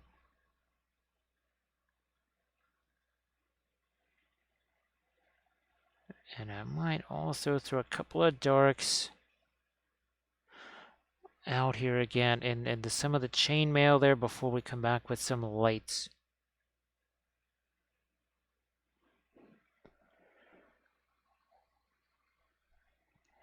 Yeah, of course, I used to know that by heart, but it's been so long since I've last even had a chance to look at any of the books at all.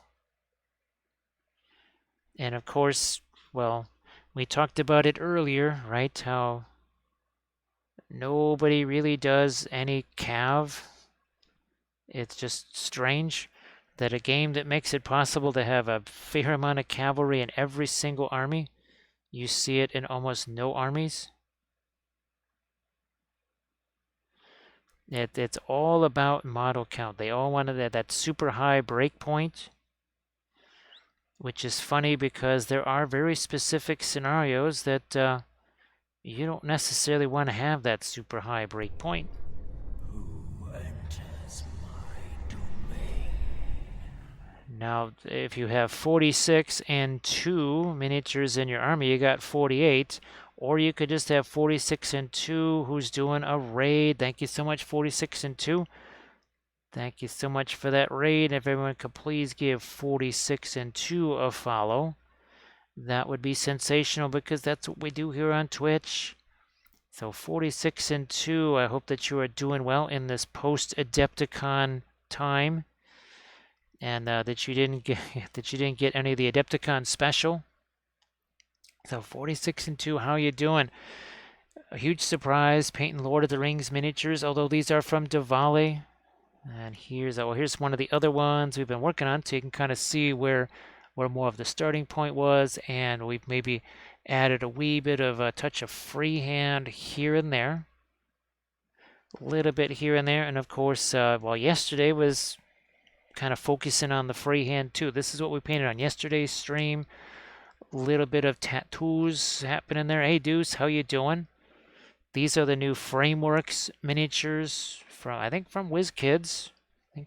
Here's the one we did on Thursday. Boom, there he is. A little Minotaur action. A little bit of object source lighting. Yeah, just a touch here and there.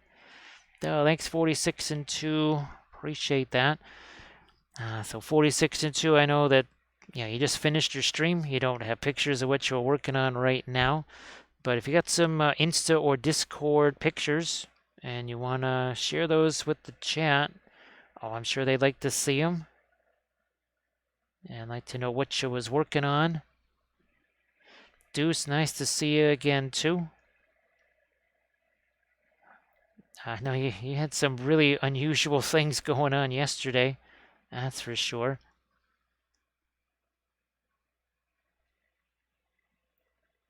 So yeah, 46 to 2, we were just kind of talking about Lord of the Rings and how it's a very unique system that allows you to have multiple, basically all cavalry armies, and yet you almost never see that. Heck, you barely see cavalry at all outside of just the obvious Rohan, and that's it.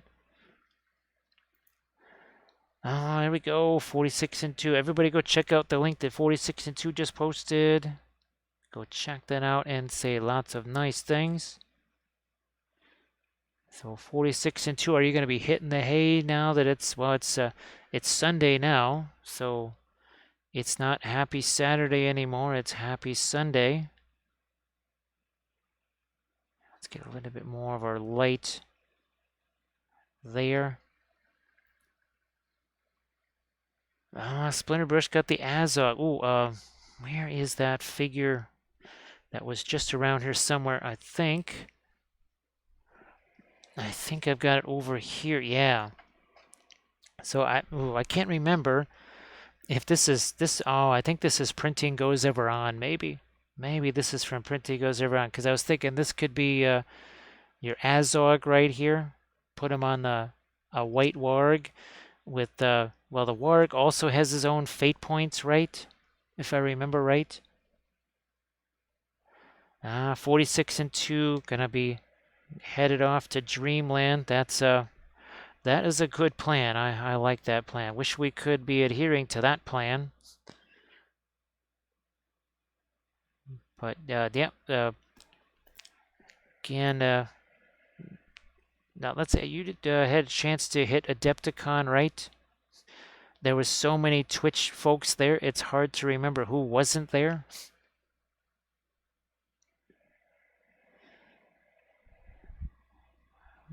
Let's see if I can't just, there we go. For some reason on the other side, it was a lot easier to get our lighter color in there.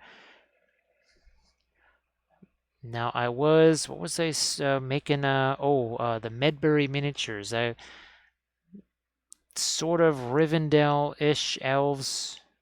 Maybe they're supposed to be second age elves, I don't know. But we've been making some build plates of those, and I've just started printing those out.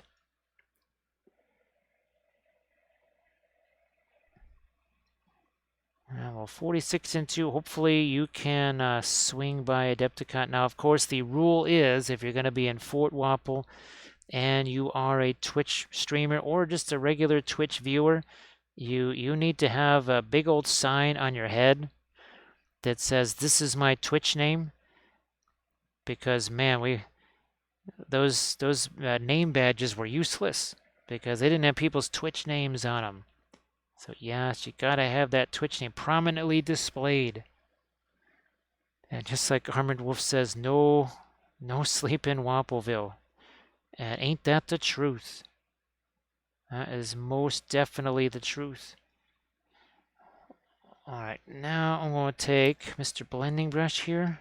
Good, he didn't have any stuff on it. We're not going to do this. We're going to do this. Straight up and down. A little tap, tap, tap. That's it. Little bit of tap, tap, tap. That's all it takes. Now 46 and 2, if you are able to make it to Adepticon, what would be kind of your priority events? Or would you sort of split it between classes, between tournaments, or just playing games? Because I know everybody's got a little different flavor that they're looking for from Adepticon. And I know some folks try to squeeze all of that in just that 1 week. Of course, it feels like Adepticon starts on Monday. Well, it sort of does for some of us.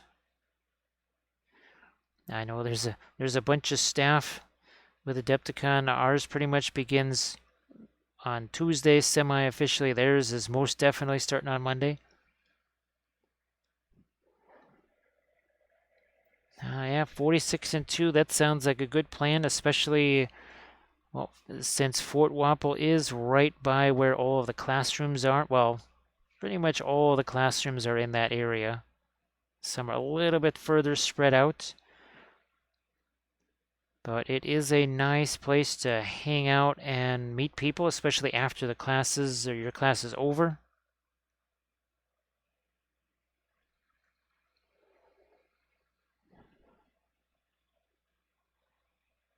Ooh, there. That works.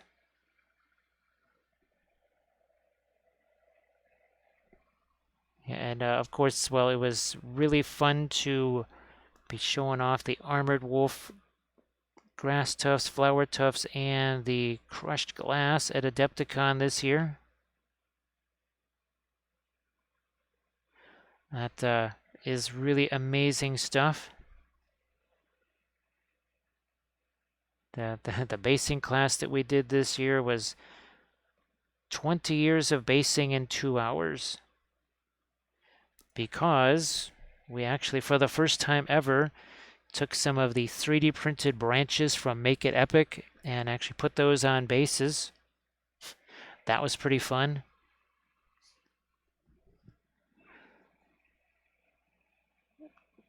Somehow didn't get my lighter color there. Let's get some of that on the horse's neck here if we can. I know it's a little difficult to see, but I think the more light we can get here, the more the reins actually show up. So let's do that too. So for the folks that are new here and maybe don't realize that we have been using oil paints this whole time. It all begins with, well, very messy, something we call the pre-glaze, where we're just taking some darker colors, slap them on there, we wipe them off with the makeup sponges, or at least some of it. Then you can see we start to apply some of the lighter colors, some of the mid-tones. Well, and then we just start to build up more detail from there. Freehand, right? Some of you are like now how we're starting to put in the lightest lights. And it's just that multi-phase process that begins with the very messy pre-glaze, as we call it. The primary brands oils that we're using: Winsor, Newton, Gamlin, and Williamsburg. Williamsburg being the snazzier brand. That's the hand-mixed stuff, or the handmade. Is pricier, but it is definitely worth it. Most definitely worth it. All right, let's do that. Maybe we'll get a little more definition over here. See if we can stoke up some lights right here on the horse's leg. I want to compare this. Where's that Kerslick horsey? So the Kerslick horsey actually had some decent muscles on there. Not too shabby. Now I ended up sort of shrinking down the Kerslick stuff more, I guess, than I really needed to. I don't know. It doesn't really matter. Even the GW stuff is not all the same scale. It kind of bounces around back and forth.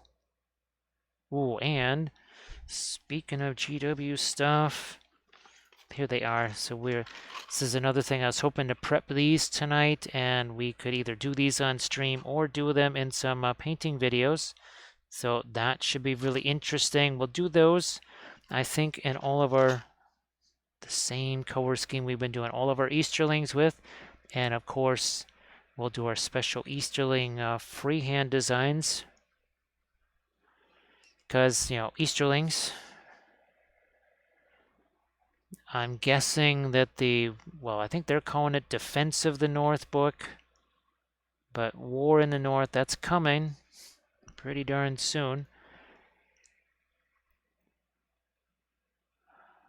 And of course, I guess now we know that the squats have returned.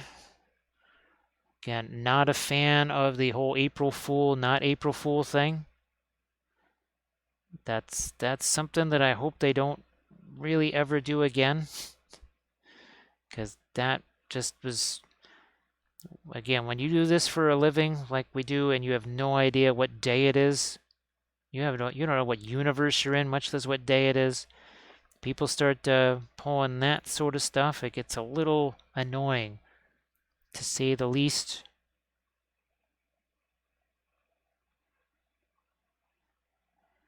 I don't know if that's something that would be a summertime release, or I don't know. There was something about many months, so maybe that's a Christmas release or something like that, I guess. I don't know if that's something that would be part of a 10th edition starter box, or they might just skip 10th and go directly like to 12th edition.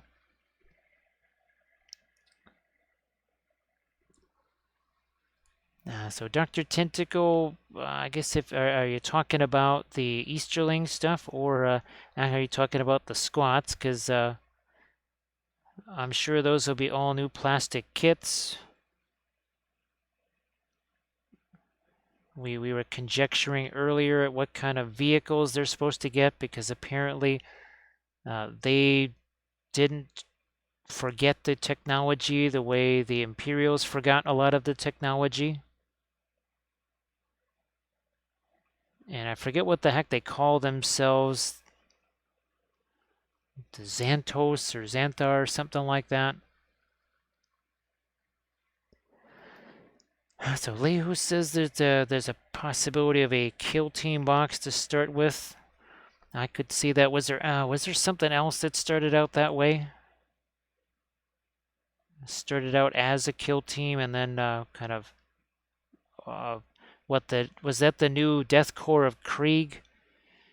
Right, maybe that's how it started out as a kill team, and then they're going to fill that out with more Death Corps of Krieg stuff. So JD says that the squats are going to be running around with minivans. I'll just use this. I still think there's going to be the 40k version of the Anvil of Doom out there that shuts down all psychic powers. And I think there's also going to be the equivalent of an organ gun that just automatically mows down 300 Space Marines on a 1 or better, re-rollable. That sounds about right. Oh, the dreaded limited release, right, Sarge? The dreaded limited release. What we're going to do here is we're going to take a little bit of that white, mix it with that orange. See if we can't get a little reflected light down here. That's a look at a little too plain. Let's probably lighten that up a bit more.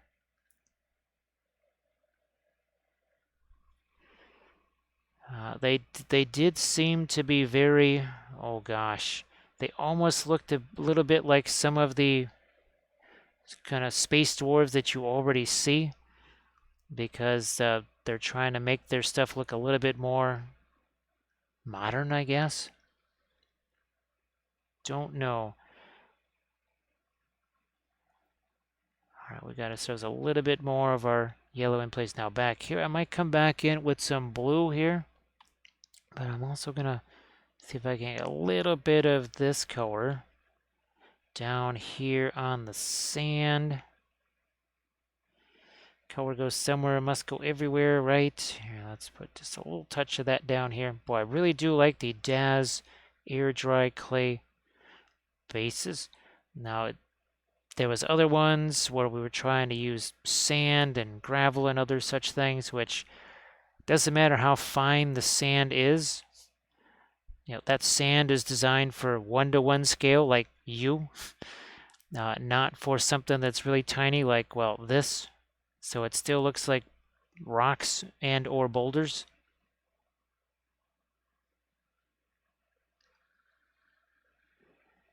I'm just trying to think, what was the other, are they still doing made to order on the cursed city? The thing that wasn't there, the thing that disappeared from social media and then came back? I don't know if they're still doing the made to order on that. Probably not. All right, yeah, we found a couple of little lights there on the hooves. Maybe not quite that much. Let's take some of that away. Oh, hey Sarge, we got 2 of these. All right, let's I know they're not the exact same pose, but this should be interesting to see what these look like with a little bit of this. Zoink, there goes the color. Wow. Yeah, normally this is something we don't get to see, right? Typically, all we're seeing is the difference, the color removal. Here, we're actually seeing the difference with some of the shading too. Wow, it's always neat to see. And again, the only time I get to see this is when we are working on multiple figs. So we can see there's plenty of shading on the cloak there. So Bitron says that the Cursed City might just be back to stay. Wow, oh, that's that would, well, it makes kind of sense, right? I mean, that's what it was supposed to, I think, right? So yeah, Sarge, that's kind of different. Again, usually we don't get to see something like that. That's pretty cool. Here, let's get our color intensity back, like so.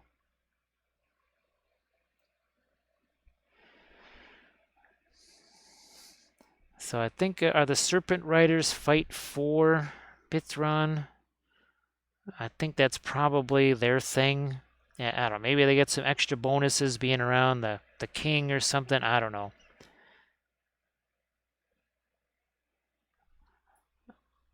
All right. What do we got going on? Let's get some dark on this side here. Just oh geez, yeah. Let's get that way down there. That's better.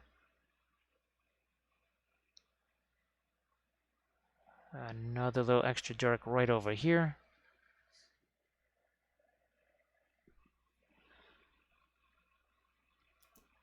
We've got the dagger sitting here.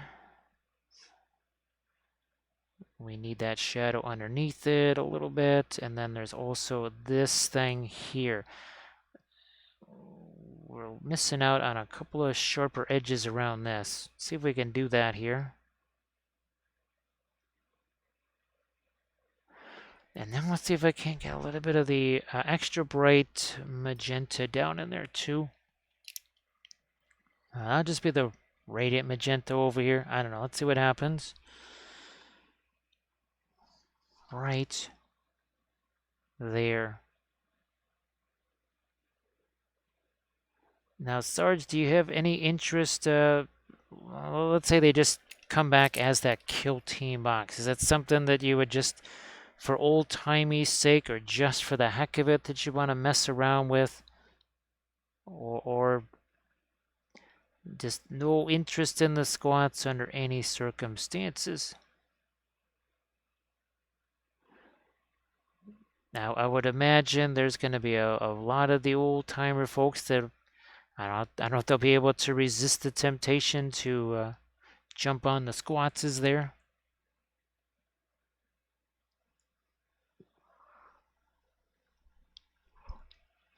I don't know. I'm going to get a little bit of the magenta on the bone here. Something like that. Then we've got our gold over there. Again, I think this keeps the set pretty well in line with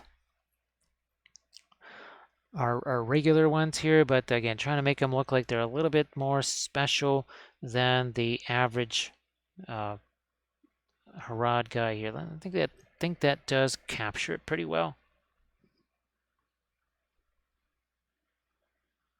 All right, so Sarge is gonna go after them squatses. Now I'm pretty sure there's a bunch of folks out there in the chat that would be interested in jumping in on those. I suppose if it would, I don't know, I would prefer they start out that way. It would be a nice way to not have to go, oh yeah, here's 200 and something bucks. Be nice to be able to go, okay, here, it's more like a war cry, war band type of a situation.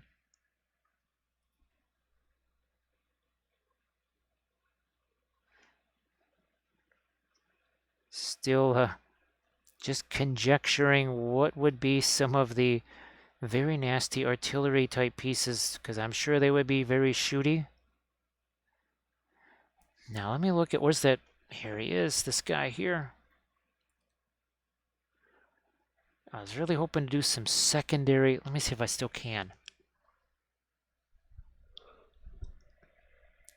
Yeah, crazy with, and in some ways, I gotta say, those couple of preview things that they showed, they sort of look actually more like what some of those sculptors are already doing.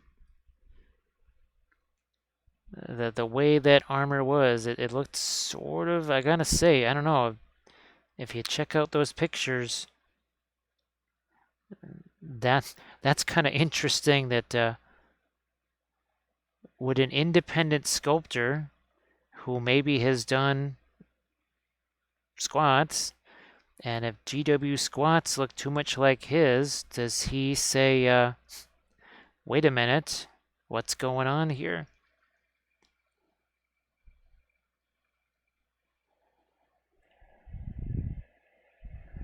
So what was it? Is that the Fire Slayer dwarves or something? What else do we call Fry Slayer? Drove people nuts that entire YouTube live. Because the heck if I knew that that was Fire Slayer. What do we want to do with that? I might just take a little more Fanchon Red into that. Let's just see what happens here. Little smidge of the Fanchon Red and also potentially a little bit of that Cadmium Scarlet here. I don't want this to be too light, but I also want to fix up some of this edge. And it's been a while since we painted on the red. Oh my gosh. That's been hours ago. Yeah, something like that. Just a couple more of our reddish dots there. Now we got Kane in the house. Kane, how you doing? So Kane, I think you were there for the end of the dramatic conclusion of the ogre and his fabulous Maori tattoos and all that good stuff. Continuing with some freehand, obviously here, that's not part of the miniature at all, neither is this over here. So we may or may not have added a little bit of freehand here and there. Now what I might do is go try and grab myself some new refreshment there because we are all out of that. And that'll just take a few minutes to secure some more. So here we go. This is how he finished up, and we'll give him. Oh, God, he's probably dry already, but we'll maybe tomorrow night try and do maybe either a quick little video or something where we do the some of the floral effects on him, because well, reasons.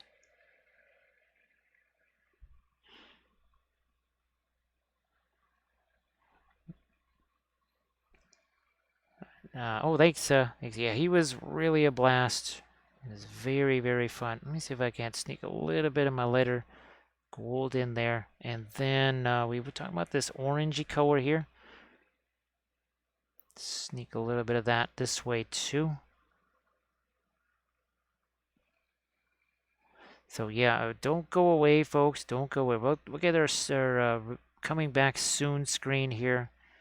Again, I just need to give myself some new stuff to drink just to kind of get the keep the voice going here because we got a much later start than we normally would here for a Saturday. Alrighty, so here we're just gonna, again, we'll get that starting soon screen here, or be back soon screen. We will be just back in a few minutes. Don't go away.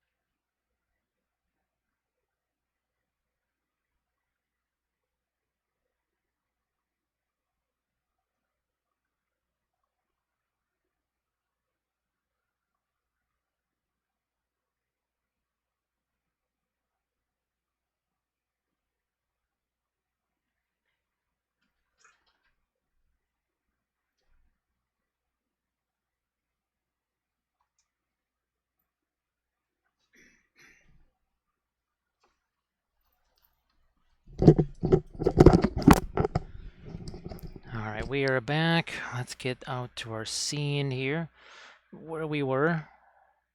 I don't know if we missed anything or not, what kind of hijinks there were. Let's see. No, sorry, Math. Sorry about that. It always kind of happens, doesn't it? So sorry, we were in pause mode right there. Let me see. So, Maffy, how are you doing? Nice to see you again. We are working, well, we're expanding on our Harad Army here. Only this time we're using some Davale miniatures. You can kind of see where we were, where we're at now, and we've got there's some infantry here too. So this guy was pretty interesting. We'll see if we have a chance to maybe get some paint on this guy too. So sorry that we were away. I was hoping that I could just kind of sneak away for a second and get back. Now, yesterday's stream also involved a little bit of freehand on this guy here, those Maori tattoos. That was very fun. Let's see. There we go. Now what we're going to do is, I don't know if we're going to do that, but maybe let's see if we can play around with this guy right here. That could be interesting, just this little guy. Let's see if we can find, where's my small filbert right here, and let's just get down to it. Let's start doing some lighter stuff here. Let's get into some lighter tones on this guy. See what we can do. I'm not sure how much freehand we'll be able to do, but could be interesting. Mori, okay. Thanks, JD.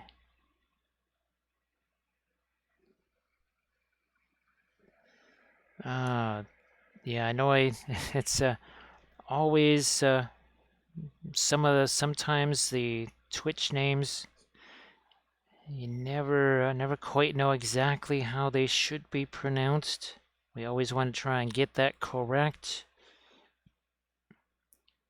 Of course, again at at Adepticon, there was so many Twitch streamers there, or just folks that watch Twitch on a regular basis.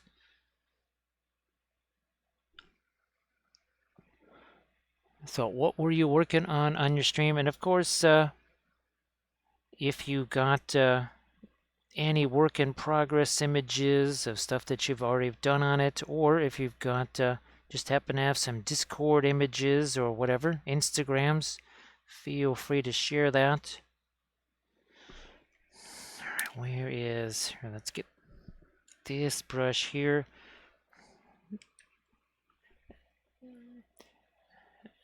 So yeah, see that I still think that the Davale stuff is on the smaller side. Maybe not. I don't know. Here, let's have these guys side by side. Let's see if we can do some matching of the colors. Let's get this magenta going here. And that is a little bit of the radiant magenta mixed with a little bit of the a little bit of the Egyptian violet, and then a little bit of the Prussian blue in there as well. So let's get that on the sleeve. We'll still do that as sort of a gold right there. And then we also need to get a little magenta out over this.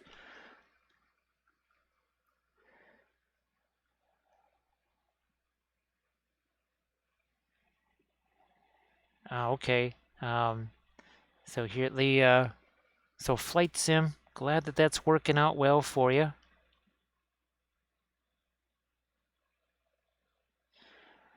All right, what do we want to do with the inner ropes here? Oh, we've got those. We'll let those be white, so maybe we will hit this with the magenta as well. Why not? I suppose we can try and sneak that little bit of a freehand symbol on there.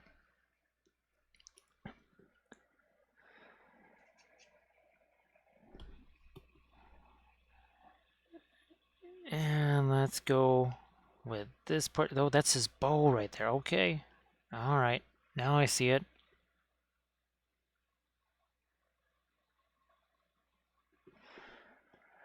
Now, do we want to go full on with this? I guess so. It's going to be interesting with all these undulations and everything. My goodness.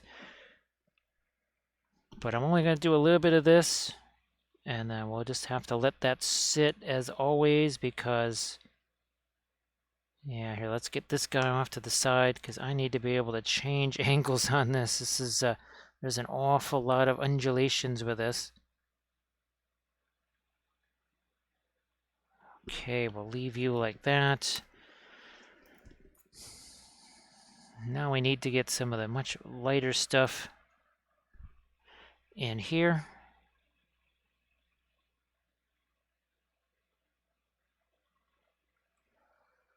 Hey, Polyprinciple, how you doing? Now, so Flight Sim, we have plenty of Winsor Newton paints. That's one of the pretty much spread out equally in thirds between Williamsburg, Gamlin, and Winsor Newton. Now, of course, hopefully, I mean, it's not like the Winton student grade is terrible.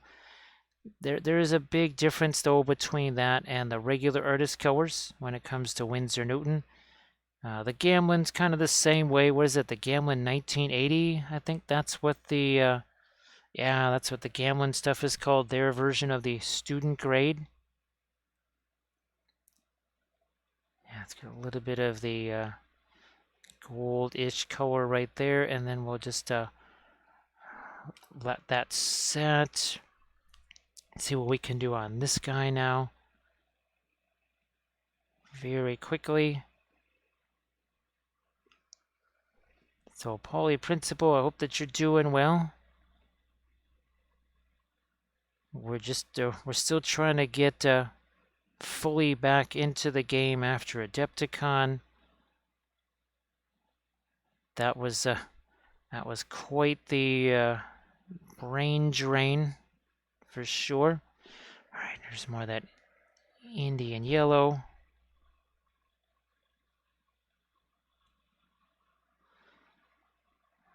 More over here.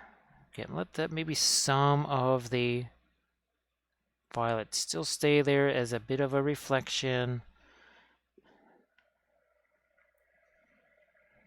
I'll just use some of this for his bow, maybe, because, yeah, let's do that. Let's get some of that on the quiver as well.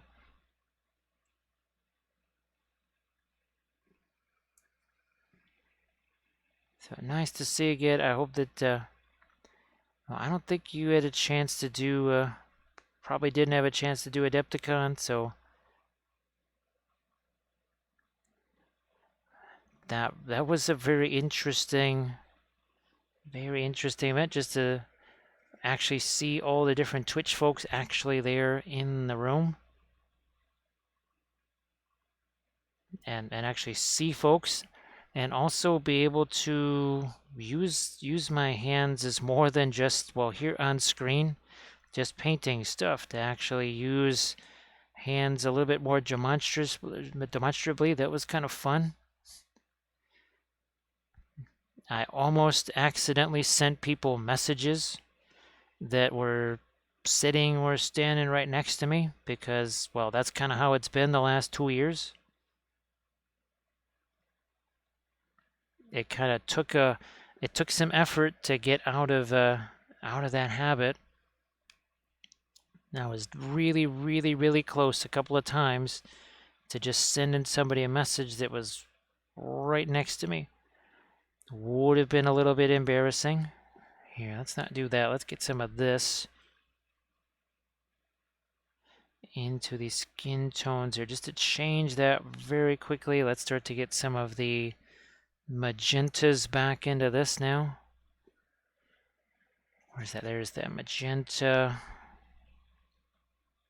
here for sure. Maybe, yeah, because we can do the white there. So we'll have the magenta here. magenta over the top of that. Yeah, I think we want to have these two kind of go together. Back to the magenta here.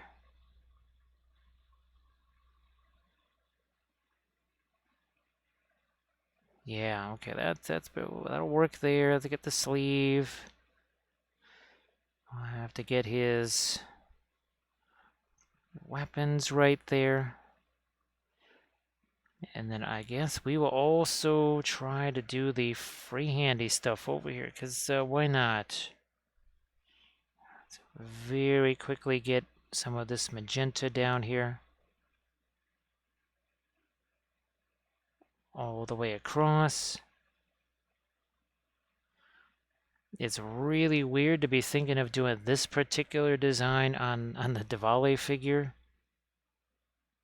After, I don't know how many times we've done that on the GW ones. Because this is pretty much the closest to a Horde army that I've got for, well, anything, but for Lord of the Rings. Everything, even the Moria army is not really a Horde, well, at least not the way it's currently constructed.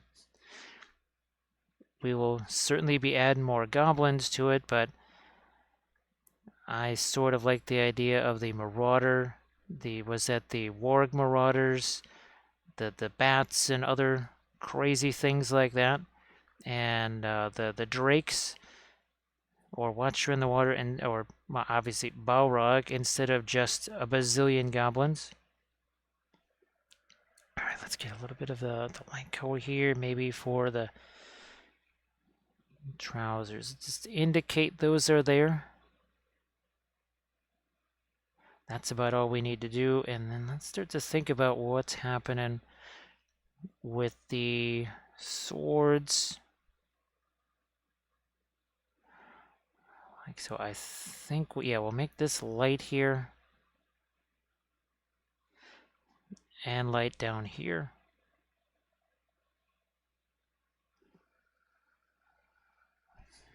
Same over here. And there. You could see that we're not mixing up a bunch of colors. Why? We don't really have to. That's going to have to be magenta. So it's because it's sitting right next to all the magenta on him. But yeah, you could see we're not mixing up a bunch of new colors, are we? We got the pre-glaze still there. Remember the pre-glaze that we did 4.5-ish hours ago? Well, more like 5 hours ago, I guess. It's been a while. All right, let's get to our bluish purple here. Let's start to throw some lights in on that. It happens quick. It happens really quick, so don't blink. If you blink, you'll miss it all. This is how we're able to get through all of these armies so fast, even though there's object sword sliding and freehand and all other kinds of mischief on them. Seriously, we've got ourselves a full-sized Harad army, all done like this. Every one of them's got some sort of a freehand on them like that. I do like that idea. Yeah, that's pretty accurate, given some of the crazy things that we do with the paint. That might just actually be kind of accurate right there. We do some really wild and crazy things with it, don't we?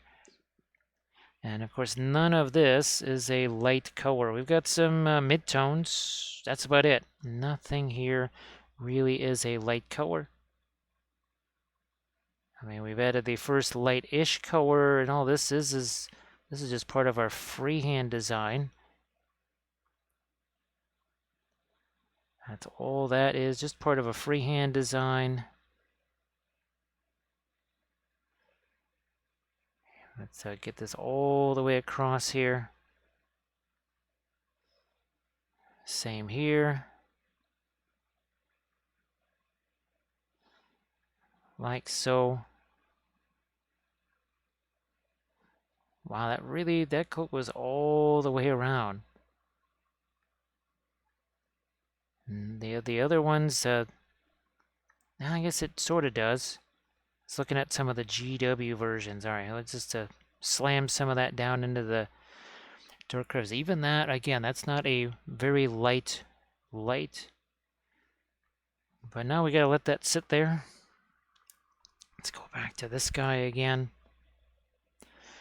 Because some of these, I don't know, that might be a little bit too... Yeah, we're going to take that and we're going to tone some of those little dots down over here.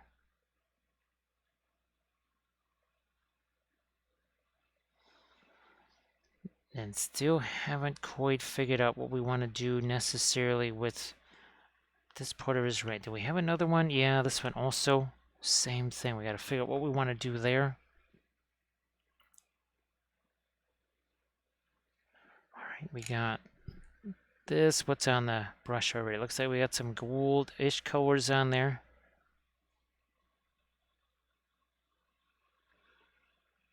Might still throw it a little bit, yeah, some lighter golds down here.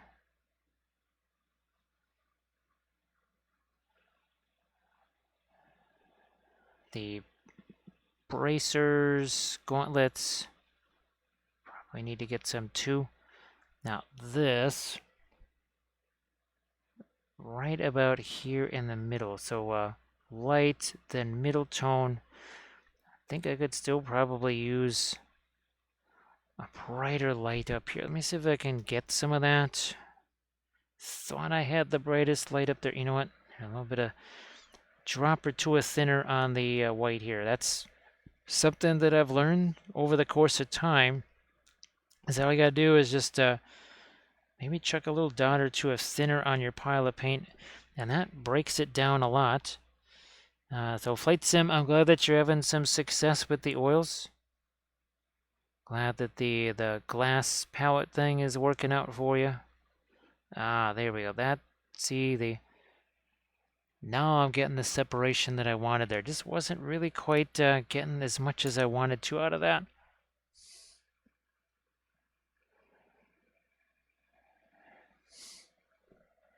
Yeah, that's definitely, well, being able to do different things. You never know when that's going to come in handy for sure. Let me see if I can get the light in his eye here. There we go. That's something. Same thing on the other one here. That's something that I've been looking to do for a while. And thanks so much, Armor Wolf, for posting the link to the Patreon page. So again, one of the last videos I was able to post before we went to Adepticon was the... So think of this as kind of like a super deluxe version of the chapter studies where we converted this. We did all of the setting it up to paint it. We did 2 videos on the painting process so that you could see all of the freehand, not just on the shield there, but on the purity seals, the pauldron there, and even some of the stuff on the sword and on the shoulders as well. So tried to kind of max out all that stuff. And that's one of our very recent Patreon videos. But we will be getting back into our more regularly scheduled chapter studies videos with the salamanders next. And then from there, moving on to this ultramarines. And that gets into the freehand as well. Freehanding on the shoulder pads and wherever else. The salamanders, I might be including some of my own kind of special freehand that I did for some custom salamanders that I had to paint for folks. Just a little extra freehandy type stuff, because that can't hurt, can it? See if that is as straight up clean as we want it. I'm going to actually stem that down a little bit. Yeah, here. Again, I'm using this as almost like a blending brush here. But what I'm doing is taking some of the freehand and I just pull it See, we're going to do that here. We're going to take some of that yellow, and we're just going to pull that down. And what it does is it basically thins that line down. It makes it thinner than basically anything I could have painted on there, per se. Now, of course, the oils, one of the reasons they make the freehand easier is because, well, the oil doesn't have that super high tension point, right? And you are able to get things basically as thin as your brush is, you can actually get all of that thin, see, nature out of the brush. Whereas with acrylics, you're using water. Water has that natural tension point, so you don't quite get the same benefit out of it. So again, a couple more lights on the horse's leg. It is interesting how each of the different Lord of the Rings sculptors that we follow have a different approach to sculpting the horses. Do I have the Witch King from Davale? Yeah, here it is. Now, of course, I think that horse has a lot of armor. Okay, yeah, no, it is very similar. Okay. So this is another Davale miniature right here. That's obviously your Witch King right there. Oh, look, some armored wolf grass tufts. Some of my favorite grass tufts out there. With glue that actually sticks. With glue that's actually flexible. Two things that are really important when you have uneven surfaces like this, right? I mean, gee whiz. When are you ever putting a grass tuft on a surface that's totally flat? Unless it's just growing out of a sidewalk, most likely you're putting that grass tuft on a surface that is very rough. And Armored Wolf has got a glue that really works so well for that. Do we need to lighten this up a little down here? I might just lighten that up a little down there. Why not?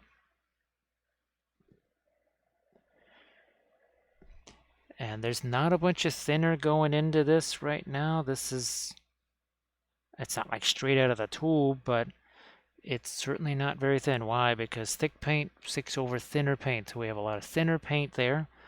We need to get into some thicker paint. Now, if you're like, say, the Army painting series where the paint dries in between episodes, there we don't quite have to worry about that as much. Let's say you're working with the oils, you just can't finish what you wanted to, and the next time you're painting, the oils have already dried. That's really not that big a deal. I used to think it was. The more I've worked with the oils, the more I've realized, yeah, that's not such a huge tragedy. You can almost, well, not almost, you can plan for it, especially if you're using a lot of the interference paint or metallics in general. Sometimes it's an advantage if the previous application is dry. Also, if you want to do, well, freehand, I'm pretty sure that Ukrainian Space Marine that you saw there, that one actually was, I think I painted the shield and some of the other stuff after the paint was dry. Yes, I did, in fact. Unlike the streams, where there was no choice but to paint it while it was still wet.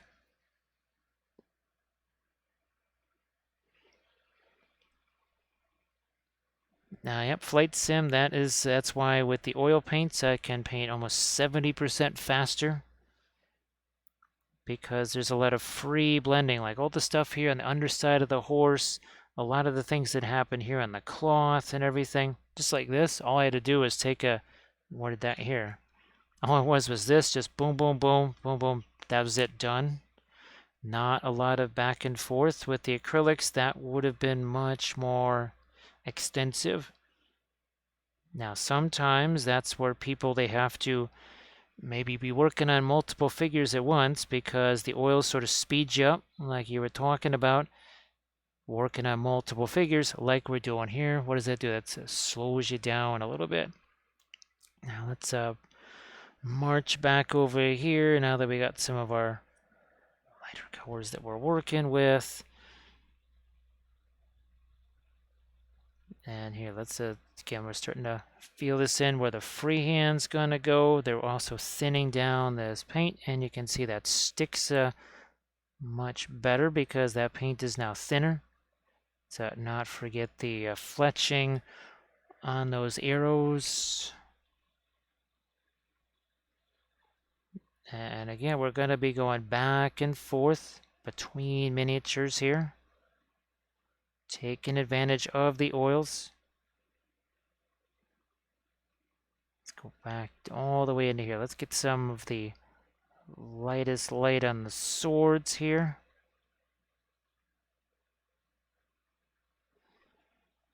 Same on this side. And then that little bit down here. And once again, see, all I had to do is pretty much do a brush stroke like this. And just let the brush do the rest. Let it just let it do the work for you. That's not what you can do for your oils, but what your oils can do for you. Here, let's get some of the lighter yellow out here now.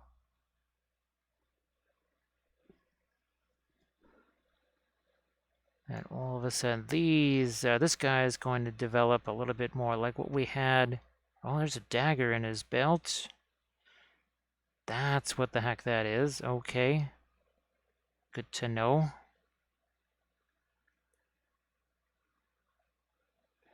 Good to know. Let's see if we can't get a little bit of our yellow. Oh, that's a little snake right there. Little snake.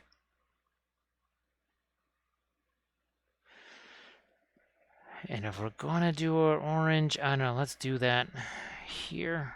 Where is our example? There it is. Let's also move these guys out of harm's way.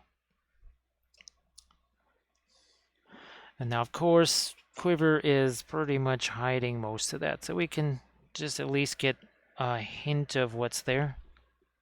No, that's a little more of the yellow, maybe.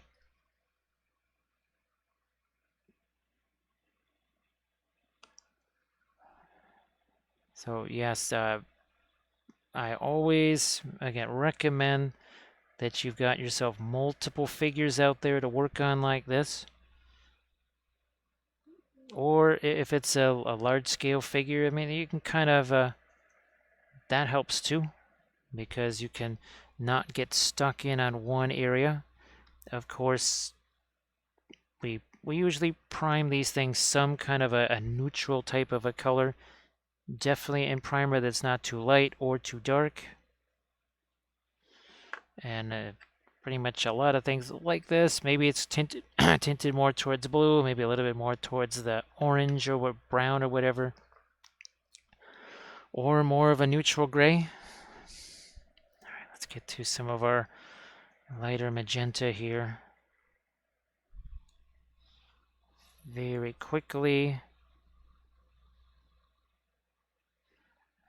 Some of that over here. And you could see how, as I do these, right, blends with the colors that are already there.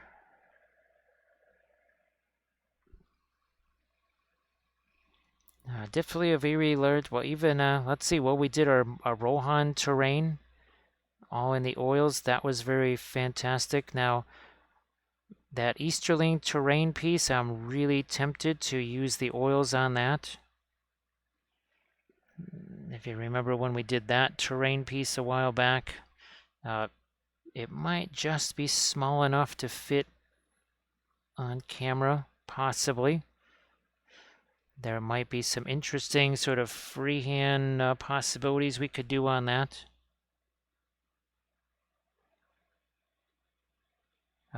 Might actually use some metallic paints on that. Now, again, not sure if it'll be, we'll do it with the acrylics or the oils. I do have a bunch of new contrast, well, they're not new, they're very used, but they're colors I never had before. So we might be giving those a try in some new videos. I mean, I know The oils is what I really enjoy, but we sometimes try to do some acrylic videos too. So that is starting to, again, get more in line with this guy here. Let's just have them, again, side by side here, like so. So the Steinores price, you can just get an idea of what it looks like right there. Now this is more of a yellow right here. What is it called? Pale mustard. Okay. Sometimes I just mix my own. Here's a couple of my own colors that I mix. As you can see, it has a little bit more of a bluish tint to it. That's just the oceanic blue mixed with white. And here's so I mixed this with the olive green to create the primer color that you saw on all of these guys.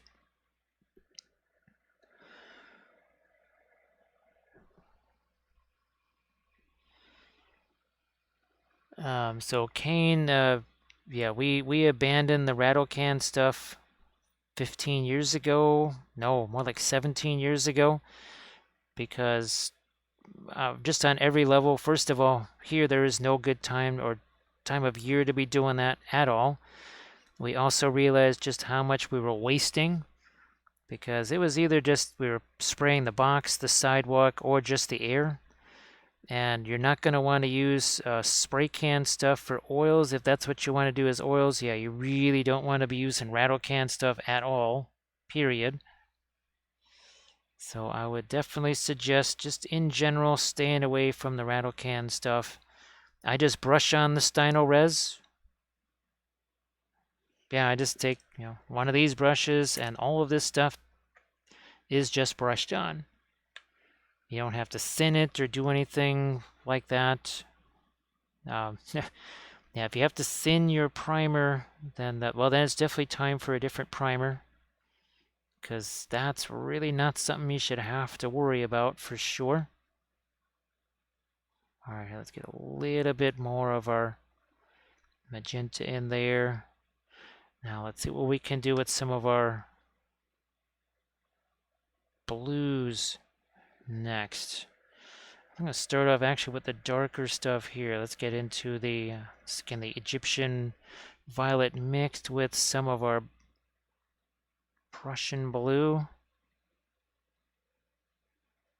so. So yeah, definitely with the oils, they tend to just wipe right off of that stuff.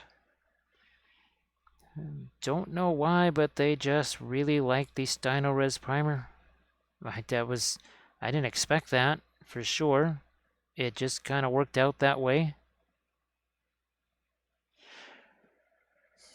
So yeah, definitely want to avoid the rattle cans if possible. Because we would sit there, we would use those things, and I would say, well, that took forever. And oh, look, after I'm done with the stupid can, now I've got to take a brush and brush primer on. I said, you know what if I started with the brush on primer? Maybe if I started with it, it wouldn't be quite so annoying, and I wouldn't have to worry about the wind blowing the stuff away or whatever. I'm sure that my lungs would have been way happier. I'm sure we could have gotten some years back on our life if I could have just brushed on the primer and not had to worry about it. All right, so see, that's already starting to look a lot more like our sample Harad figure.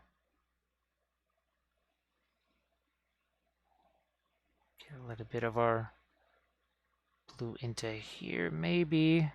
Let's darken this down. There we go.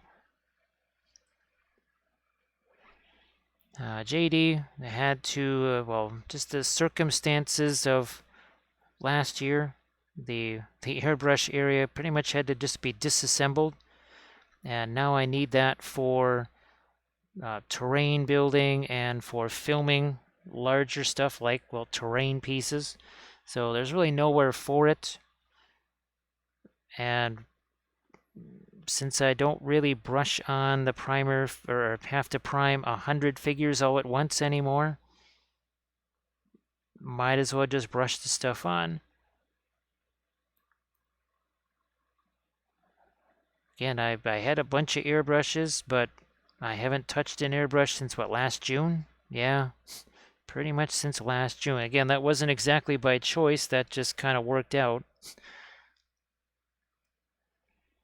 It's not necessary. It doesn't save any time at all. Because I think I brushed the primer on these guys in about, I don't know, 10-15 minutes or so after last night's stream. And I didn't have to worry about cleaning the airbrush. I didn't have to worry about, airbrush hoses or the filters or anything like that. All I had to do was just clean out the brush and I was done.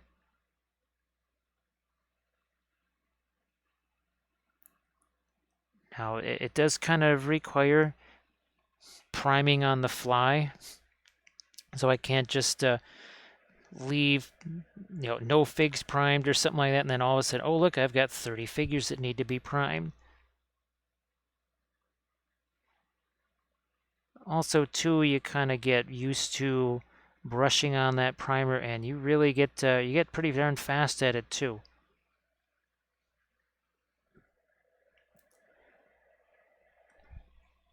And now one of the reasons I was using the primer on terrain was because of the way the terrain was constructed. Brushing on the primer could have been a little bit rough on the terrain itself. But I think now that we're using things like the hot glue gun, the terrain is a little bit more rigorous. I think it can withstand a little more abuse.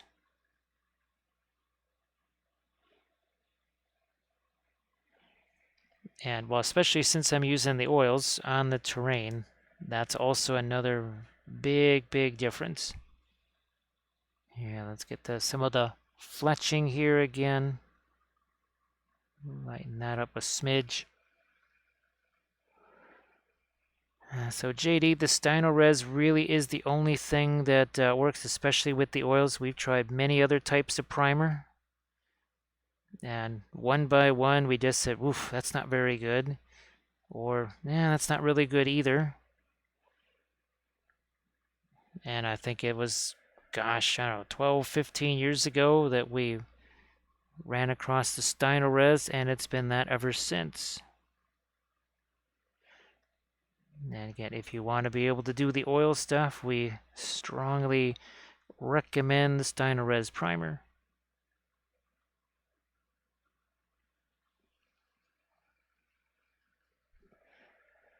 All right, what do we want to do? Let's keep going with some of our lighter light here. Let's get that down on the trousers in a couple of areas.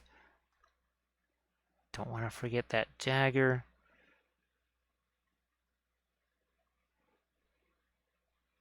So I think you could see it's only been a few minutes and this guy really has changed in appearance. Where's our lighter blue here? Because I'm pretty sure, yeah, let's get the sash here in that same blue. Obviously, he's going to be a little bit different than the GW pose.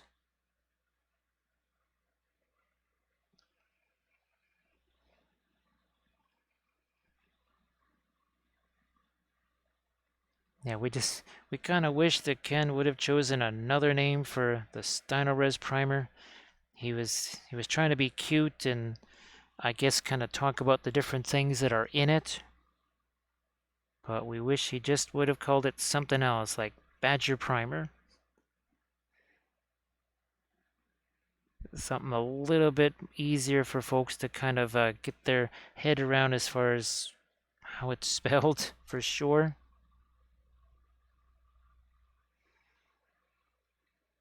I think he definitely wishes all these years later that he'd just done a different name for it instead.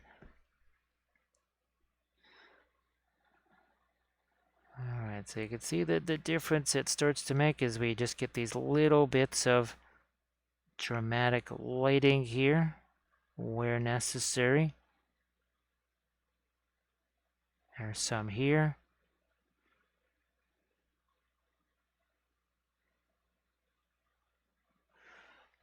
Don't want to get too much of it on the cloak here, because if I do, I think it's going to be really difficult to have that little bit of the symbol show up there. Again, it's pretty much covered up by the quiver and the bow.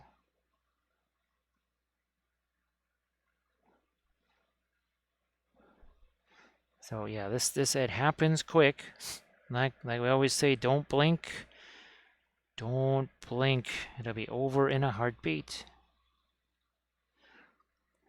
I will try to get some go here on his face. We have to get his eyes going there. There's boy, not much there to see. Let me tell you. I also need to get some lighter color on the skin on his hands. Still want to keep that somewhat swarthy though. He ruined. Now, of course, the not US version of StynoRes is pretty much MIG ammo. It's called one-shot primer. I was in the Badger factory and I pointed out to Ken, I said, Ken, what's that on the wall there? Why do all those jars say MIG ammo on there? And he says, what, didn't you know? We do the one-shot primer. So didn't know that, but yeah, MIG ammo one-shot primer, that is also, well, it's sort of a specialty StynoRes. Is it exactly StynoRes? Maybe not. But it, I know Stila, I think she uses that. And that still seems to work pretty well with the oils.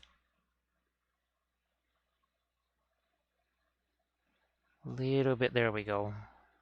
Now, let me see if I can figure out some kind of lighter skin tone. How about we just take that with the brown matter. We'll see what we can do here. Of course, hands, make some lighter tones there. We don't want it to get too grayish, right?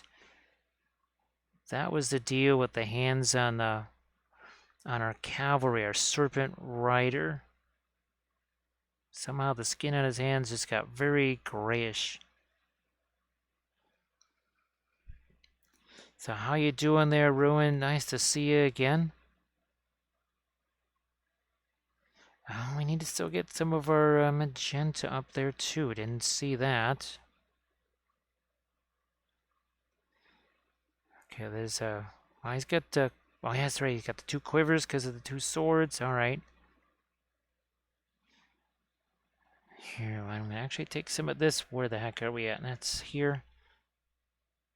See if we can also get some lighter colors for our sand here, maybe. Something like that.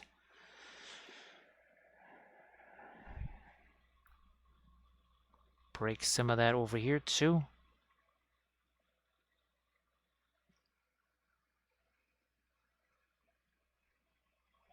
So yeah, Ruin, I haven't tried, well, geez, I haven't used the only Pro Acryl stuff that I've got is the original stuff when it was still Creature Caster. I have a few jars of that, not too much.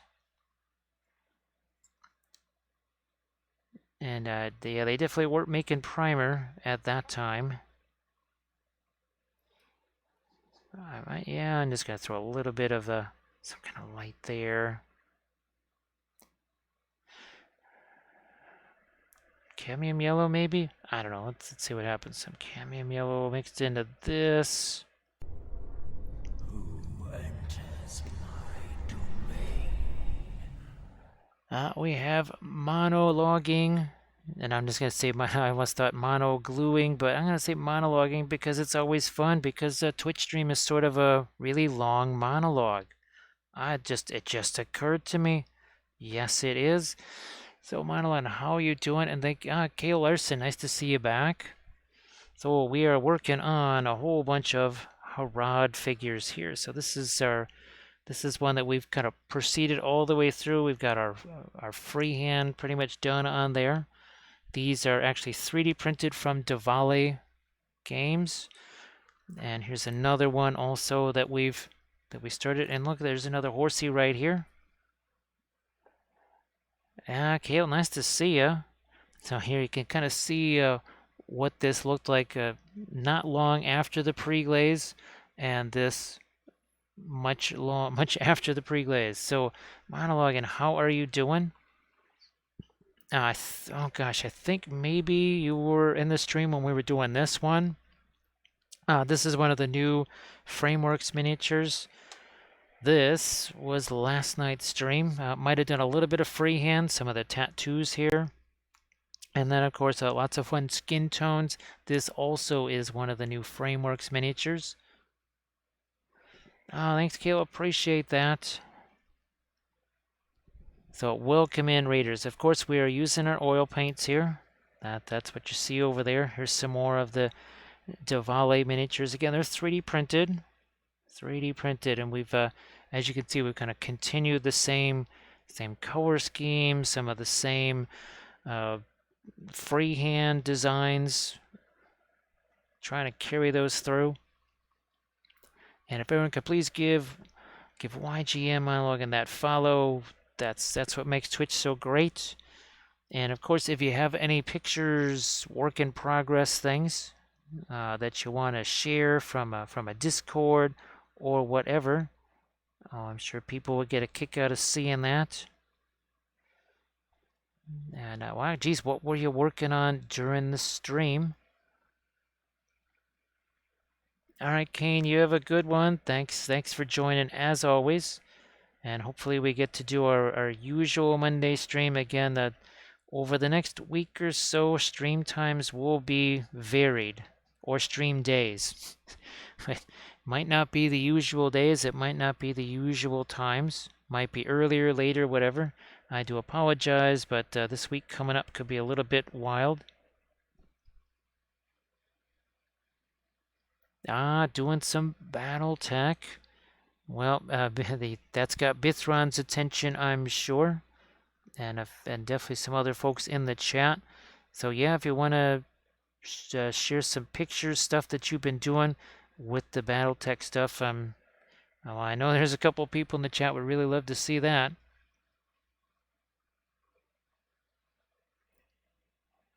Yes, indeed. So thank you so much for that raid, and again, everybody, please give that follow. It's not like it's expensive, right? It's kind of free.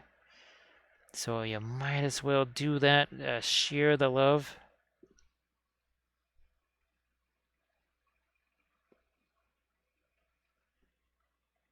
Well, Kane, you have a good one for sure. Here, let's get a couple little lights in our metals here. Just reasons. Then we're going to come into this with a blending brush there and just sort of tone that down.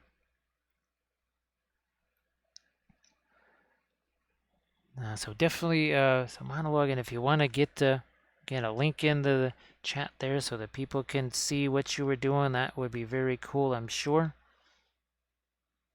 You know what? We're also going to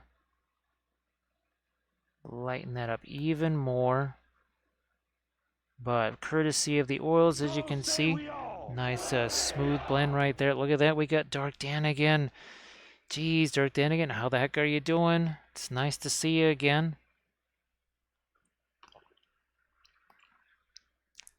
Now that's a whole year worth of subscribing too. That is much appreciated. Thank you so much. And it's great to see you again. I know, I think the other day it was sort of a high and buy, right? I think it came in and it was, oh, we're about to raid somebody else. So nice to see you again. And of course, thank you so much for the sub. Subs are, well, they always mean a lot. This month they're going to be extra helpful because, well, you know, Twitch doesn't really like you missing any streams at all. And well, we missed several because of being away at Adepticon. So much appreciated. And here, let's keep going here. I think we did get almost all of the lighter magentas where we were seeing that we needed them. Sort of. What's going on with that there? I don't know. Don't know just yet.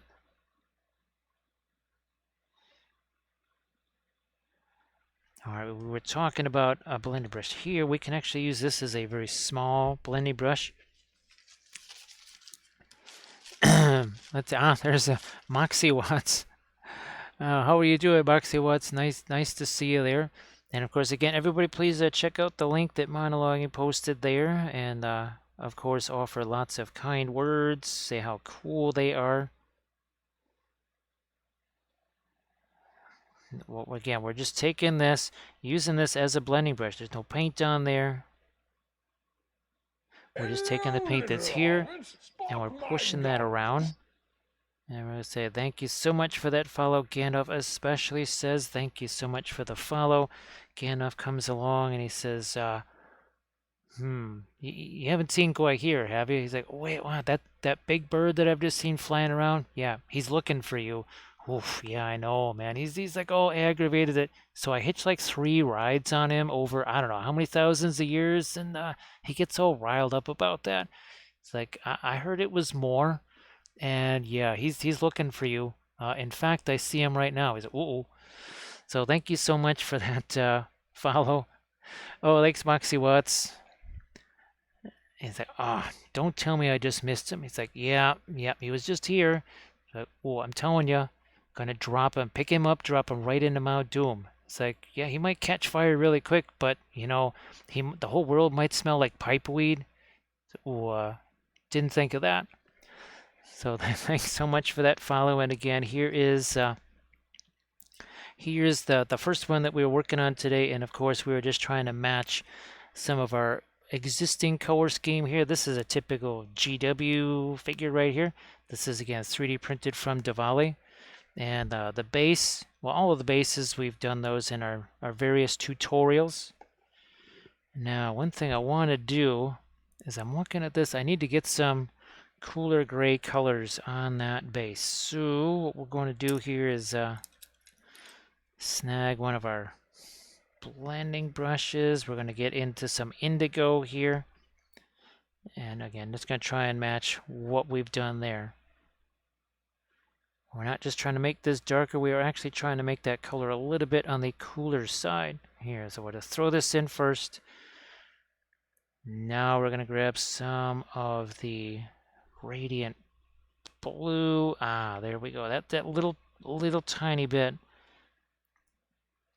That's all it takes to change the flavor of that rock. Just get a little more of a cooler color. We have lots and lots of the yellows and everything.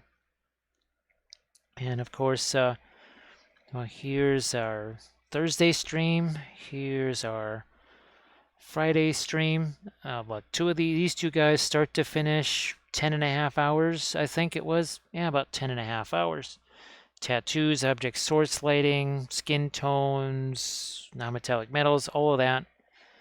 Nice and quick. And of course, hard to believe it was only 3 weeks ago that we started this group of guys. This was the first one. I only ever intended to do this one. We ended up making a whole squad out of it. We did 5 of them, and this was the last one right here. We actually did this in a couple of tutorial videos. So that was really fun. Showed how we did the conversion of it, and then a couple of videos on the painting process.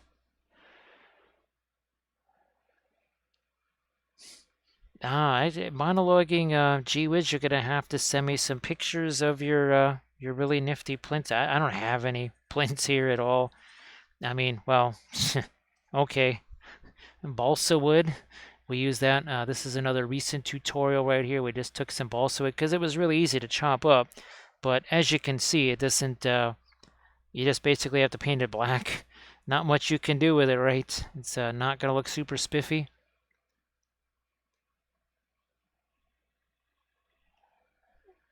Let me see. So, yeah, that was our little custom chapter. I'd kind of wanted to do one, and we had painted the Commander Z charity figure. And then we also did, what was the, the Ghost of Kiev charity figure. We did that. The SU-29. There, okay, that changes this nicely here. Okay, that's better. Now I'm going to take this blending brush, right? And this is more about the brush strokes than it is blending the colors. That's why we're just doing this, not this, just doing this. Boy, I tell you, we just might have to get the, is that the one-page rules, right? They've got some, I mean, it really looks like Tomb King stuff. I mean, there's other stuff that has the Egyptian feel to it, but I think it's one-page rules that has like a pretty much an Egyptian-style army. Spark my gun. Thank you so much, Trimcious. I appreciate that. Trementious. Okay, no bird, right? It's like, if he wasn't flying overhead, I wouldn't tell you anyway, man, because we kind of want you dead. It's like, oh, yeah, I forgot about that. Probably shouldn't trust these guys. So the Silver Pharaoh, that was basically a storyline that I created for my 2014, my last Adepticon Fantasy Tournament army. Tomb Kings, boom. That's not actually the whole thing. That's most of it. That's not all of it. Inside the temple area was lots of fiber optic lights, and oh my goodness, it was. You could see the casket right there, the casket of souls. Everything here was massively converted because that chariot didn't come like that. I actually managed to figure out a way to do a cast, like a press mold of those bardings, and then put them on all the different horses. Again, same thing here on the War Sphinx. Lots of conversion there, and of course here, pretty much everything on that top level. And thanks so much, Bithron, for doing that clip. Is all scratch sculpted. The Sphinxes, the Screaming Skull Catapult, that Hyro Titan on the left, Colossus on the right, even the carrion birds. All this stuff is shown on the blog, kind of step-by-step pictures there. Again, the carrion birds, all of those bases, even the back wall there, it all tells the story of the Silver Pharaoh just in hieroglyphs. And also to every one of their movement trays, what did it say? It said, all those who enter the tomb cities of Susenej shall suffer a fate worse than death. Yeah, that was very fun. I really enjoyed the heck out of that army. And again, you can see all of that on the blog. Gosh, there's about 115 blog posts on that army, maybe more. So yeah, we kind of kept track of what was going on there, the army board, the sculpting. But I guess, well, one-page rules does have a fair amount of Tomb King stuff. It would be nice to sculpt the Hyro Titan and the Colossus again, knowing what I know now. That could be very fun. So who knows, maybe on some streams or whatever where we get back to doing some sculpting. It would be fun. I did enjoy the sculpting streams. There, it does a couple little extra lights on his arms. Let's see if I can do something with his eyes. Boy, that's going to be tough. I think we'll just have to throw some of the light color in there and then come back with our darks and just cut some of that away. Yeah, we're just going to chuck the light colors in there. So much easier to do that and then come back later and basically carve some of that away with our darker color. So let's do that right now. How's about some of our not Van Dyke Brown? Doji, how you doing? And you have a good one. YGM, thank you so much for the raid, and everybody, please give Monologue and that follow like we were asking, because again, Follows are free, right? Ah, Rat Hammer's still around. Well, you have a good night too, Rat Hammer, and thanks again for the raid. Also, too, if everybody could please give Rat Hammer a follow. That would be cool. Now, I know that Armored Wolf and a few other folks would really like to see me painting some of the Skaven-themed stuff from Archvillain. Not a whole lot of, well, let's see. If I can scare up some demand on my commission folks there, maybe we'll do some of the rats from Archvillain. Look at this. Wow. We got ourselves a Landrat. Usually it's kind of at the start. So Landras, did you have a chance to do some hobby night stuff? I know, well, hopefully no, hopefully not a movie where you were the only one there until right before the movie was starting. Not like last time. Still remember that video that you sent. It's like, oh yeah, nice of you guys to show up. Movie starts now. So yeah, we've been doing more of our guys here. So hammered away at some more of the Davale Harad stuff.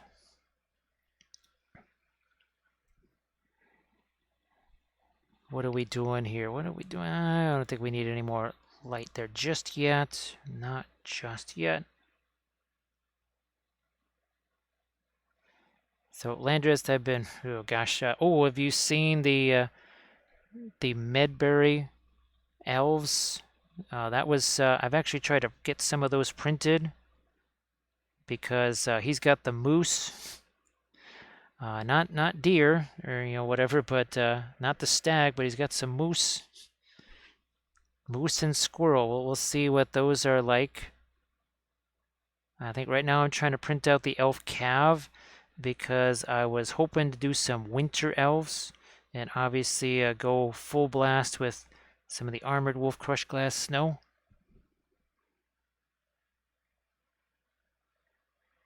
Oh, geez, the Gasland stuff. Man.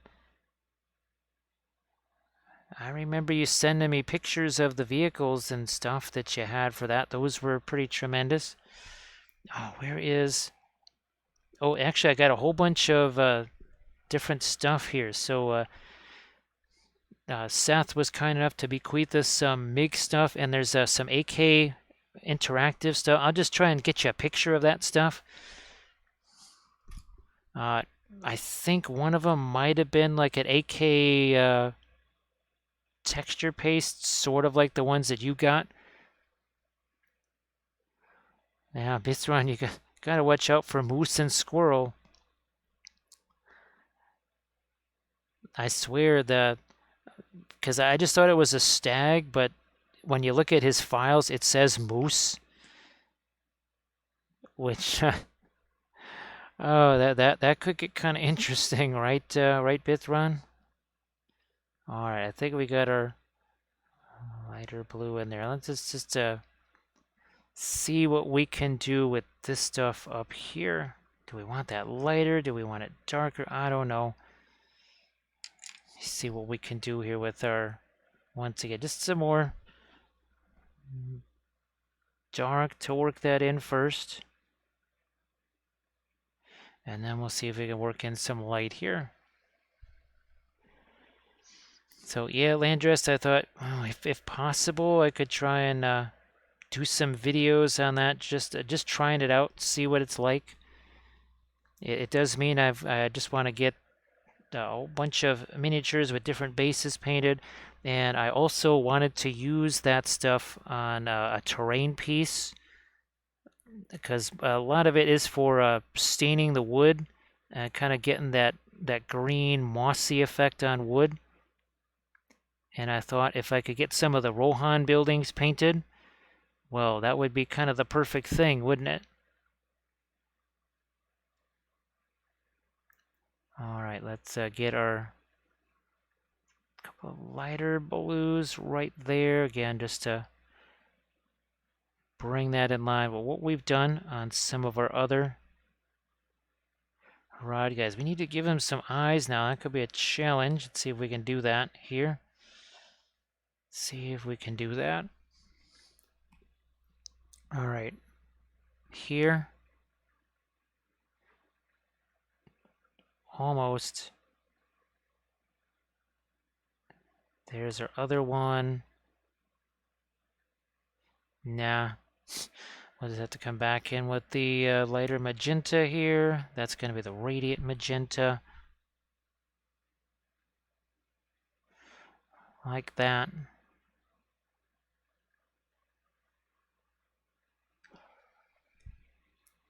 And because I know I have just the regular, we haven't painted the plastic version of the Rohan house, and we know that reasonably fits on screen. The other stuff, that's gonna have to be for the larger film area that I haven't actually had a chance to construct yet. So it's not quite ready to go just yet.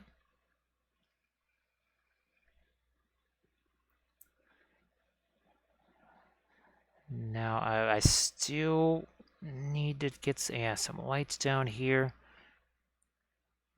His feet. I tell you, the Daz air dry clay bases always were really fun though. It's been fun painting those. So that's really the most extensive chance I've had to paint the Daz air dry clay, and I kind of like that stuff. So you will be seeing that more. Gee whiz, actually, there's a part of me that wonders, you know, those Stoneworks molds from Green Stuff World? Landress, I'm starting to wonder, should I just shove some of that Daz air dry clay down into those molds? It's never going to stick in there. Now, stick it down in that mold, let it mostly cure, and then just pop it out of there. I don't know, that might be the way to go instead of fooling around with the blaster stuff. It just occurred to me right now. Ooh, green mossy. Oh, gee whiz, actually Landrast Corsairs of Umbar too, probably. I might want to think about that too. Yeah, I have to remember that. Corsairs of Umbar, getting some of that green mossy stuff on some of the wood. Might need to do that too. All right, there we go. That's just about good enough. Oh, by the way, that's just a bulletin board cork combined with the Daz air dry clay. Boy, that's so Landrest, how many chuckles have you gotten out of that? Now, what we're not going to laugh at is Dr. DeHobbles. DeHobbles, thank you so much for chucking out some more of them gift subs. I know you did that, was that Thursday? So say we all. Was that Thursday or Friday? You did about a half a dozen of those. Let's we don't want to miss Dark Dan again here. Show how much of the true code introduce. Well, Dark Dan again. Oh no, DeHobbles, thank you so much, because those really are super important right now, especially with the Adepticon gap. So thank you so much. Here, so I think, well, you saw this one. This is when you're checking those out now. The crucial thing is this is all cooler and grayer, right? Very dingy colors. And then here, and then you got the little flashlights right here, like this. Hello, little hobbits. Spark my ganja. So you got these little flashlights like this, and that's one way to also tell where exactly those lights should go. Now, boy, this is we don't get to do this very often, but we're gonna say hello, little hobbits. You sure you're not an orc? It's like, ooh, are you an orc? He's like, look, dude, does it look like we have any trees around us? Look, we're not cutting any of your guys down. It's like, yeah, that looks like sand. So thank you so much, Tree Stone, for that follow. We just couldn't resist that. But now we're going to welcome in some raiders. We got 4 David. And of course, if everybody could please give 4 David that follow. We've got Chaos Dark Soul. What was that? Undisclosed Space Frog. Spark Spark my gun. And now we got a follow from Darkstorm. We're just gonna have Ganout make another appearance. It's like, you're just lucky that bird's not looking for you. We don't see. He's like, oh yeah, don't see the bird, but we're gonna welcome in all the little hobbits. Thank you so much for that raid. That is appreciated. And if everyone could please give for David Blue that follow. What are we painting here? Using our oil paints, painting these Davale Games 3D printed miniatures. Now what we're trying to do is match some previous color schemes. This is my Harad Army for Lord of the Rings. And we're trying to replicate that on some of these guys. So here's, this is the GW horsey right here.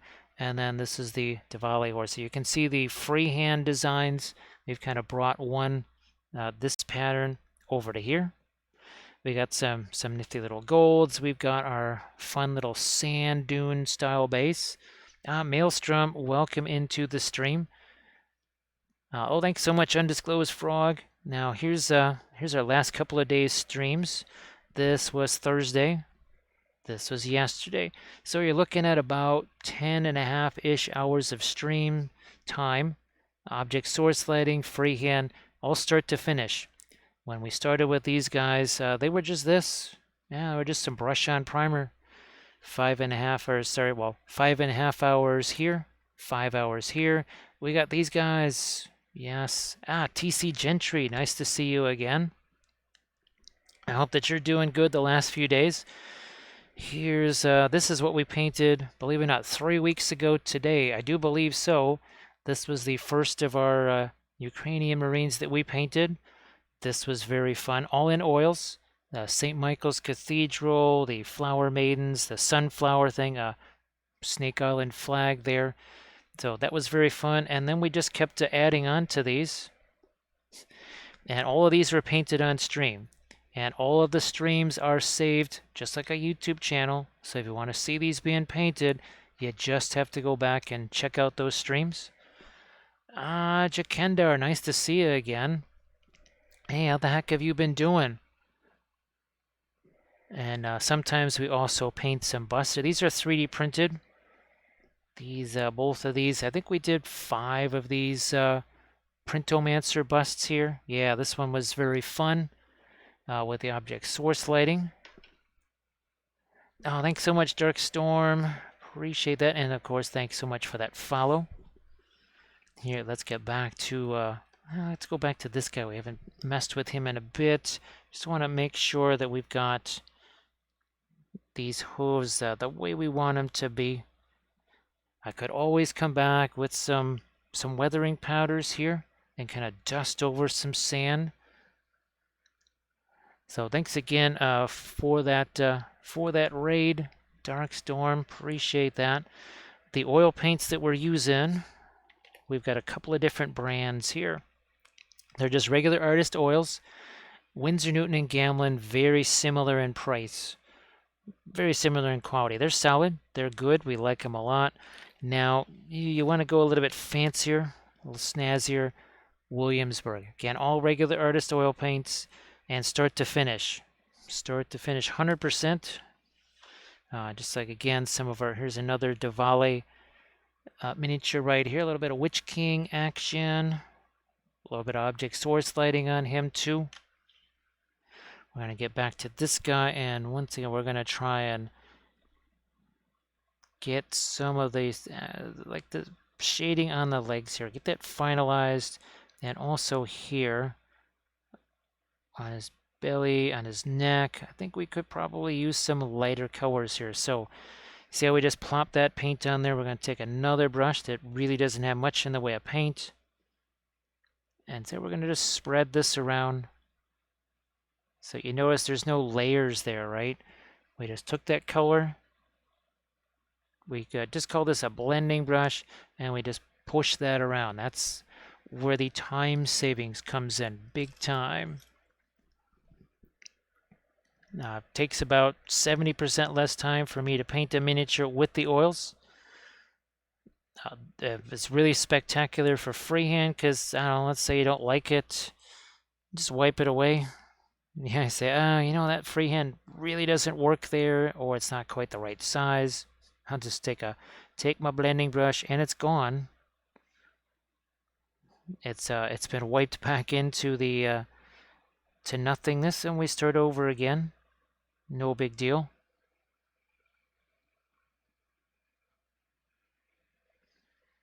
Oh, well, thanks, Jakender. Thank you so much. It's nice to see you again. We're still kind of trying to get our head back in the game after Adepticon, of course. That was quite the several days worth of classes and demos and you name it. It was really great to see everybody there. Hello, little hobbit. Spark my And thank you ganja. so much, Undisclosed Space Frog. Look at this. Is Gandalf going to challenge him to a race? Because guess what? Here's another oil-painted miniature. Gandalf says, hello, little hobbits. Spark my ganja. Well, he's really fast. Because boy, you just can't catch that Shadowfax. He is way too fast. I think even for Guahir, I don't think Guahir could catch him. So thank you so much for that follow. That is appreciated. And again, all of this not long ago. Well, guess what? It was more like this. We started, what, 5 of these guys all at the same time? We do an awful lot of Lord of the Rings stuff here, but we also do, well, as you saw, 40K. We've done plenty of Sigmar stuff, Warcry stuff. We've even done Legion stuff. We painted some Mandalorians. We also do metallics here, and that would be metallic oil paints. Yes, yes, you can do metallic oil paints. Where's our little horsey? There it is. So yes, you can do metallic oil paints with tons of colors. Look at that. Very fun. Geez, Dahable's painted 5K of Cruel Boys, and the same time it took a 2K at Night Haunts. Dahable's, I think, well, I think you heard that we now we now have some boxes of Dominion.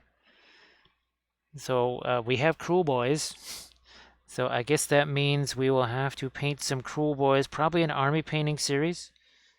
And well, for sure we'll paint some Sigmarines as part of it. You know what? That might just have to be the next army painting series. Some Sigmarines, probably from the Dominion starter box or something like that. See what we can do with those guys. That might just have to be it. Because right now, our current series is this 3D printed miniatures from Highland Miniatures. Now here focusing on the Sky Earth non-metallic metal. Lots of reflections. Silly Moss! Nice to see you again. I hope that you're doing well. Hello, little hobbit. Spark my ganja. Well, thank you very much, Pedro. Thanks so much for that follow. Gandalf appreciates it too. Now, we there's this Gandalf here is like, whoa. It's like, yeah, dude, don't worry about it, man, because you know when you fight a Balrog with a glow stick and a kitchen utensil, yeah, you end up like this. See, no arms. Yeah, great idea, Luvatar. That was just super. You know, the guy that's like immortal, he dies. The chef, he's the hero of the story. How does that work? So thank you so much for that follow. That is appreciated. Just got a chance to walk the dog. Well, it's got to be, what, 7:48, 8:48 there? I never know with daylight savings time because it happens at, well, different points. Doesn't happen when ours happens. So it is 8:48. Okay. Sometimes I get that right. All right, we're going to leave you alone. We're going to get back to this guy again, see if we can't pop in some of our brightest highlights. So Silimas, we had a lot of fun with the those first two frameworks miniatures, tons of freehand, lots of tattoos. I think you had a chance to see some of that being worked on. All right, there we go. That needs to be a little bit more exciting with that light. We also need, I think, something else. How's about some of the? Yeah, look at that. Some green in there. Just something a little different. Something a little bit different. That's gonna go all the way out to here.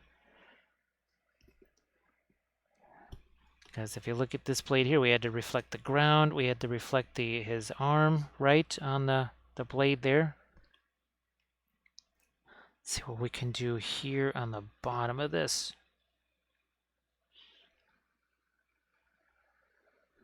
So a couple of days ago, because I think ours is, what, the week before, something like that. Here, let's get some magenta here, because again, it's got to reflect what's nearby. Otherwise, not really metal, is it? Yeah, it's not going to look so much like metal unless you get those reflections.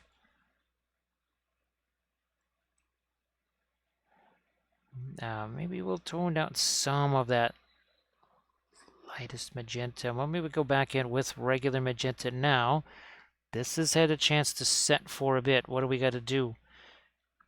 We have to do this part of the pattern here also, see what we can do with that. So let's get down to it. Oh, thanks, Pedro. I appreciate it. We've done a few other busts. We have one here that's, well, also too, here's some more 3D printed stuff. Here's Jack. We haven't seen Jack in quite a while. This is from Loot Studios, all done with the oils. And if everybody could please give Pascal a follow. Pascal also a really fantastic painter. Pascal, you definitely want to share, definitely share some of your Instagram pics there so that people can see all the fantastic stuff that you're doing.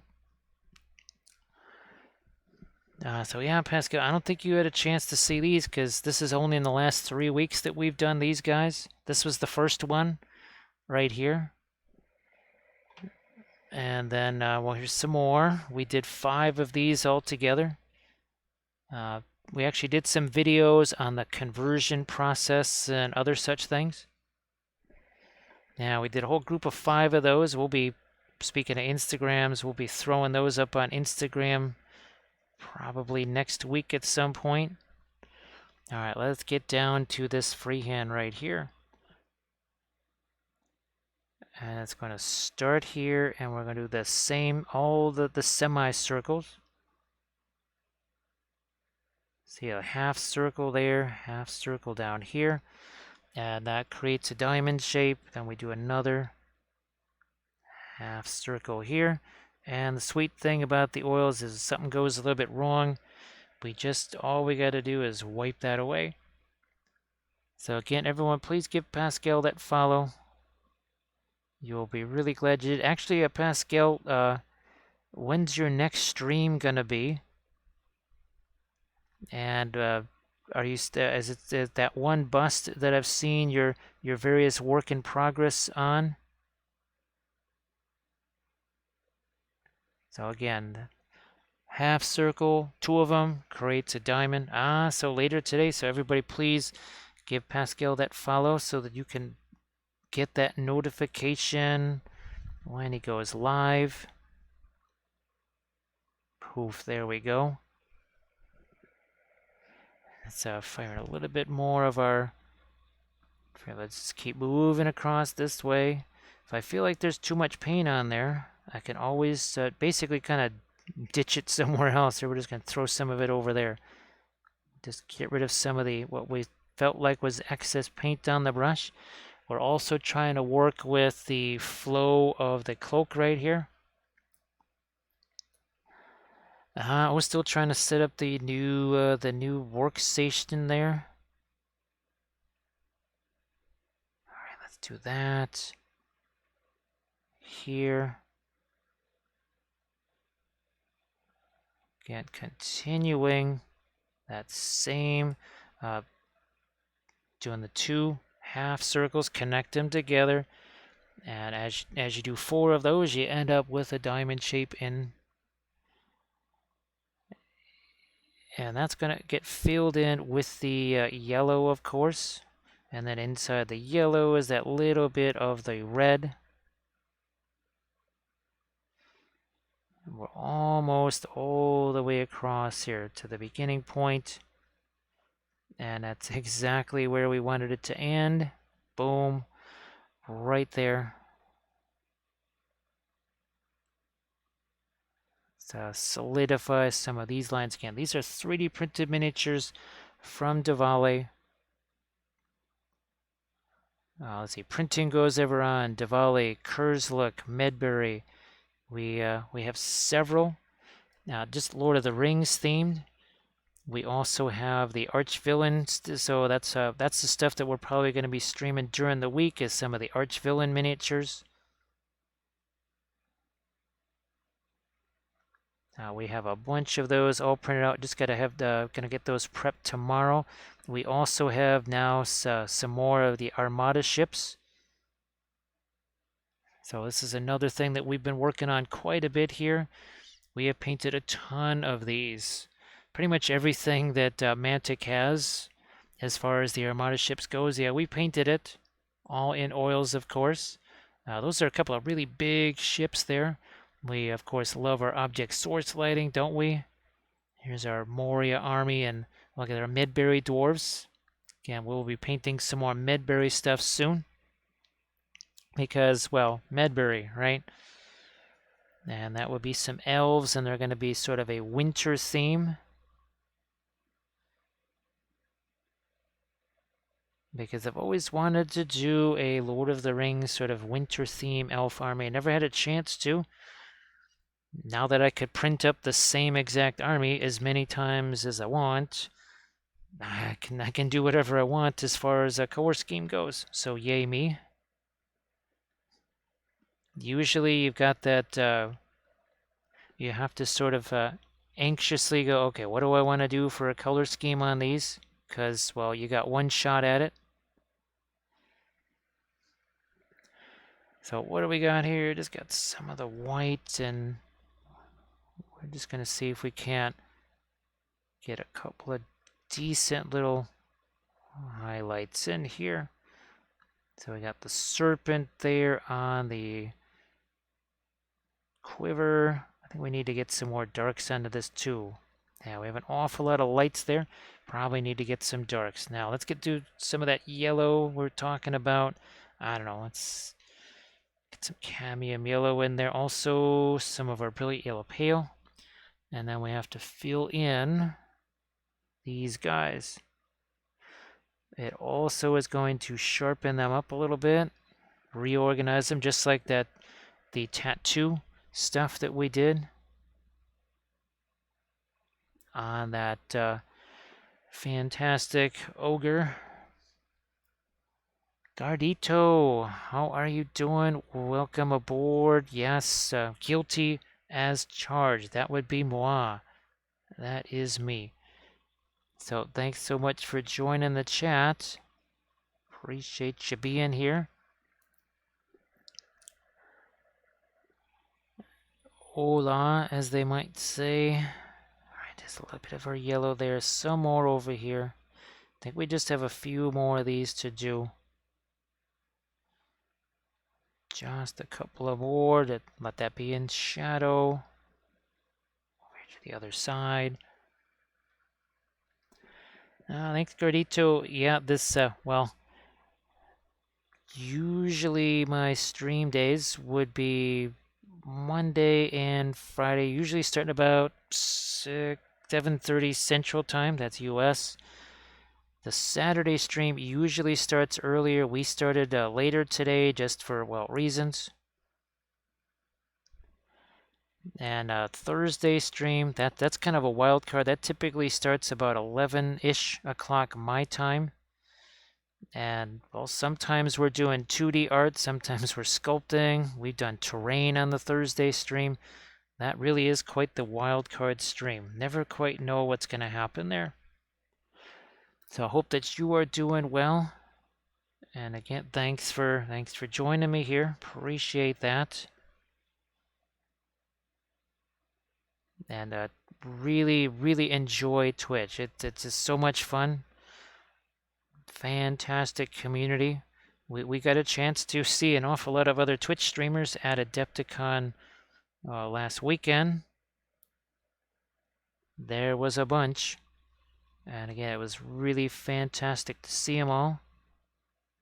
Let me see if we can't maybe, I don't know, almost do a bit of a pin line wash there. Yeah, something like that.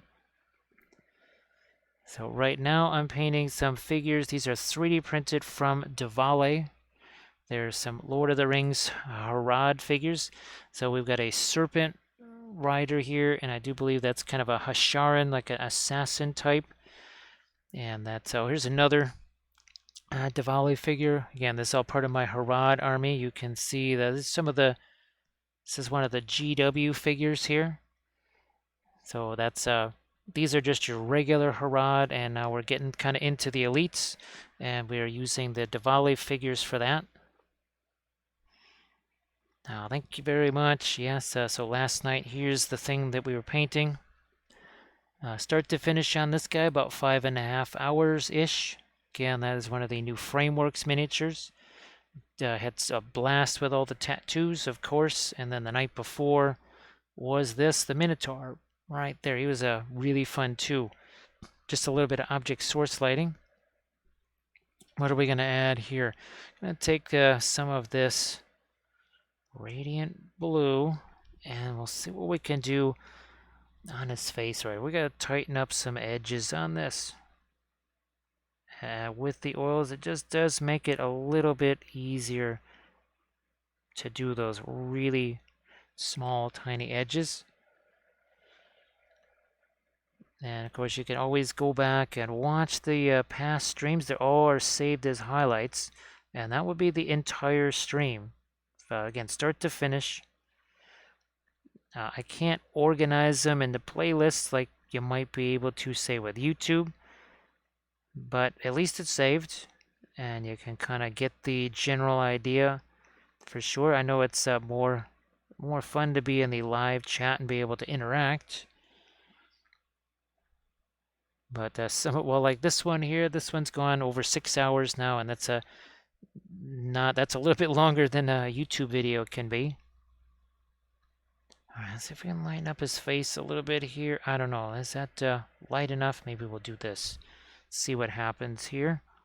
Right there. That helps. Definitely helps a little bit. See if we can maybe just go a little lighter. I don't know, that might be too much. Only one way to know. Only one way to know is just try it. If you don't like it, we can always come back, get rid of some of it. You know what we're going to do? Blending brush time. Blending brush. So we got this, right? That's got some brush strokes in it. We're not trying to change the color. You can see I'm just stippling it here. What that does, all it does, it just gets rid of the brush strokes. It doesn't change the colors. I mean, maybe a tiny bit, but that's it. Now, what we need to do is get some darks back into this. Indigo, I think, might just do the trick. Gardito, what are you working on right now yourself, as far as some of your miniature painting? And hopefully all that goes very, very well. Ah, that's better. Need to do the same over here. Again, we need to put a brighter edge there too. But here, let's get that edge spread out just a bit right over the top. Now let's go back with our lighter stuff. We have our light here, and that's going to go right there.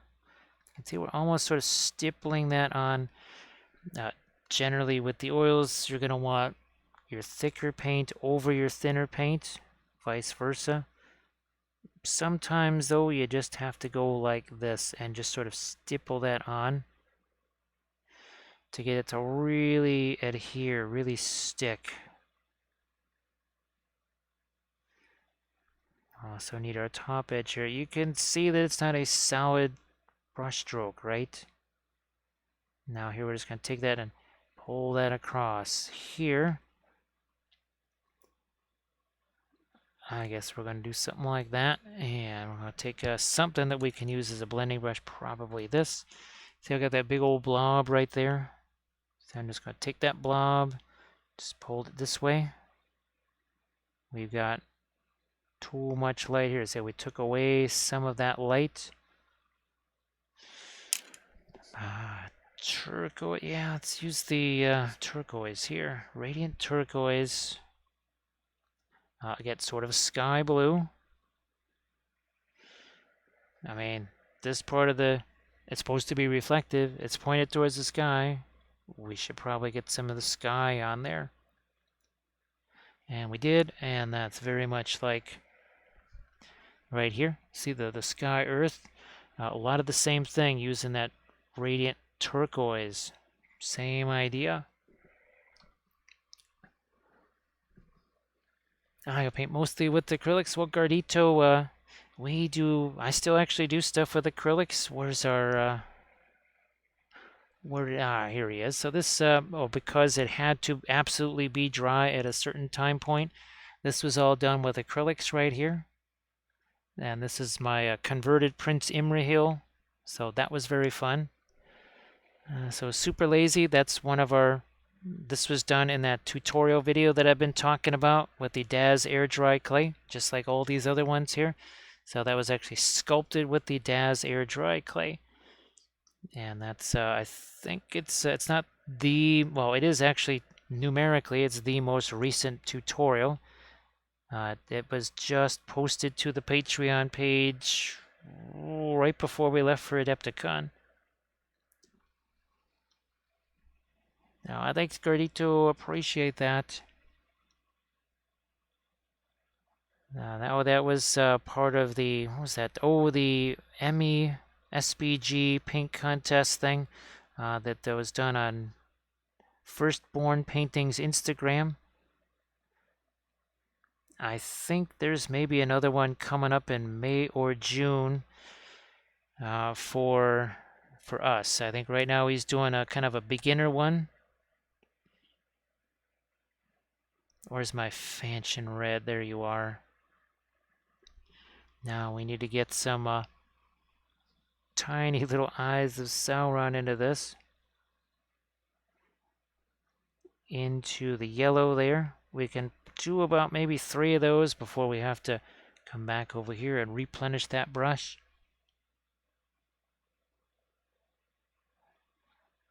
And if it's too much, I can always come back with the yellow, cut some of that away.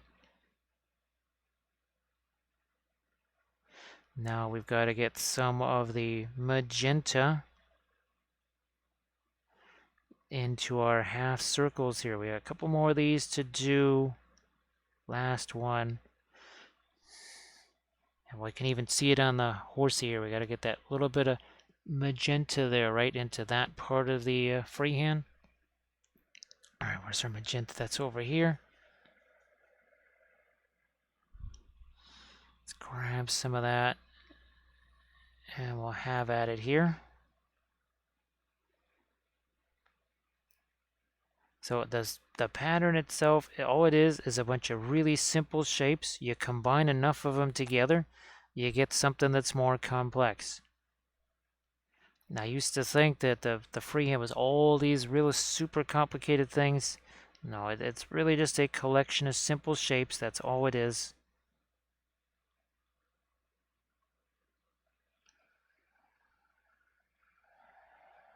Oh, okay, Gardito, sorry if I haven't followed you back. Sometimes it takes me a while to see those things. I try to follow, well, as many folks as I can on the Instas. And thank you so much for that follow. Who enters my domain? Well, looky here. Looky here. It's Ride Wife. Geez, Ride Wife, how you doing? Gosh, is this the first stream that we've seen you since Adepticon? I think so. And if everyone could please give Ride Wife a follow, well, that's super cool. Well, I hope both of you guys are doing really good there. And as always, thanks so much for the raid. Well, no surprise to you. We're working with the oils, right? That's no surprise. Now we are painting up some fantastic 3D printed miniatures from Davale. Really having a blast with these.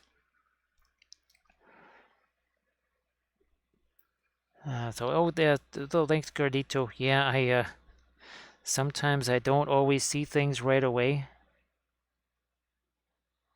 It's weird. I'll see people that, I swear that I looked at the Instagram post and I'll see someone that commented on it weeks ago or months ago. And I'll say, wait a minute, I could swear that I was able to get all of the different responses and, all the thank yous sent out. But I guess some of that just escapes me. All right, so yeah, this guy here, what, I don't know, we've worked on him an hour-ish maybe, because remember there's some other ones too. We're working on this guy, and of course there's the other horsey right there. Yep, working on him too. And then of course this guy right here.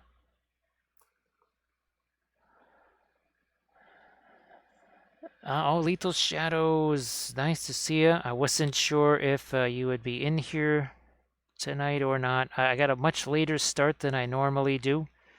Oh gosh, it was something like 3 hours later than I would typically start on a Saturday. Just it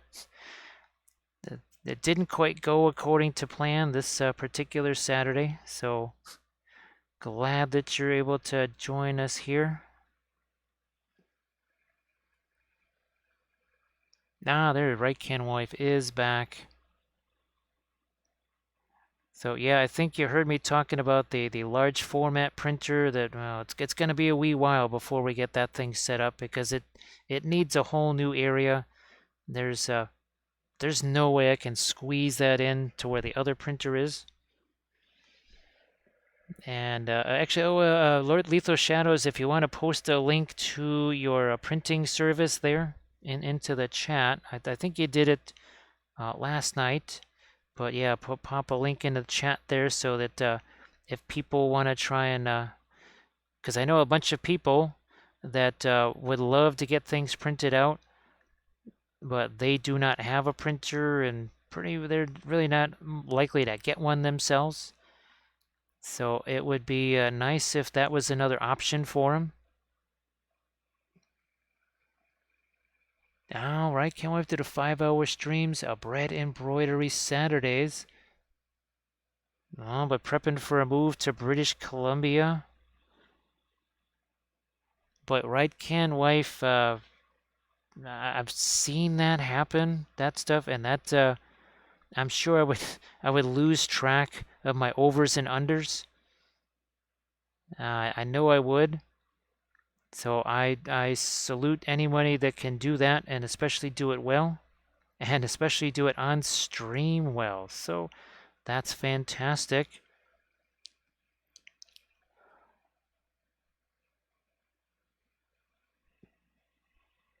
So wow, that's really cool. Let's just say I've seen other folks really get flamboozled by the bread embroidery and trying to get that all wound together. I always think of the bread embroidery like Celtic knotwork. Let me see. Well, yeah, so sort of like this, right, with the overs and unders, like the knotwork there on the base. Oh, bead, not bread. Okay, sorry, right, Ken wife. I thought that was new and different for you. I was like, wow, she's doing bread stuff now, and not just the bead work and stuff. But I'm kind of hungry, so yeah, I apologize. Sorry, right, Ken wife. Well, now it's been a 6.5-hour stream here. And that's well, let's see, what did we do? A 5.5-hour stream last night. Actually, right, Can wife, if you have any, I know you don't have any pics right now of what you were doing, but if you want to share any pics of previous beadwork or bread work, if you got it. Well, hey, wait a minute, where did that go? Ah, here it is. Yeah. So we have done, where's our other cookie? Where did that one go? Our angel. But we have done cookie decorating streams. So we have technically, I guess we've sort of done bread work. How many, oh gosh, I don't know how many dozens of cookies that we decorated on that stream, but it was a bunch. That was a lot of cookies. All right, here we haven't done any of the orange stuff into the golds, and that's, remember we did that here in a couple of strategic places, like up there. Oh, right, Cam, I've definitely pop a link there so that people can go see it. I think they would really get a kick out of it. So Lethal Shadow, we're on the south side of Chicago here, down by Midway Airport. Alright, do we need to go darker there? No, I think I just need to see if I can take Indian yellow, mix that with some of our white over here. Gosh, I guess we need to thin this down some more. And thin it down some more. And let's see what we can do here on the handle of this sword. Might still need to go lighter on that. We will. Let's see what we can do here with our white.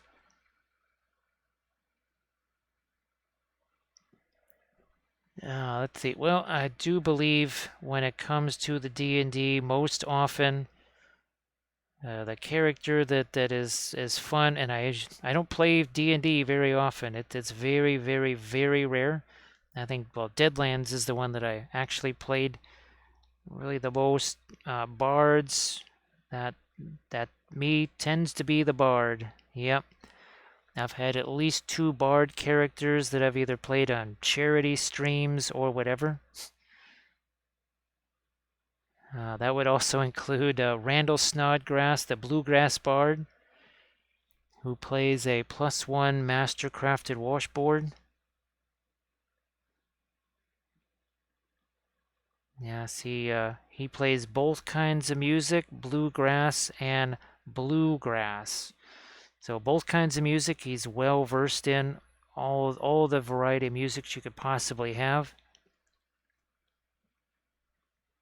And there's a little Pinterest link there from Ride Can Wife. And again, everybody please give Ride Can Wife a follow, because that's what's great about Twitch. Still can't believe it was basically, well, technically over 2 years ago, but pretty much 2 years ago, right around this time, we started doing the Twitch thing. Didn't expect to have this number of followers, I'll tell you that. So thanks to everybody that's done the follow thing here. Yeah, when I look and I see that number of followers, I say, wow, that's not what I was expecting. It's as nice. I'm not complaining. I just did not expect that to happen. At least not in just a couple years. Oh, thanks, Pascal. Appreciate that. I know it helps when you've got the YouTubes and the Instas and all the other stuff kind of working together, but it does not hurt to have a fantastic community. Yeah, that'll make life easier. It sure does.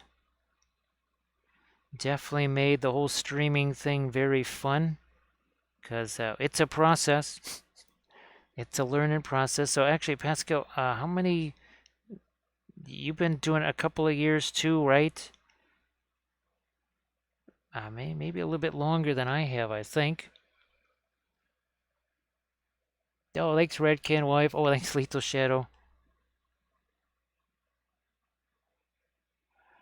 And of course, we get to have our ramblings spread all over the place, right? All of our twisted, bizarre painting theories just spread all over the globe. No matter how much big acrylic tries to shut it down, the Lindsay Brotherhood just rises above it. Let's not make them steel-toed boots right there. Let's not do that. I mean, he's an assassin. Probably doesn't do a lot of kicking people in the face, but...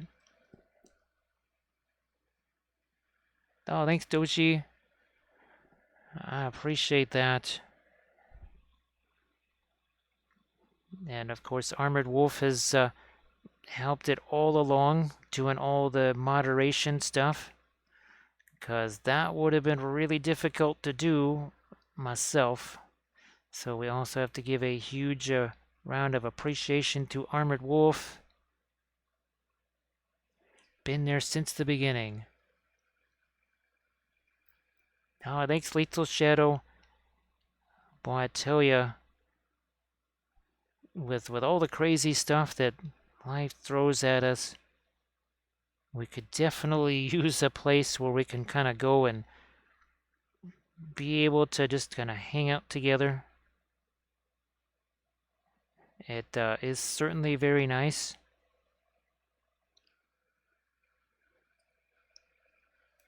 Now, Bitsron, I gotta tell you, that hot glue gun, that really changed how the terrain worked. I wasn't sure if it was gonna work, but man, I'm glad it did. Because some of those buildings that we did right there, there's no way that happens on stream without that hot glue gun.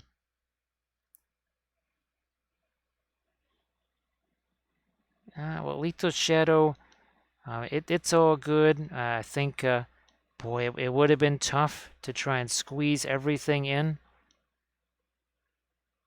And we're kind of hoping to maybe make it a little bit easier or free up some time. And thank you so much, Right Ken Wife. That is appreciated. Oh, wow, look. There's some of our sponges laying around there from, what, 6 hours ago, 6.5 hours ago. And of course, Lethal Shadow Gaming, also please give them, speaking of follows, let's not forget to give Lethal Shadow Gaming a follow also. They are on Twitch. Speaking of Twitch community here, let's not have a brain freeze on that. All right, so boy, this this is another thing too. Typically, how many times have I said with folds and cloth, when you get to the digital sculpting, sometimes, unlike the Dark Sword stuff where the folds are very tight, or even here where we've done our own folds, right, on the cloaks, and we try to make those nice and tight. Sometimes with the digitally sculpted, you don't see that, but Davale really has managed to do it. Now, oh yeah, he's not quite old 9 folds here, but again, that's another cloak that we did our sculpting on. So this is our gambling conversion. We did the banner, the cloak, and the head, the hair, all that good stuff. I just started streaming a week ago. Bithron, now I forget which. There's a couple of different Loctite wood glues. I think I liked the quick set was nice, but there was for my terrain I used the extra strong wood glue, and well, it's worked pretty well. Yeah, well, that's the wood glue is what I put into the homemade the texture paste, and that's been pretty rock solid, I have to say. So yeah, doing the streaming thing and just getting to run across new folks. The only regret is I wish I had more time to hang out in people's streams. So say we all. Oh, there's a gift sub. Thank you so much, because we could use a little bit of sip of medicine. Thanks for the medicine. There we go. So yeah, you'd really do well. All of the questions that folks have asked on Twitch, well, that's helped me to create new tutorials based on some of the questions. I'll say, you know what? We're getting an awful lot of questions about this. Maybe I'll make a video that features that. Oh my gosh, Bithron is going to get themselves a gift sub. Now, oh yeah, Bithron, geez, I thought I already asked you if you wanted to post pictures of your newest terrain pieces into the chat, because I know you got those pics. And thank you so much for the gift sub.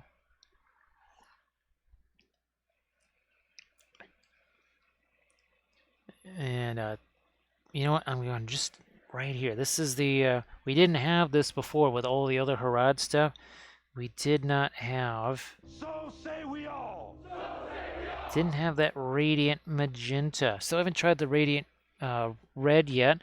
And thank you so much. Oh, Lethal Shadow Gaming is gonna pass out some more gift subs there. So say we all. Thank you so much. I appreciate that.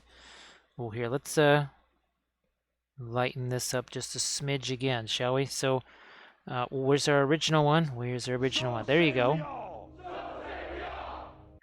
And of course, the quinacridone magenta. Here, let's get a little more of the quinacridone magenta there. And thank you so much, Lethal Shadow Gaming. That is appreciated here. Let's just do a little touch of this. Now, it's a super, super translucent color, so it's not going to cover. That's not what we're looking for. We're looking for this to do, there. Much like the Indian yellow, right? Which is also a super translucent color. But see how we dry brush that on there? It actually does cover a little bit. Yeah, lethal shadows. You know how you've heard me joking about the medicine cabinet that might bear some slight resemblance to a mini fridge. Yeah, we really need one of those in here. Actually, I wouldn't mind having a microwave in here, like a full kitchen. A full kitchen, so we could do some bread work in here. Actually, what I want to do, Kathy got me for Christmas some of that, some of the chocolate that you can actually sculpt. And I thought, well, gee, I wonder what we could sculpt out of that chocolate. Have to be in the winter time, though. Hey, Ricky Bobby, geez, it's been a while since we saw you. Hope that you're doing well. So this is from Davale Games. It's a 3D printed miniature. We've done a ton of Davale stuff here on the channel. We did a couple of these trolls. Really love these.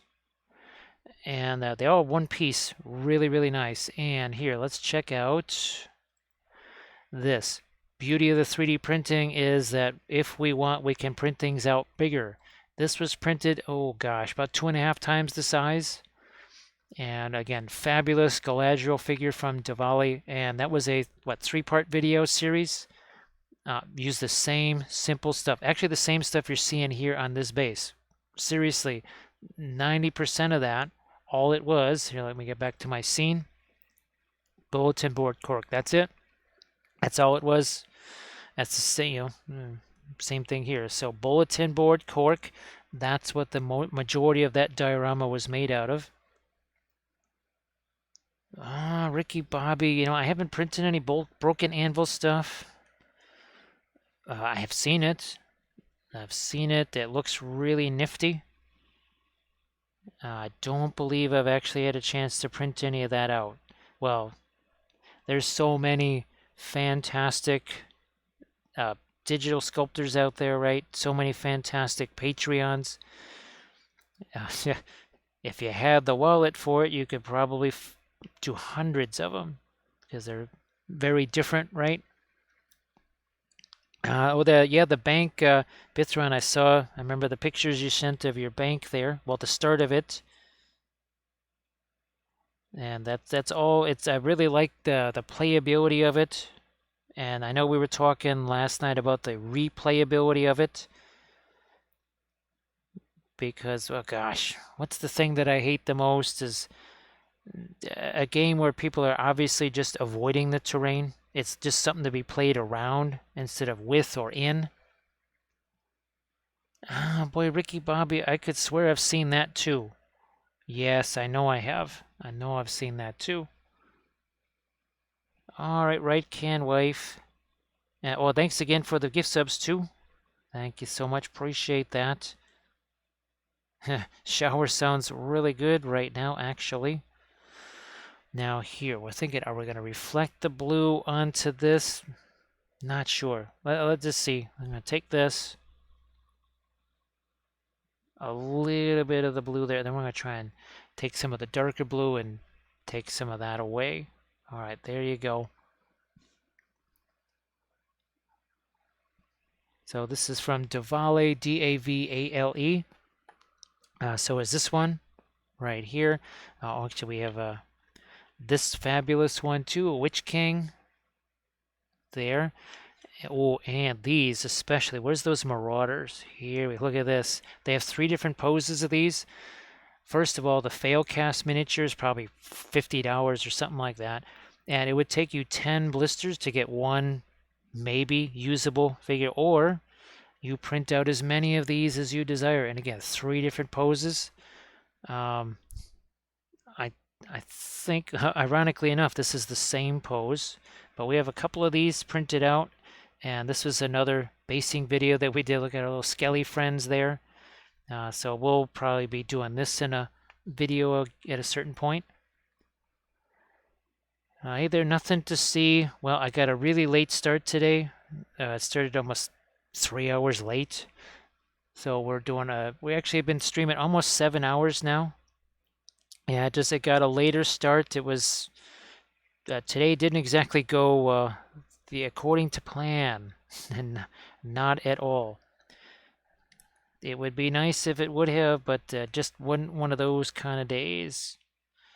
So I do appreciate everybody with doing the bitses and the gift subs to try and make it less of a crazy day. Yeah, Bithron, gee whiz, you might even get some bolt action use out of it. I think you could.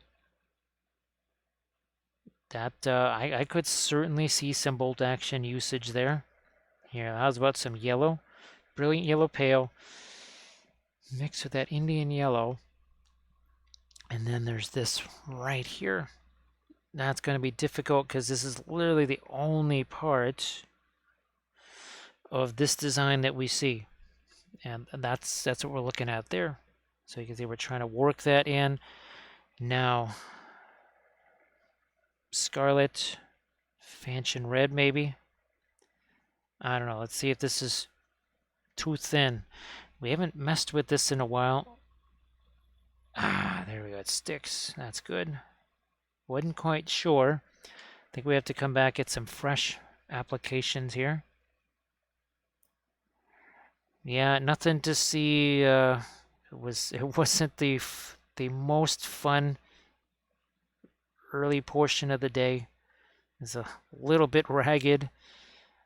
It was one of those, you just kind of try to make your way through it and come out on the other side, mostly in one piece or partially in one piece. That's a little bit of linguistic gold right there. How can you be in one piece partially? That is something we completely forgot right there, was these 3 little rivets and then our highlight line along that side. I think we're good here. I think we've got the rest. What I should do is see what we can do on this guy right here. We've got our magenta in place. Remember, we started to hit some of our lighter colors there to do the same freehand we did here. It's going to be interesting, right, to have that pattern go over the top there, but see what we can do. We can just give it a shot and see what happens. Now, let's get to some of our blue here. Yeah, Ricky Bobby paints the... Oh gosh, I always kind of refer to Davale as the Arch-Villain Games. Is it Arch-Villain Games or Arch-Villain Miniature? I think it's Arch-Villain Games. Arch-Villain has some spectacular 3D printable miniatures. They're probably just about my favorite. They are very realistic. Now, and we got some of them here. So, again, the Arch-Villain stuff is really amazing. Really spectacular. Lots of large monsters. Now, we're going to be painting some more of their Lizardmen this week coming up. Absolutely loved all of their Egyptian themed stuff. Now, of course, there's other ones for Lord of the Rings. Medbury. They're sort of halfway in between Davale, say, and Printing Goes Ever On. So Printing Goes Ever On, they are more of a stylized look. That's kind of intentional. He's trying to not run afoul of anybody, not schmeem schmirk shop or anything like that. So yeah, he's trying to kind of keep a clean nose on that Davale. Well, theirs is the most realistic. It's also probably the closest to your actual Lord of the Rings look. Kerr's look is another really good one. We've got a bunch of theirs. You can actually check out these streams. These Mahouds right here, this is one piece. He also has ones with torsos, different weapon arms, because you can have different loadouts for these. And he has some spectacular elves. This is all done with metallics right here. That's metallic oils. Printing goes ever on. I mean, you can tell that he plays the game because, well, this fabulous eagle is very easy to get on that 60 mil base, right? No wings hanging out or whatever.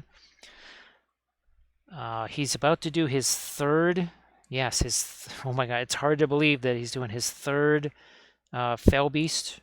I've printed out the first two. They're nice.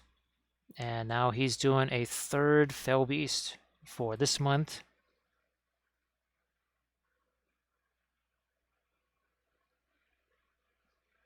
So nothing to see.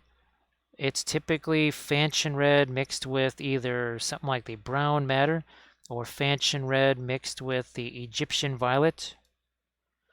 And of course, well, we have tons and tons of videos on those, right?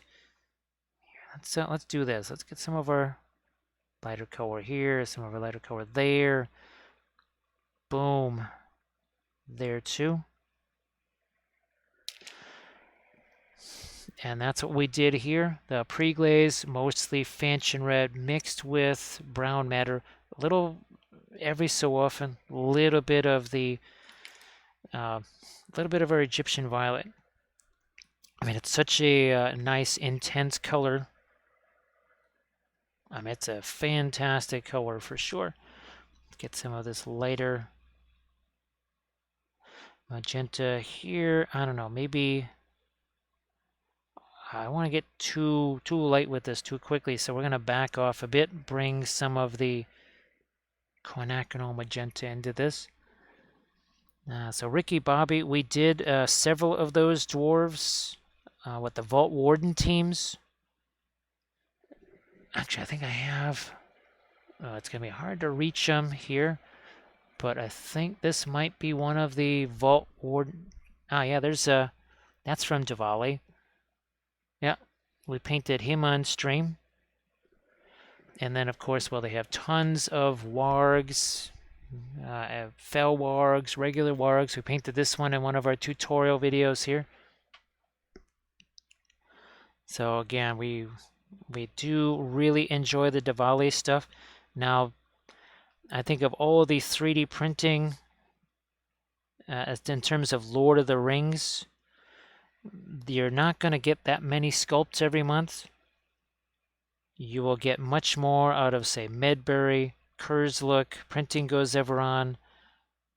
You'll get more each month out of those, but Davale is unique in that they're very realistic and they tend to keep going with an army until they finish it. They might split time, like lately they've been splitting time between the elves and Harad, but they'll kind of keep hammering away until they're done.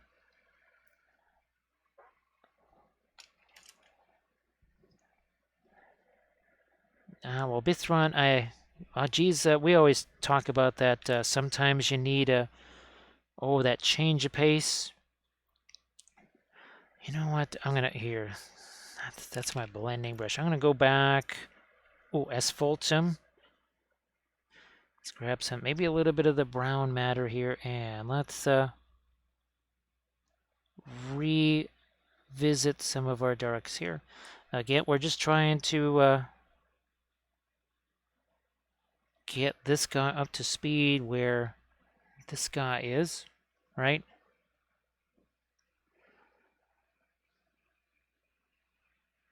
Yeah, nothing to see. I think you'll like the Minotaur one, and definitely check out the Ogre with the tattoos, because I know there's some miniatures I'm thinking of printing out, so I could do a Patreon video like that.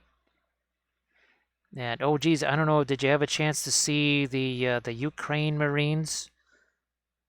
That was a fun set of videos. Just popped that out right before Adepticon.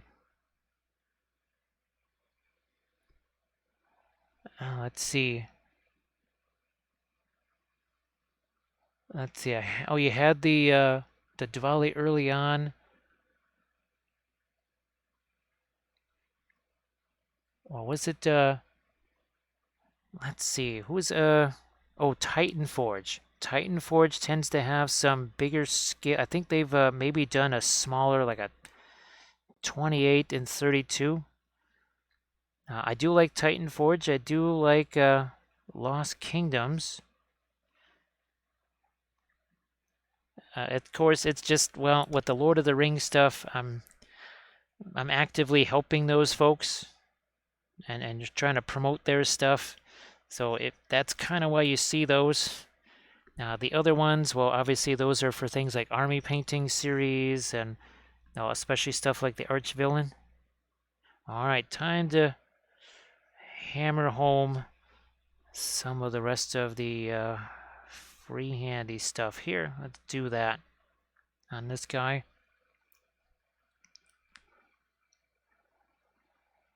Doji, that's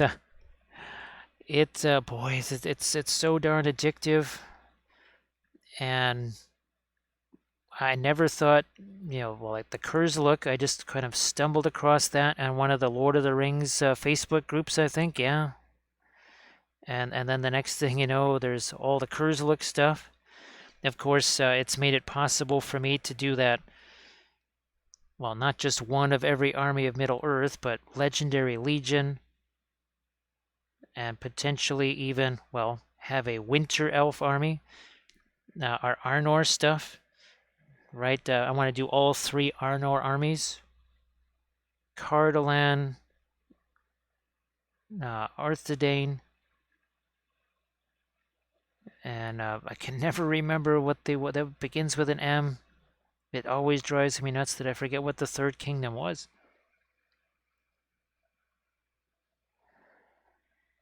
Yeah, nothing to see. There's a bunch of really nifty, well, basing tutorials like that, but there was a whole series on the Ukrainian Marines. So converting this, basing these, rebasing some, and then doing all of the freehand stuff. So there was a whole series on that. Obviously all done with the oils. So yeah, Bithron doing a little change of pace every so often. Just kind of recharges the batteries, doesn't it? And I know you've had those periods where there's just a lot of mechs, then terrain, then some larger scale. Oh, here we go. Let's see if we can get some of our lighter magentas here. Oh, almost. Let's see. What do we do on this guy? No, we left it all be the blue, so not going to mess with that. This has a decent amount of the... Yeah, that's got a little bit of the quinacridone magenta in there. And again, all the folks that sub to the Patreon page too, we appreciate that because, well, quite literally, that's what keeps the lights on. Easier to stream when the lights are on.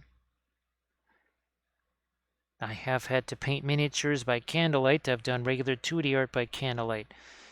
Not necessarily by choice, by necessity. But definitely easier to do the streaming thing. Internet also helpful for streaming. Minor details.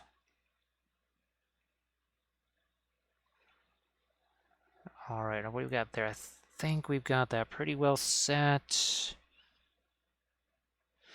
Let's see if we can do some of our lighter blues here again. That is some of the Prussian blue, some of the Egyptian violet here.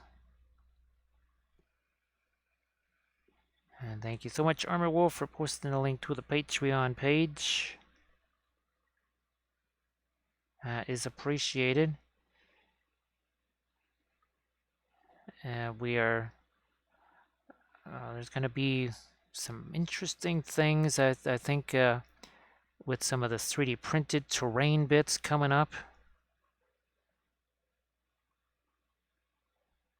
And depending on how quickly we can get the Sigmarines prepped, that just might be our next army painting tutorial.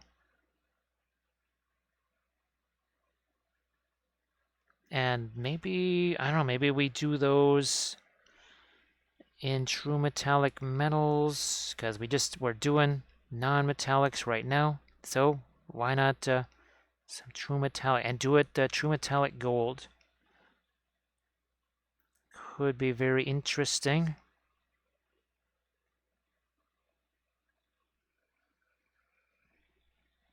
More of our light blue here again. We're trying to get that caught up to where this guy is. We also, what the heck, we'll try and get our Eye o' Sauron on here too. So we won't do too much more with the lighter blue. Not up there anyways.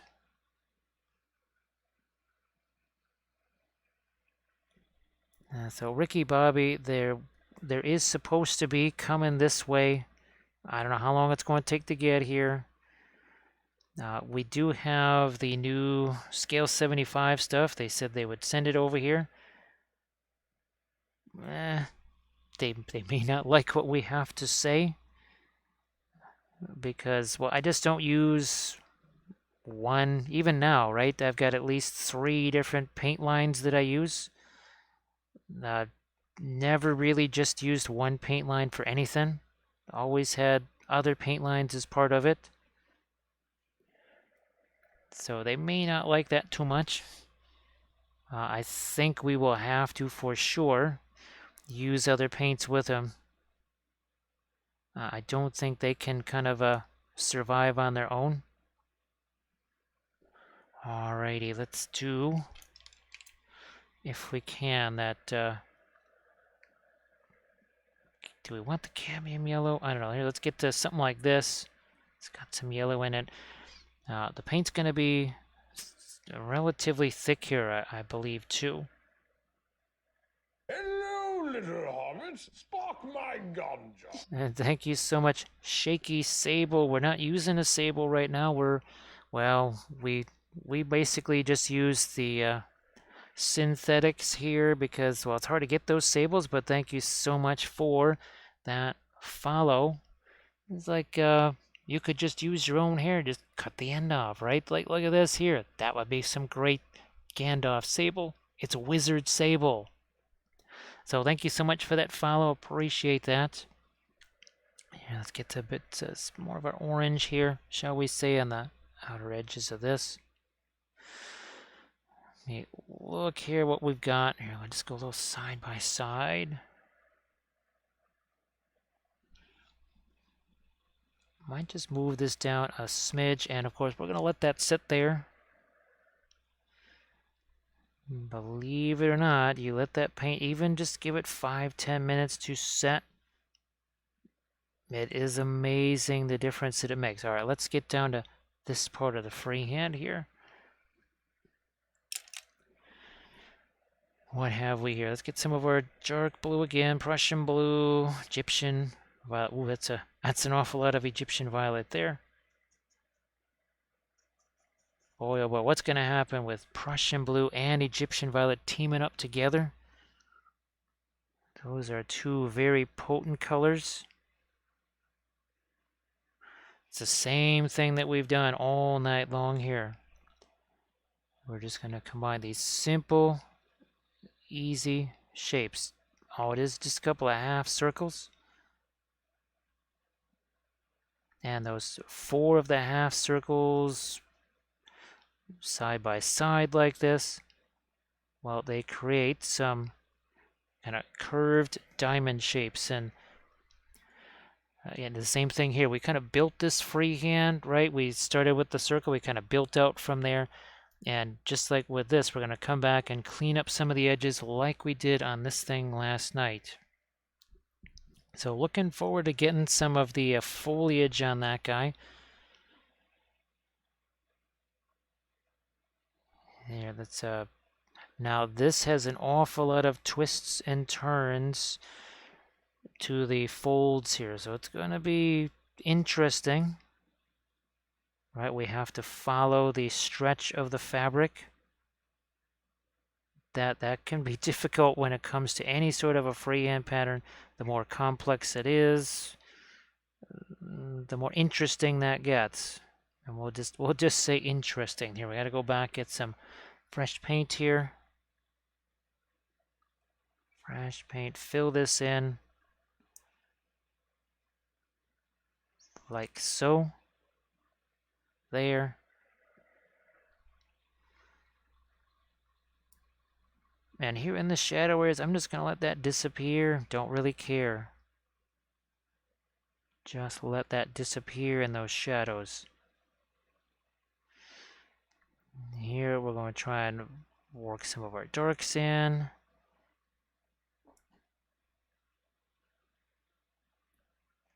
See if we can get some skin on his face. We also need to start doing some lighter stuff here, just like we did on this, right? You can see the difference, the extra little, those key lights and darks, some of the oranges that we threw in there.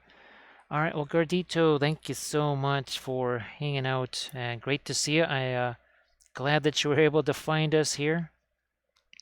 And the next stream day that I'm planning on is Monday.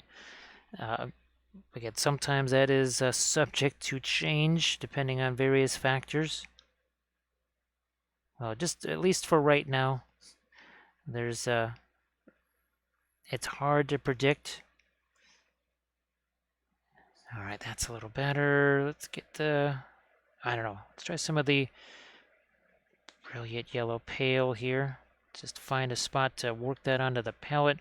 It's been on the palette for a while, so it's kind of, it's not dry, but it's setting, which means if we want to thin it down, we gotta kind of work at it with some thinner. And that's what happens to your paint out on the palette. You can always just take your little dropper bottle of thinner and drop some on there. That works too. Here, let's get some lights on this.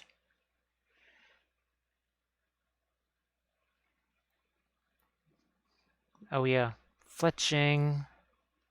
Let's do that. How do we forget the fletching here on the arrows? Poof, and again that mixes together very nicely, kind of all by itself. Let's get some lighter skin tone maybe on his face and on the hands here. Again, all that is a piece of bulletin board cork and some of the Daz air drying clay. That's all it took. Oh, look at this. We got Ash's painting back in the house. Geez, Ash's painting. It's been a while. How the heck are you doing? Wow. Well, it's we haven't had a chance to stream it this time much lately, so especially with the Depticon and everything. So I apologize that I've been away for a while at this time. Nice to see you again. Ooh, what do we want to do here? What do we want to do? I'm going to just go for it here. I did not expect the Daz air dry clay to work out this well. I was all set for it to shrink and dry and crack and do lots of weird things. I have to say I'm going to try and maybe do some more sculpting with it because, yeah, we actually did some actual sort of genuine sculpting with it.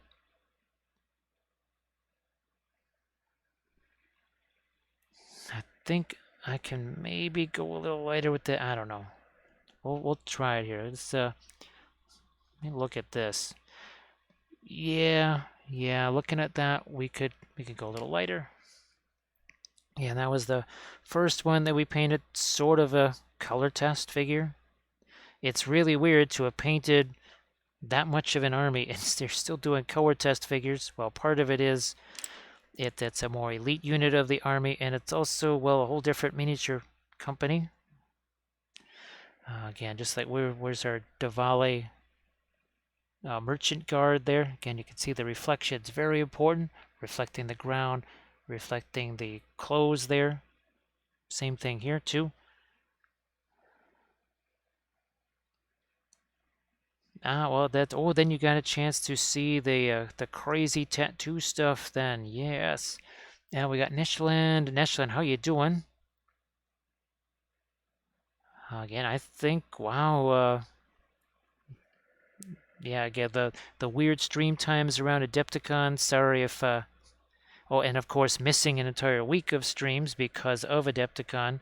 So sorry we haven't been around. That is not something, we won't be away from Twitch because of conventions. That's for sure. Not for quite a while. That's not something you'll have to worry about.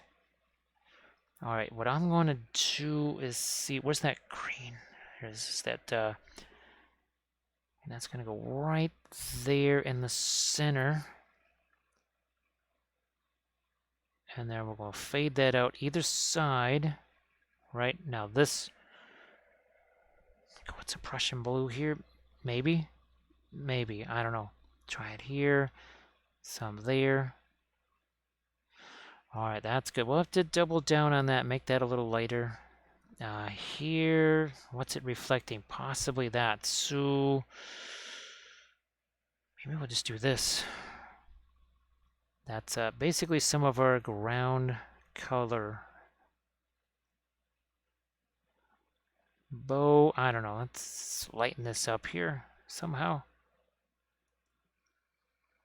So nice to see you again, Neshlin. I hope that you've been doing good again while we've kind of been away. So that might be too much light. How's about, do we take this the spinel, some of the indigo, we'll incorporate those together into more of a dry brush here.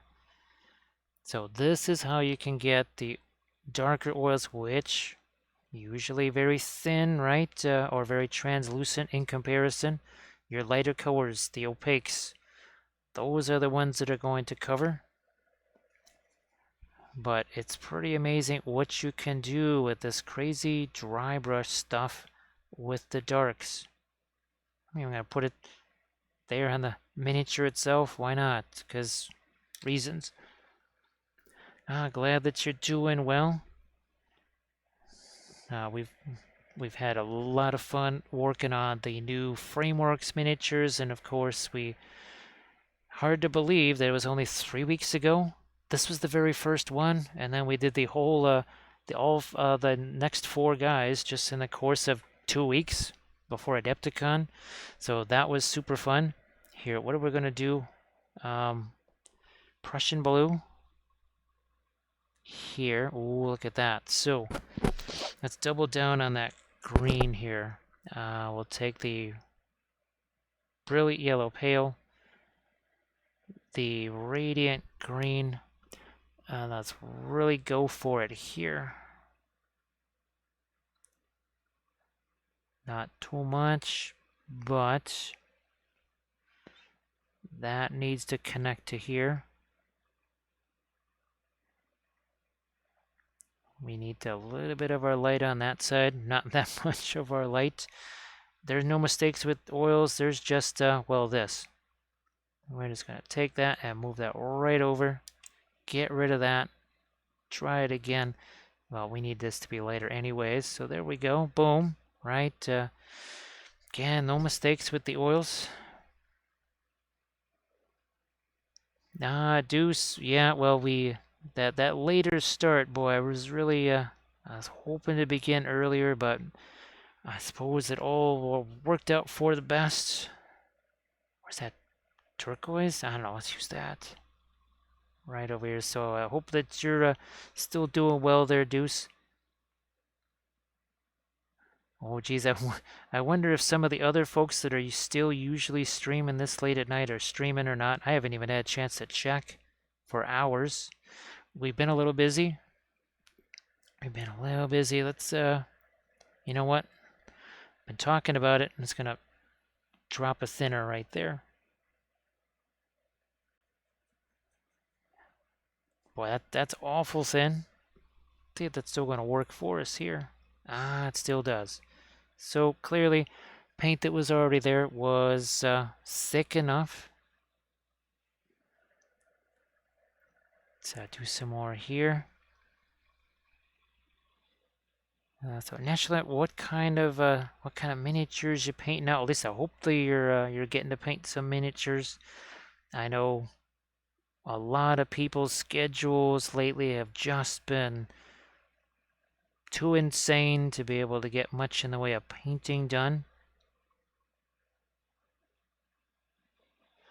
Alright, I think we can start to fill in some of our yellow there too. We still got some of it right over here. So Joy of Painting Minis. Oh, gee whiz, that's another person's stream I haven't had a chance to check out in a while. Gosh, it's been weeks since I just could be in Drax's stream, or even longer for Stila. And I wish I could. A lot of times they're streaming while I'm filming, because that's when I'm not streaming. Generally, I am filming or editing. It's sort of nice once in a while to watch somebody else doing the painting. That's usually I can watch myself anytime I want. Don't get a chance to watch other folks doing that. So again, that's just a little bit of the Indian yellow, some of the white, and you can see what that does is it lets me clean up some of those edges, sharpen some of that stuff. Ashes painting finished a second bust, and then oils over the top. Well, that's the nifty thing, right, about the oils is that one dries, put the other over the top of it. That one dries, you go back the other way. I do want people to know that it doesn't have to be just the oil paints. You can do them both. I mean, not at the same time, but you can still use both of them on the same miniature, bust, terrain piece, whatever. That's all good. Okay, we got that. I didn't realize they had snuck a neat little snake onto that quiver. Let's lighten that up there too. Now Neshland is painting the bust with the oils as well. That's another thing I want to definitely try and do this month on the Patreon page is I'm not sure if it's going to be the super special bust. It's a White Wolf Tavern bust, and the idea is, because it is so symmetrical, paint one side in true metallics and the other side in non-metallics. Basically trying to replicate the same exact set of colors, but again, one side is true metallic, the other side is regular non-metallic. I'm not sure if a tutorial like that's ever really been done. Could fail horribly, could be a spectacular success. You will find out as you watch the video, because we don't practice any of that stuff ahead of time. It's just camera rolls, camera records. Whether it goes well or goes not well, either way, it gets recorded. So Ash's painting, if you have any Insta pics or anything like that of the stuff that you've been working on, same thing Neshland, you want to chuck that into the chat there so people can see. And of course, I know Grim's got that Discord that he created where People can sort of talk about the oils and ask questions, compare notes. That's very fun. All right, somehow didn't get that dark blue down there or over here. I think that helps. Yeah. All right. Might need to get my indigo back onto the darkest part of this blade, which is right here. Telling you though, now the one thing about the Davale stuff is that it does seem to be small. And you're talking about Lord of the Rings. When you're saying, well, these figures, at least, the size that they have them at are small, that means they're pretty darn small. And I think I have actually increased the size of them more than once. Kerr's look, well, their scale sometimes changes. Now, again, it's not a big deal for any other game, but Lord of the Rings is, well, Bithron or anybody else that plays it knows, the scale varies. If you're playing Army of the Dead, they're gigantic. A lot of the plastic sets, especially the older ones, tend to be small. The newer Forge World stuff is a bit beefier. And now look what we're doing here. We're adding some of those extra little darks. That's what we did, remember, here on his bracers.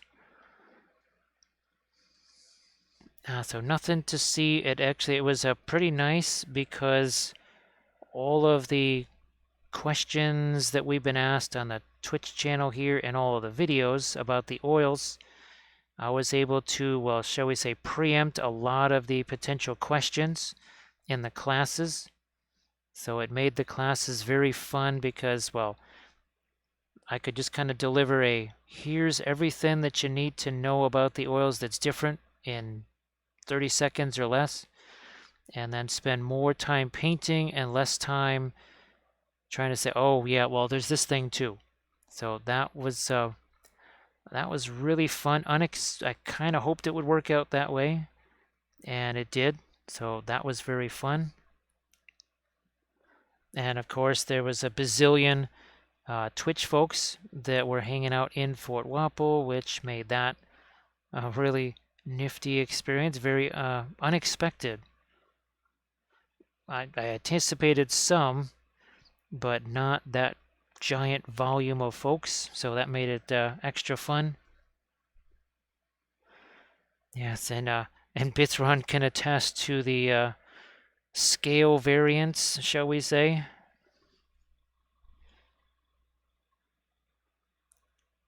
And that's just in the GW stuff. So it's a bit of a moving target when it comes to Lord of the Rings and scale. It really doesn't matter all that much. I shouldn't really care because, well, the only time I'm ever going to get to use the miniatures is against myself. So it's not like anybody else is going to care or potentially even see him in person. So I really shouldn't get too concerned about that.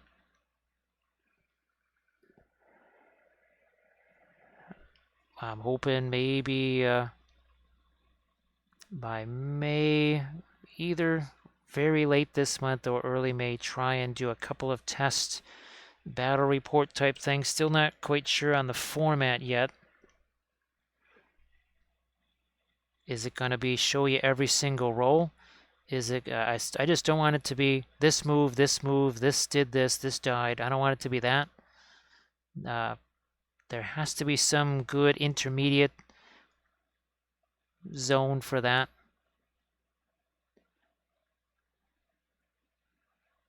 Because there's some stuff in the game that's just, it's a critical moment. You really want to see that live.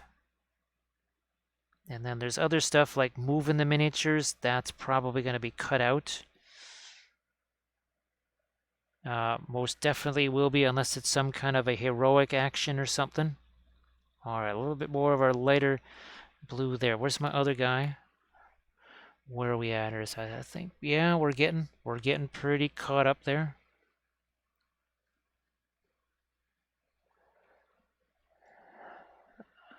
Oh yeah, that's right. That's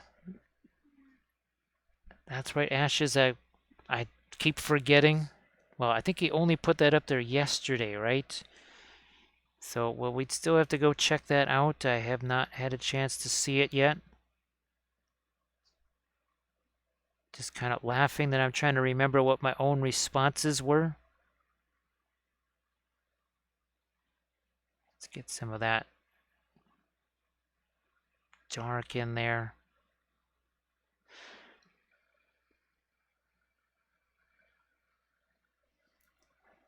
Yeah, well, of course, then they went to the Primaris Marines, which got things even bigger. They're basically Terminator sized. I mean, I felt like, well, it's even on a 40 millimeter base. I mean, this is when I was making my original Grey Knight Space Marine conversion things for my Grey Knight army. They're just doing the Terminators. They feel small now compared to what they look like at this point. All right, that's a little bit the dark there along that edge. All right, I'm gonna set that aside for a little bit. We've been putting a whole lot of stuff on there, and not a lot of time. So let's get that chance to set. Let's go back over to this guy here. Oh, nothing to see. Gee whiz, I didn't know that. Oh, that's Avatar of War is doing printable files now. I'm sure those are really cool. It's been a long time since I last had a chance to paint one of their old sculpts, but I'm sure being able to print out their stuff is even better.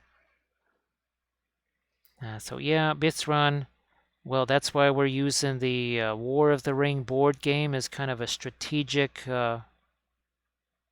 campaign generator.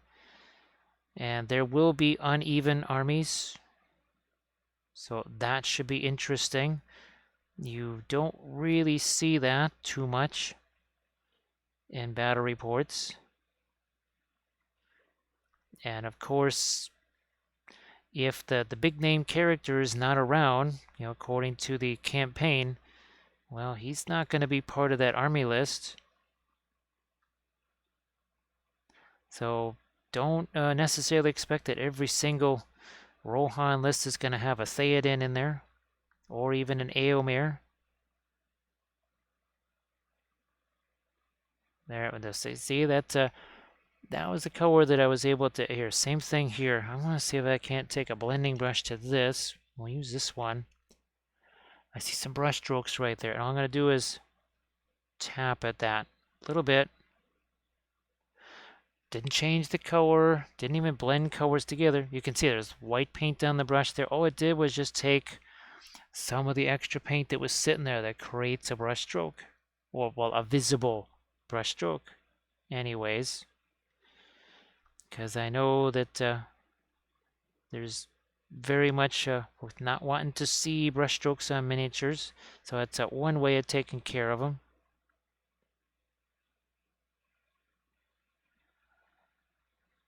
Doing the same thing here. Again, it's a tap. It's not this, because if we do this, all it's going to do is smear it. Here, we're going to do the same thing right up there. Again, tapping away at that little Morse code like that, not doing that.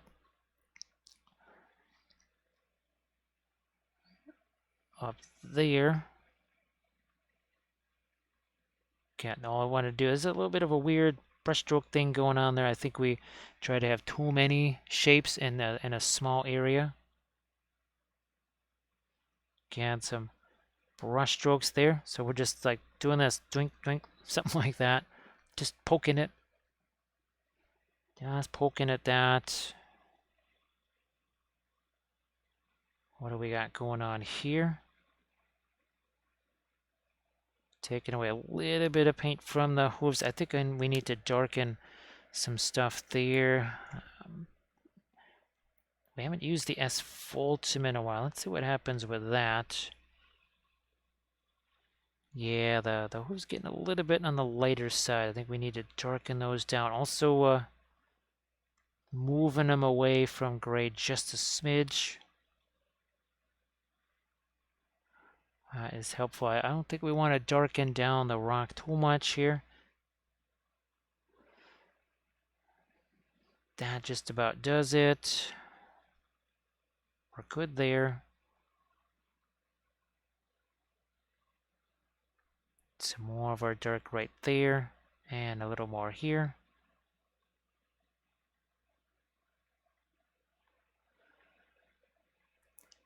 With the armor here on his legs, I think we're pretty good there. Let's get the strap here on the stirrups.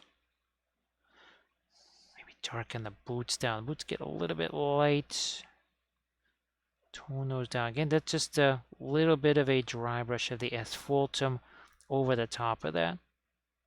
Same thing right there. I thought I saw, yeah, there's an area there that just, again, that needed to be darker. And sometimes these are 3D prints, right? And if something is not a perfect print, I'm not really going to care too much. Obviously, if it's something I'm printing out like those lizard men for commission things, well, that's a little different. But when it's this, right, and it is really just meant to serve as a gaming piece. If there's a little part of it that's a little wonky, like that tail, not going to worry about it very much. Do we have Minnie's Mimes in the house? We do. Minnie's, how you doing? Just trying to get our heads back out of the Adepticon world. It was so much Adepticon or bust for so long, for months really, that sometimes it's hard to realize that you're in the post-Adepticon world, and we're trying to get to some other things as quickly as we can here. I hope that you are doing well. And of course, we thank everybody that was there and took the classes. And it was nice to see all the fellow Twitch streamers there too.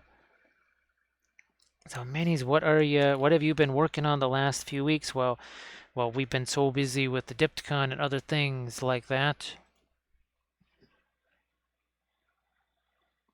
Let me see if I can do this here. This is just that I keep wanting to say Van Dyke Brown, but it's actually not. What is that called? Black. It's the Italian Black Roman Earth. So I actually have been saying that right, I think.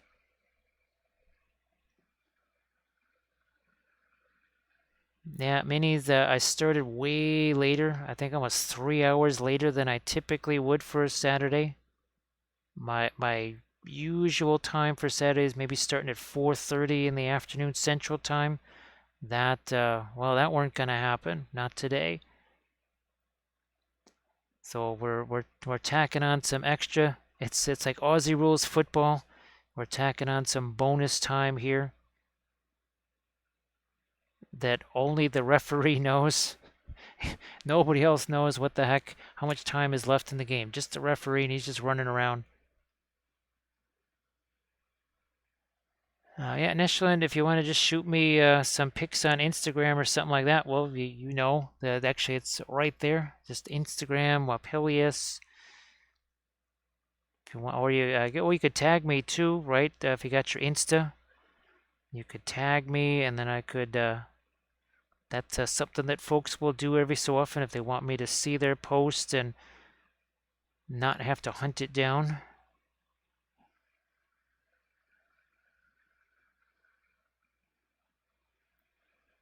Felsius, nice to see you. Now, here we go. Now we do have a bunch of new contrast paints that were bequeathed to us. They're all like used in open jars, but sometimes I'll do a video with the contrast paints to show basically it's kind of like getting your mindset into oils because the contrast paints, or some of them are like the oil colors, right, that are very dark but also translucent.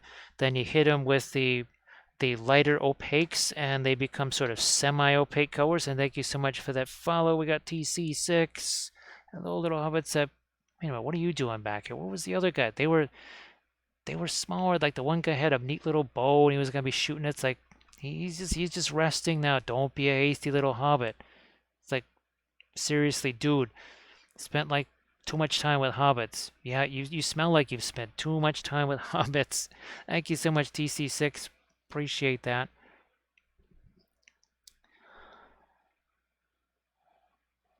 Yeah, Dirk Danigan. Now, of course, we use this in our Adepticon class. That essentially, this is the same as all the metal mediums that you see, basically made out of this. And when you're doing your metallics, this basically becomes your white. And of course, we have also used the Green Stuff World pigment powders, mixed them with the linseed oil to make the metallic oil paints.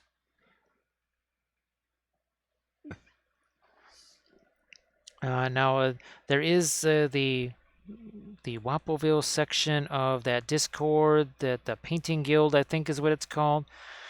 That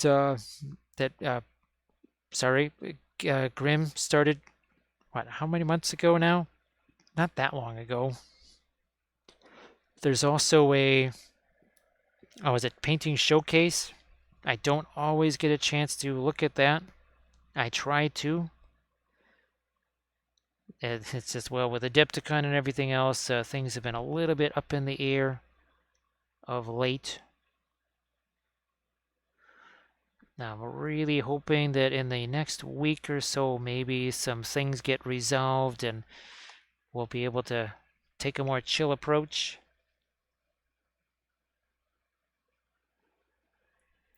There we go. Everybody please check out what Felsius just posted there. I'm sure that's going to look fantastic.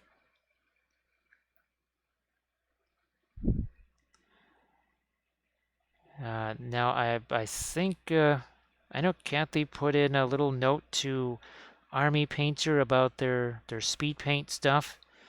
Now, I know someone that had used it, they talked about it reactivates.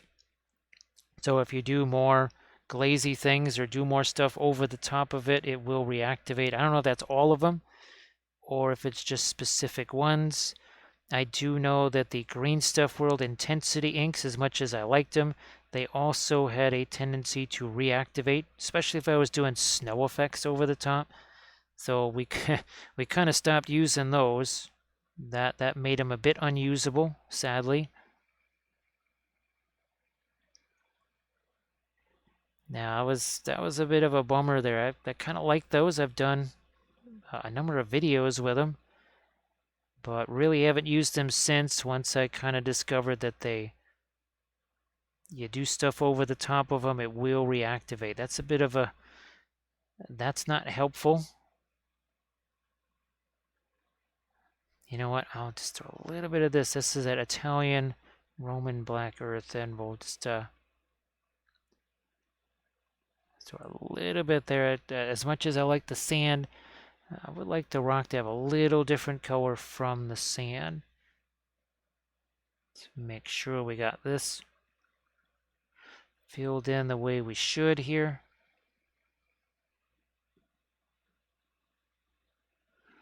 All right, more. There we go. That works. What's happening here? I think we still need that to be almost sort of a Terra Rosa color up there.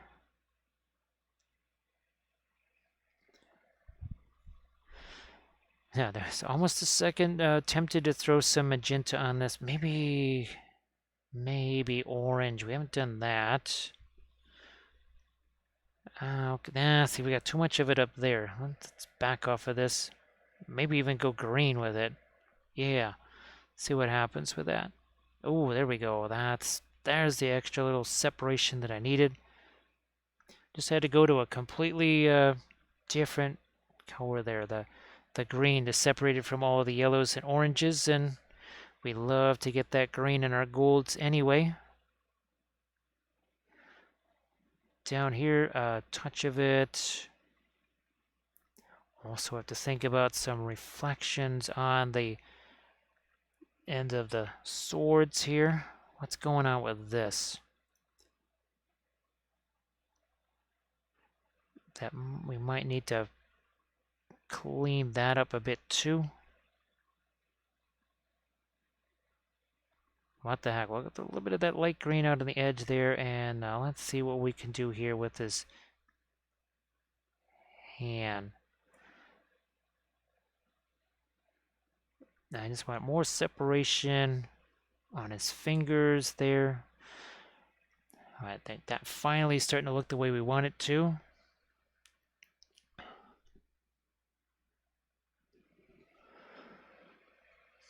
Now, thanks, Smitty's. It's boy, it goes back a long ways. This is one of my army painting series. Gosh, I think this was. Do I actually have it here? I might just have it around here. Do we have my Harad? There's Army of the Dead. No, I thought I had my Harad sitting over here, but oh, we did finish these. Yeah, the 8th and 9th Nazgul are all done. Speaking of pictures that we have to take, we need to get some pictures of those, because that's all done now. But yeah, this was I don't know, series 18 or 17 or something like that. And these were done a long time ago. And we've been adding to them ever since. Like I said, adding some of these guys here.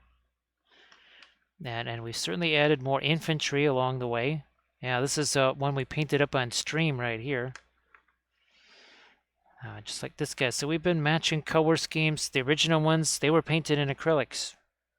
Yeah, that's not kidding around. They were painted with acrylics. Been matching the color schemes ever since with the oils. And we've even used different colors of the oils, I'm sure, from one stream to the next, because no big deal.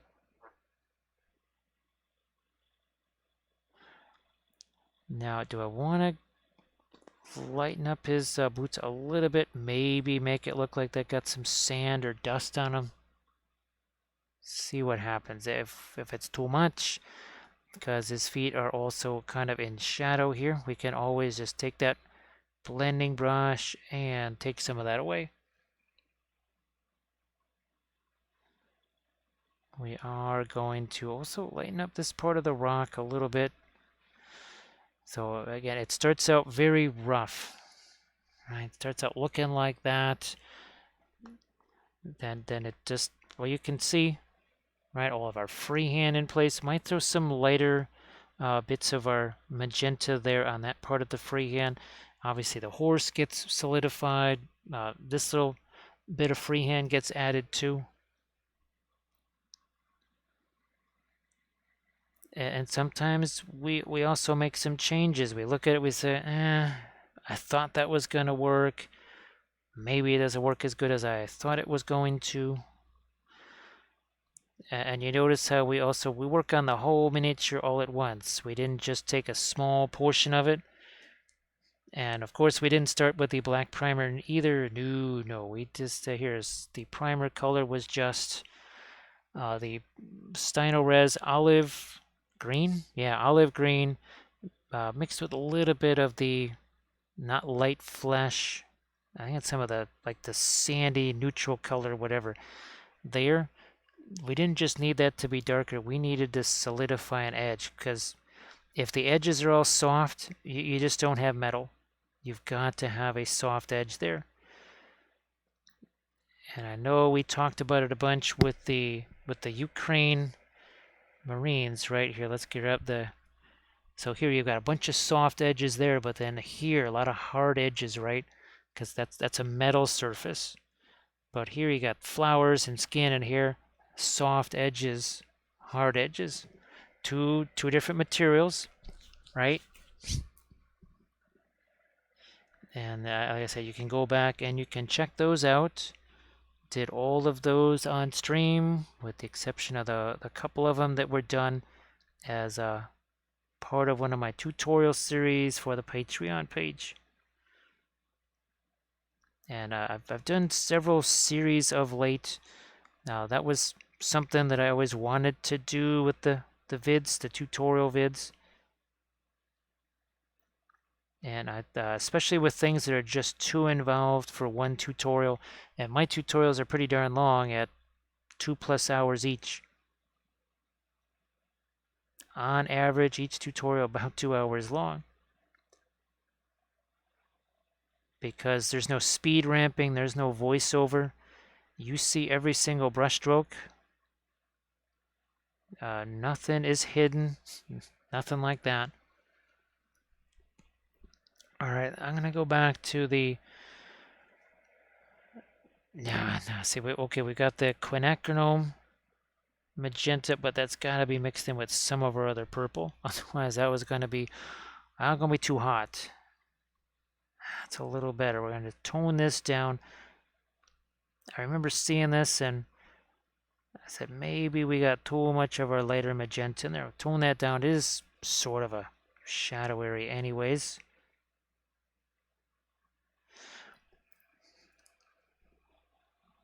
What are we going to do? We're going to take that same magenta, work that into these shadows.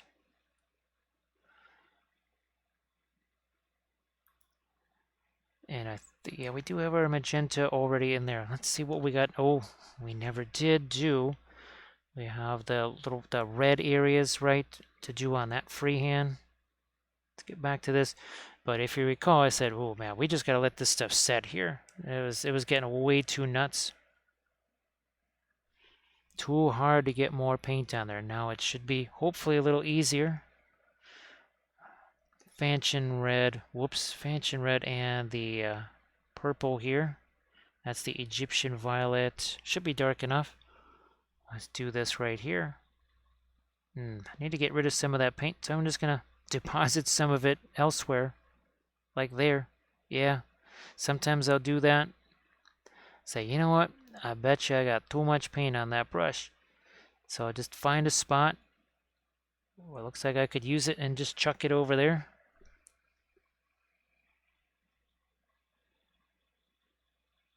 Get some more of our red into there, just whatever.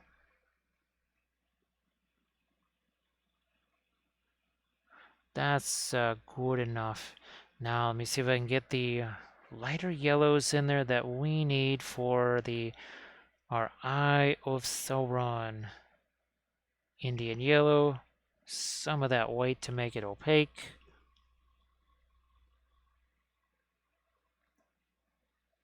And sure enough, we're able to get a little bit of that in here.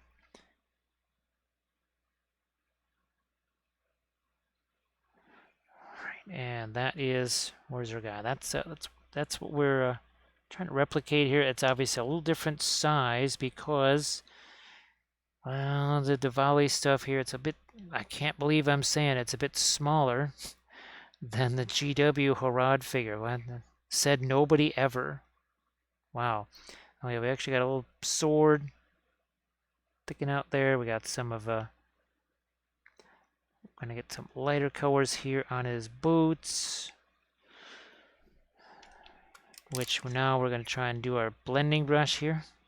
See that? I just chucked some colors in there. Take that blending brush. This is where the oils are gonna save you some time, right?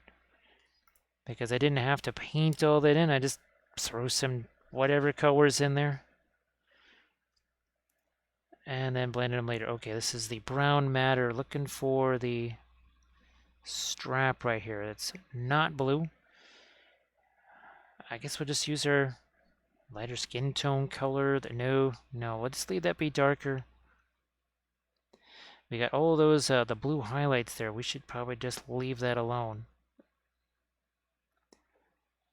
Why don't we get some, I think we need some lights on the end of his fingers here. Just use this. Might have too much thinner. In which case it'll sink right down into the crevices of his fingers, but it's not doing that, so we didn't put too much in there. It is a very delicate balance when it comes to how much thinner do you put on your brush to will A, be able to get that paint to go in a small area, a very tight, condensed area. Now here, I think on the back of this, I could maybe go a bit lighter with that. Still have some of the white over here. Don't think we've really come in here with any really intense light highlights yet, so we're going to do that now. Couple over here.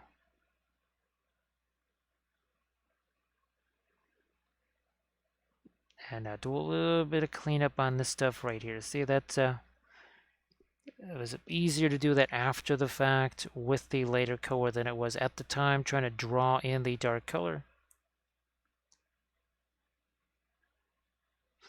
And this was really fun using the Daz air dry clay. I was so jazzed when I was able to do this. Where's another one? Yeah, look at this.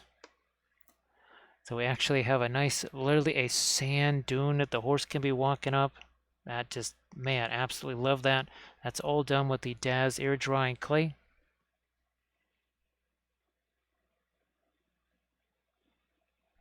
I'm going to try and get a couple white edges here on our rock. And we will add some of the Armored Wolf grass tufts here like we did to this one. That one's got some skelly friends on there too. All right, Pascal. Well, good luck with the setup. Good luck with that setup. And everybody, please go give Pascal a follow. Pascal does tremendous miniature painting. Large-scale stuff, busts, you name it. So definitely give Pascal a follow. You'll just you'll see some amazing stuff. Absolutely spectacular. Just doing really, really amazing things. You'll love it. What we're loving here is to get just that little extra touch of some light. There it is. There is the little bit of that. That's not the radiant turquoise, that's the radiant blue. Let's throw that out here. Now here, we'll just take a paper towel to this brush. Because if we sit there and use a bunch of cleaner or thinner on it, whatever, now it's going to be very hard to do a dry brush thing like this, right?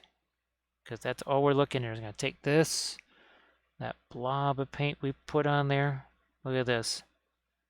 We'll take it and we'll just take the edges of that. We'll spread that out nice and smooth. So think of that, you're doing the shoulder on a Space Marine or a big old cloak or something. Makes that a much easier prospect. They have Flight Sim. To me, I don't even notice that they have any kind of smell at all. But I think, well, it's sometimes you're smelling the linseed oil too. But when I can smell them, I really do like that. I guess because I've been just around them for so long. Many, many years of doing the oils. Well, basically 40 years or so of painting with the oils.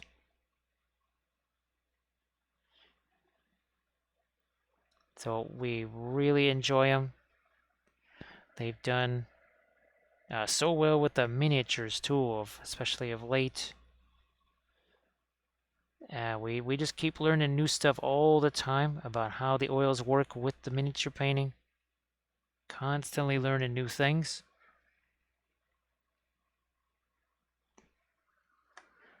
All right, I think we've got this pretty well set up.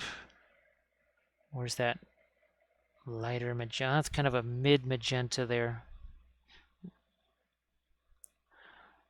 I noticed on the back of his head, I think we could still get, there's a couple little extra areas of light there.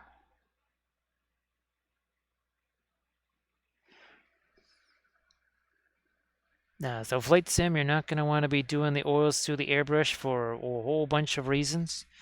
They also would be, that's kind of a pointless exercise too, because the oils, and you've used them now, you've been doing the blending with them. you're way better off just plopping the paint down there, taking another brush. I mean, even here, right, we can take this brush and I can soften up that stuff so much easier. Also, that would cleaning that stuff out of your airbrush would be an absolute nightmare. I don't think you would want to have to deal with that. You'd also now be kind of aerosolizing the oil paint. It's probably not something you want to do. So there's just, again, there's really no, even if it was not all those other hassles, it's just creating extra work for you. That's the whole point of doing the oils, because you don't need any masking, well, either on you or the miniature. Don't need to mask anything on the miniature, and you can do all kinds of very broad, sweeping blends. And even once the oils have dried, you can still do some really nifty blending with the oils.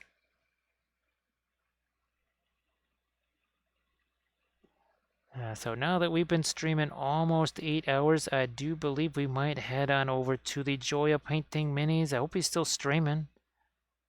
I'll double check here real quick.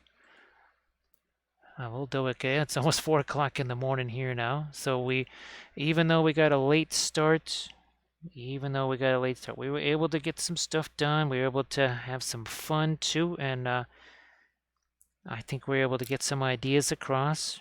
Right, where's our 3 guys? Where's our horsey? There we go. So there's some of the guys that we have been working on here, having a whole lot of fun. And I do want to say thanks to everybody for all of those bits and subs, because, well, like we were saying, they make a big difference, especially this particular month because of Adepticon and everything else. So we are very appreciative of that. Thanks Armored Wolf for doing all the moderation. Now, thanks Crazy Wolf.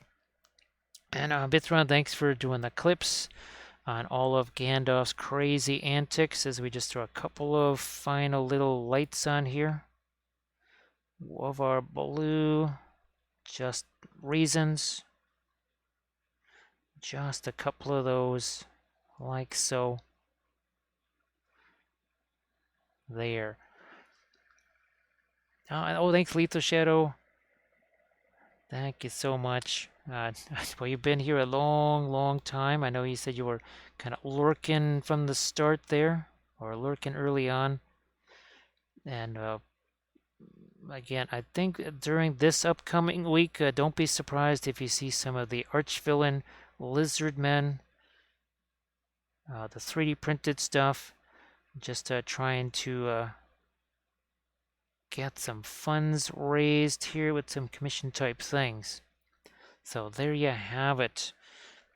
And here, let's have these two. It's always fun to see this. I kind of left this so that you could kind of see where we were, and then where we arrived, right? Well, that's good. I'll see you later, Flight Sim. Glad that you've been making some progress with the oils too. That's fantastic. Here, we're going to get our raid countdown started. So looky there. Again, these are from Davale Games. Fantastic, very realistic. And, I mean, yeah, they're Lord of the Rings, but guess what? They could be, it's fantasy, right? Could be for just about anything else. So thanks again, everybody. Hopefully we catch you on Monday.